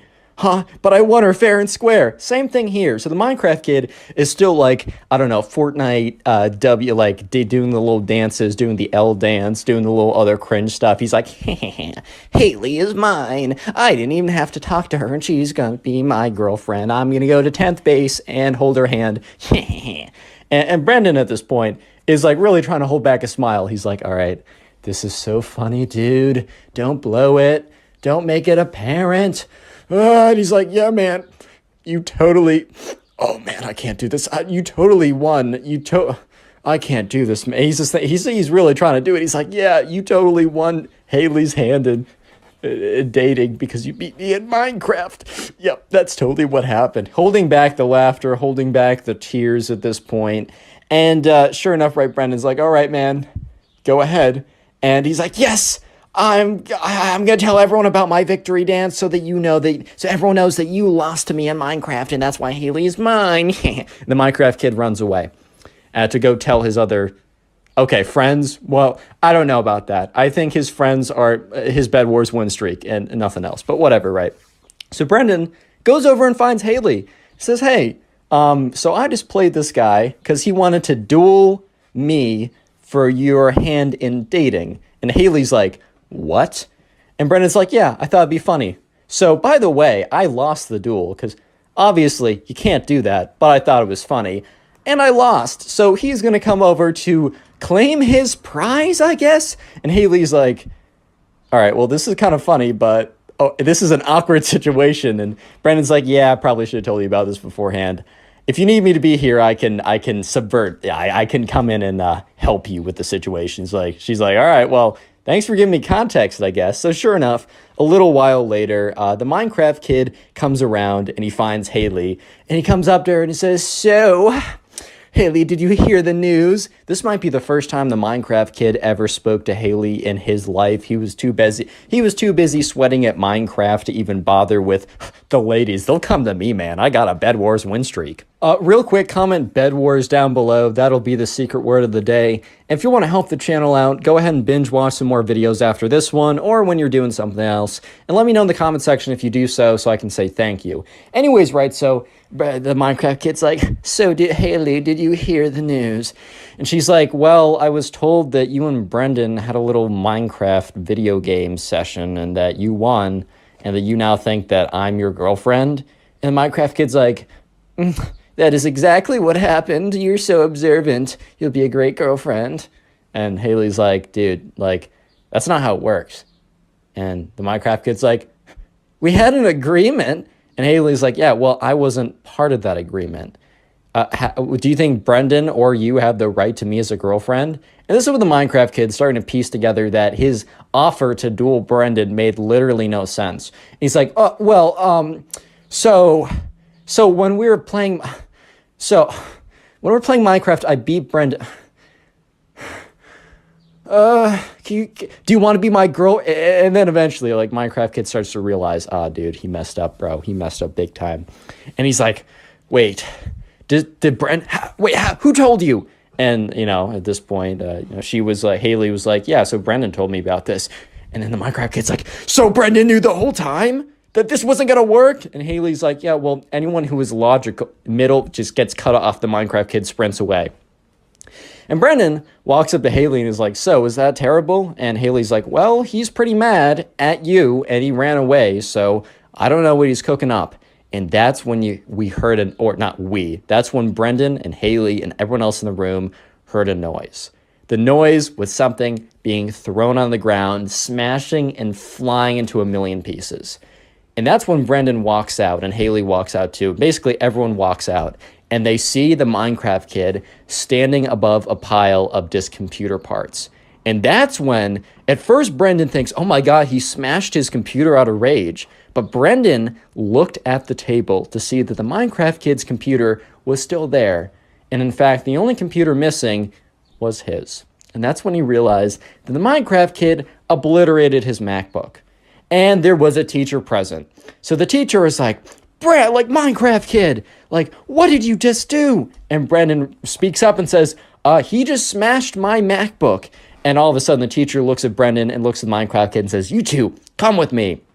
Sure enough, teacher brings him to the principal's office. Principal's office hears what the teacher says. She hears both sides, which the Minecraft kid literally has nothing to say. Like, what are you gonna say, dude? And yeah, parents were called, and the Minecraft kid's mom had to reimburse Brendan's mom to buy a new computer. The Minecraft kid had to write a formal apology to Brendan, and also write a formal, and actually both of them had to write a formal apology to Haley because Brendan had to explain the situation, and the teacher's like, dude, that's not cool. And also the Minecraft kid got a week of detention for this. So moral of the story is, one, if you're just playing Minecraft all day, that may not be the most ideal or most optimal strategy to get the ladies to love you. Maybe I'm wrong, man. Maybe I'm wrong. Don't listen to me. I don't know. Okay. How do I introduce a story like this, man? I mean, you guys can read. You've read the title. All I can say is strap in, buckle up, because this is going to be quite the ride. Subscribe if you're new and you enjoy stories. And let's call today's subscriber who submitted this. Let's call this guy Mason. So this all happened one day when Mason was in class, and Mason was in 4th grade when this whole thing went down. And there's a kid who, once again, kind of like wore the same creeper shirt every single day. And it was like the creeper hoodie, and really that's not a big deal. They're like, if you want to wear the creeper hoodie, I don't really care. However, we're just going to call him the Minecraft kid, right? Because of the creeper hoodie. He wore it every single day, and maybe, right? Maybe he has a closet full of like 18 different varieties of the creeper hoodie. Or maybe his mom does a load of laundry every single day. Or maybe he's just wearing the same creeper hoodie every single day. I mean, you guys can believe whatever you want, but I think one of those three are a little bit more likely than the other. But anyways, right, so there's this kid called the Minecraft kid because he wore the creeper hoodie every single day. And he was a little bit strange. And there's nothing wrong with you being a little bit strange. Like, I'm a little bit strange. I mean, I run a YouTube channel, man. I mean, that's already putting me in the strange category, unfortunately. But hey, man, I love the YouTube too much to like drop it or anything like that. But sure enough, this all happened one day when the Minecraft kid was in class with Mason. And the Minecraft kid raised his hand. And another thing you need to know about the Minecraft kid is he would take bathroom breaks like 6 times per class. And I don't know about you, but back in the day, I definitely used to go to the bathroom to like go on my phone or just take a break from the class. However, I would be very like strategic with it. I wouldn't do it every single day. I do it like every other day. I would make sure that I wasn't away for too long, like maybe 5 minutes max. But this kid, bro, would just abuse the bathroom break button. He was like spamming it, just try to like, I don't know, man. But every single day, you can go to the bathroom, minimum 2 times, maximum like 6 times. That's what I'm told at least. And sure enough, once again, one day, the Minecraft kid raises his hand for the 3rd time in class. And this has been going on for months. And I just think at this point, the teacher kind of just snapped. And he looks at the Minecraft kid. He's like, yes. And the Minecraft kid says, hey, can I go to the bathroom? And here's the thing, right? The teacher should not have reacted in the way that he reacted because maybe this kid has like IBS or something. Maybe he has to go to the bathroom like a ton per day. However, if he did, it was not registered with the nurse, or even if it was, the nurse did not communicate that properly to the teacher, which she probably should have, or he probably should have, just because, I don't know, if a kid's going to the bathroom 7 times per day, that might be a little suspicious to the teacher. However, the teacher was kind of just assuming that the kid was just going in to like go on his phone or whatever. And that was probably the case, but I mean, you really don't know. But after the Minecraft kid says like, hey, can I go to the bathroom for like the third time? The teacher's like, you know what? No, you can't go to the bathroom. And the whole class kind of turns around and is like, wait, whoa, pause. Like, hold up now. Like, this kid's been asking you to go to the bathroom like 7 times a day for the last 6 months. And now you're saying no? Like, what changed, man? And the teacher's like, you're going to have to wait till the end of class. You've been going way too much, way too often. I think you're missing too much of classwork, right? And the Minecraft kid was not happy to hear this. For all we know, maybe he actually did have to go to the bathroom. But Mason, to be fair, right? Mason has gone to the bathroom. He's the subscriber who submitted this story. He's gone to the bathroom at times when the Minecraft kid has been in there. And Mason can hear the volume from his iPhone up all the way. The Minecraft kid is in there playing like Flappy Bird or watching TikToks or whatever, man. He's just going on his phone. Maybe he also has to go to the bathroom, but the Minecraft kid obviously definitely was kind of like, most likely was abusing it just to go to the bathroom. But sure enough, the Minecraft kid raises his hand again. He's like, I gotta go. And the teacher says, like, Minecraft kid, you've gone like 6 times during class, every single day for the last 6 months. You're missing out on class time. Please try and like conserve your like bathroom breaks. I will let you go, but just give it a second. I just can't let you go and disrupt the class like 1,000 times every single day. And the Minecraft kid was getting kind of angry. And he didn't say anything. He wasn't like, no, I really gotta go. And the Minecraft kid also didn't just stand up. Unfortunately, I think the Minecraft kid watched a little bit too much South Park. If you guys know what I'm talking about, there's an episode of South Park, which is a TV show kind of aimed for adults, so I wouldn't go search this up if you're too young, but there's this kid named Cartman. And one time Cartman needed to basically go to the principal's office, so he decided to do number 2 on the desk of a teacher. And I think the Minecraft kid got a little bit too inspired by Cartman, because the Minecraft kid is like, you're going to want, like, I need to go to the bathroom, and you're going to regret it if you don't let me. And the teacher kind of turns around kind of sharply and looks at him and says, like, you shouldn't be threatening people. Like, that's a very bad thing to do. Like, you shouldn't be doing that. He said, you know what? Just because you're threatening me and said in such a threatening voice, you're not allowed to go to the bathroom for the rest of the class. And this only made the Minecraft kid even more upset. And Mason is just sitting here watching this back and forth. And Mason kind of feels a little bit for the Minecraft kid because maybe he really needs to go. Maybe the first 2 times, yeah, I mean, it is kind of karma if you were just going to the bathroom 6 times per day just to go on your phone. However, right, I mean, maybe he really has to go, man. It's kind of cruel to like not let someone go to the bathroom when they really need to. But he did just go like 5 minutes ago and 10 minutes before that. So, I don't know. Anyways, right, you know, Mason was sitting there, and the Minecraft kid raises his hand for a final time and says, you're going to let me go or you're going to regret this. And once again, the teacher's like, if you threaten me again, you're not going to be allowed to go to the bathroom ever again when you're in my class. And at this point, the whole class is like, oh, I don't know if they're actually like hyping up like that, but things were getting legit and they could feel it for sure. They're like, oh, dang, dude, like stuff's getting real, right? And sure enough, the Minecraft kid says, very well, have it your way. The teacher kind of like has a little bit of a smile, but quickly brushes it off, probably because he felt like he won that discussion. Like, all right, well, this kid who's been abusing the bathroom system has lost, and I won as a teacher and I asserted my dominance. However, right, dominance was not asserted. In fact, I don't even know how to explain what's about to happen, so I'm going to do my best. Bear with me. Because the Minecraft kid, he kind of like stands up. And the teacher is currently facing the board, so the teacher doesn't notice the Minecraft kid stand up. However, Mason, the subscriber who submitted this story, as well as a bunch of other people, by the way, Mason submitted this to my Instagram. It's in the description. You should go follow it, even if you're not going to go submit stories. Give me a big number and make me feel good. Anyways, Mason is watching this whole thing go down, and he sees that the Minecraft kid stands up from his desk. And then the Minecraft kid stands on his chair. And then the Minecraft kid stands on his desk. And at this point, almost half the class is turned around watching the Minecraft kid because he's making enough of a commotion. In the next, YouTube, please be nice. YouTube, man, I'm going to describe the next thing without making you mad. So the Minecraft kid, well, he drops his pants. He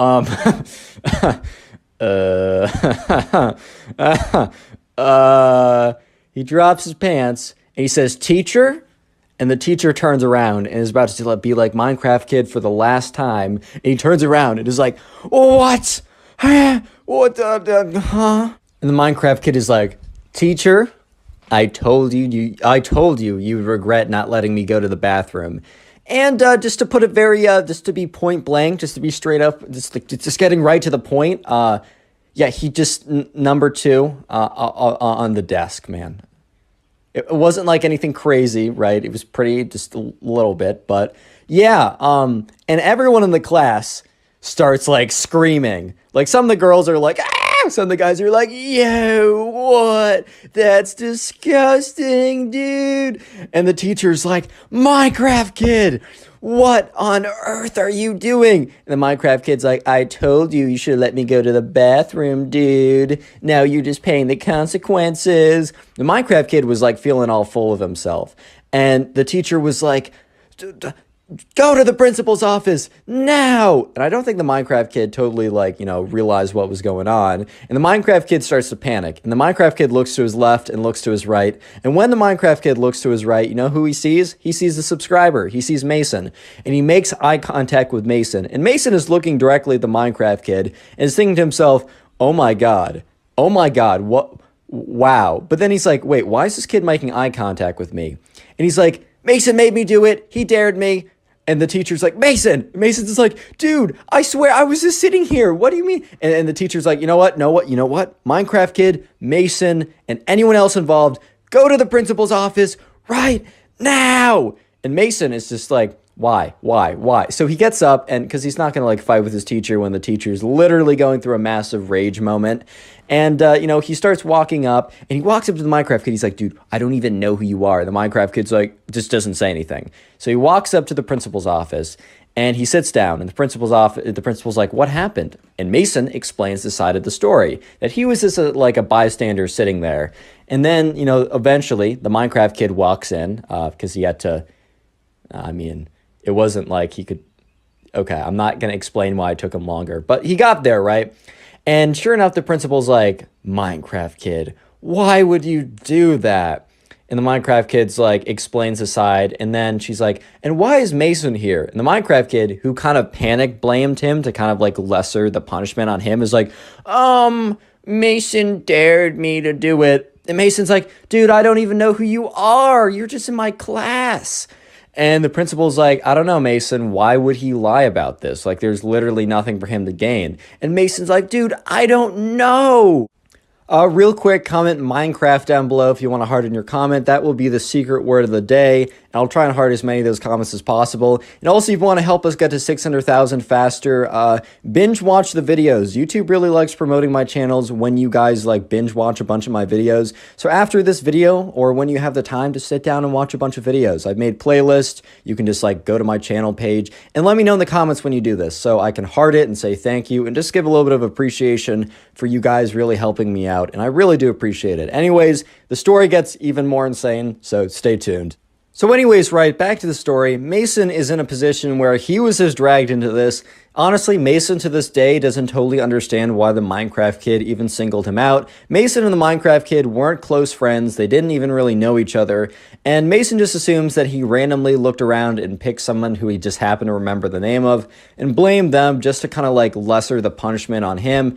In his mind, or I guess in his panic, the idea was oh, if I blame someone else and say that they forced me to do it, my punishment will be lesser, right? Which is bro, why? Why would you do that? But anyways, sure enough, the principal, unfortunately, is not believing Mason, because Mason is explaining that he doesn't even know this kid and he has no idea why he would lie. And the principal's kind of doesn't believe him, because he's like, Mason, why would the Minecraft kid lie about this, right? It just doesn't make any sense. And the principal's like, well, I guess I just have to make a judgment call in this situation. And Mason, I'm sorry, but I'm going to have to give you a punishment too, because I don't believe you. And Mason is just like, what? Are you serious? And then Mason said, even if I did dare him to do something ridiculous, it's still up to him. I didn't, for the record, and I stand by that because I don't even know this kid. But if someone was to, why would that even matter? And the principal's like, so you're admitting it? And Mason's like, no, I'm just saying it'd be stupid even if I did. But it's double stupid because I didn't even do it. And the principal's like, don't say stupid to me. Mason's like, I'm in 4th grade. And also, this is double stupid. What can I say? So eventually, right, the principal's like, all right, well, I'm going to have to call both your mothers and explain what happened. And Mason's just like, dude, this is the most ridiculous day of my life. So sure enough, the principal calls up both their mothers saying, hey, both your sons got in trouble. If you're not busy, can you please come in? And the Minecraft kid's mom was busy at the time, but Mason's mom kind of either had the day off or for some reason wasn't really needing to like be wherever she was. And she said, yeah, I'll come in right away. Maybe she was busy and she thought that this was a good idea to go see like what happened to her son. So Mason's mom comes in and she's like, looks at Mason with this look of like, what have you done? And Mason looks at her with these like eyes of like, bro, I don't know what's going on, confusion, whatever, right? The principal is like, all right, hi, Miss Mason's mom, or, you know, whatever. Well, I'm so glad you could come. And the principal explains what happened. And then she kind of explains how she doesn't believe Mason. And Mason's mom started with a look of concern, and then she almost got a look of like annoyance. And the look of annoyance grew and grew the more the principal told the story. And Mason was looking at this and was like, okay, is my mom on my side, or is the look of annoyance because she's so annoyed with me? Either way, this is just the worst situation ever. So sure enough, right, you know, by the end of the story, Mason's mom's like, why am I here? The principal's like, well, didn't you hear like your son supposedly dared him to do it? And Mason's mom, like, first of all, my son disagrees with that statement. You don't really have any proof, but let's say he even did. Why would that matter? And the principal kind of was a little shocked. And Mason's mom's like, you know, isn't it like a cliche saying for parents to be like, if your friend jumped off a bridge, would you as well? Like, are you really just supposed to do whatever the popular kid does? And then Mason's mom's like, even if my son did, which I'm not convinced he did, dared him to do what he did on the desk, right? Why is that my son's fault? Is this kid not like able to function by himself? What, you know, like, is the blame 100% not on, you know, the Minecraft kid anymore? Is any of the blame really supposed to be on my son? And the principal's like, well, I'm sorry you feel this way, but I made up my mind. Like, your son's going to be suspended for the day. He can come back tomorrow, but he can't come back today. And the Mason's mom is like, are you serious? Like, really? And she's like, yeah. And then Mason's mom's like, all right, what punishment did the Minecraft kid get? And the principal said, well, we're doing equal punishment. And Mason's mom's like, you can't be serious, man. You can't be serious. And the principal's like, I'm sorry you disagree, but this is the punishment. So Mason's mom's like, Mason, come with me. And Mason's like, oh, I can't tell if my mom's mad or not. So Mason gets up, kind of all scared or whatever, and he sits in the car. And Mason's mom's like, well, this was unexpected, but Mason, today you got a day off. It is your vacation day because that punishment is ridiculous. And then and Mason's like, okay, she's on my side. And Mason's mom is like, Mason, please be honest. Did you dare him to do it? And Mason's like, Mom, I promise. Since look, it looks like you're not angry at me either way. Why would I lie about this? Because I didn't do it. I don't even know who this kid is. Why would I dare him to do something so ridiculous? Mason's mom's like, yeah, that's what I thought. But even if you did, like, who cares? And this punishment's ridiculous. So you and we're going to get ice cream. Because today you learned a very good lesson. Sometimes there are rules that are ridiculous. And you'll be punished. But stay true to your convictions, man. Stay true to your convictions. So Mason and his mom went and got ice cream. And I don't think the Minecraft kid's mom was as excited or as pleased with her son. But Click on the video on screen right now. I know you'll enjoy it. Just click it. Do it. Buckle up, strap in, because today I have probably one of the weirdest camp stories I've ever received. That involves a very creepy Minecraft girl that threatens to literally consume, like eat, like nom nom munch time, the subscriber. Yeah, it makes literally no sense. It's super weird. So yeah, strap in, subscribe if you like stories. Let's call today's subscriber who submitted this story, let's call him Jimmy. So this all happened over the summer, and this was Jimmy's first time ever going to a sleepaway camp. And this specific sleepaway camp was like a wilderness-themed sleepaway camp. They're very popular if you've never been to sleepaway camp, where basically you go and you learn how to kind of like survive on your own. I mean, not really, but it's like kind of like you're cosplaying as someone who would survive on their own, but you're not really. Anyways, so this all happens about on the first second day of sleepaway camp, because the first day, Jimmy's mom dropped him off and it's like introductions and all that good stuff. But on the second day, what they did at this camp is they just like threw you right into it, right? So on the second day of camp, they kind of divided you up into mini groups randomly, not by your cabin. They wanted to mix you up like with people that you don't see normally. And this was your camp group. And basically on that second day, you were to go and you were to like bring all the camping like equipment, not go too far away from the campsite, but go basically into the woods, which they've kind of spotted out before to make sure it's like a viable place. And you go into the woods and you set up camp and you stay the night, kind of just to throw you right into it. So anyways, Jimmy hears his name read aloud, and then he hears the name of a bunch of other people that he just doesn't recognize because, he's new to the camp and basically everyone there is going alone. And so he walks over because they're all in this big field, right? And he walks over to meet his group, and he meets up with his group, and he kind of like scans around, and everyone looks pretty normal, except there's this one girl who Jimmy really didn't think much of, but she had this creeper sweatshirt on, and she also had in her backpack a foam diamond pickaxe. Like, how like in Minecraft, there's a diamond pickaxe. Basically, you can buy like a replica of that's like foam and plastic or whatever. And that was the two kind of like weird things, right? And she also had like some other stuff. Like she had some crazy socks on. She had the black boots, but that's kind of standard. What really set her apart was the fact that she was wearing the creeper hoodie and had the big Minecraft fake diamond pickaxe in her back pocket, right? Or in her backpack. And that wasn't what made her weird, but that's why we're calling her the Minecraft girl, because, she wore the creeper hoodie or whatever. And so anyways, right, they're walking, so they start walking towards the campsite, or the wilderness, right? So they walk over to the wilderness, and the first thing that they do is, since it's kind of getting close to the middle of the day, is they've all brought like a big, some kind of like portable tent with them. They were given one before they left, and then they were to kind of carry it over there. It was kind of difficult to carry, but that was kind of part of the whole shebang. And so sure enough, right, eventually they get to the campsite, and the instructor's like, all right, guys, try and find a clearing that is, that is clear. Find a clearing that's clear, but try and find an area that's not too, mucked up with sticks and rocks and stones and brush and stuff that would make it difficult to have your 5 foot by 5 foot campsite kind of like your tent, like be able to, be placed. Basically find a place that's good for your tent is what I'm trying to say, with a billion words instead of two. And so sure enough, Jimmy finds a spot, and there's kind of like a big opening, or kind of not a big opening, but there's kind of a clearing where it is still covered more or less by the forest. However, it is good to put some tents down. So Jimmy kind of like puts his tent down there. There's only really about enough space for another tent. And so the Minecraft girl immediately rushes over and puts her stuff down before anyone else could. And there was a few other people kind of casually, nonchalantly walking over to that site. But the Minecraft girl was very insistent that she was the one that put her tent down. And Jimmy thought that was a little weird, but then again, Jimmy kind of just brushed it off as like, oh, whatever, like, I mean, that's probably pretty normal. She saw a site that she wanted, so she wanted to claim it, and she knew other people were going for it. Little did Jimmy know that the Minecraft girl did not care that there was an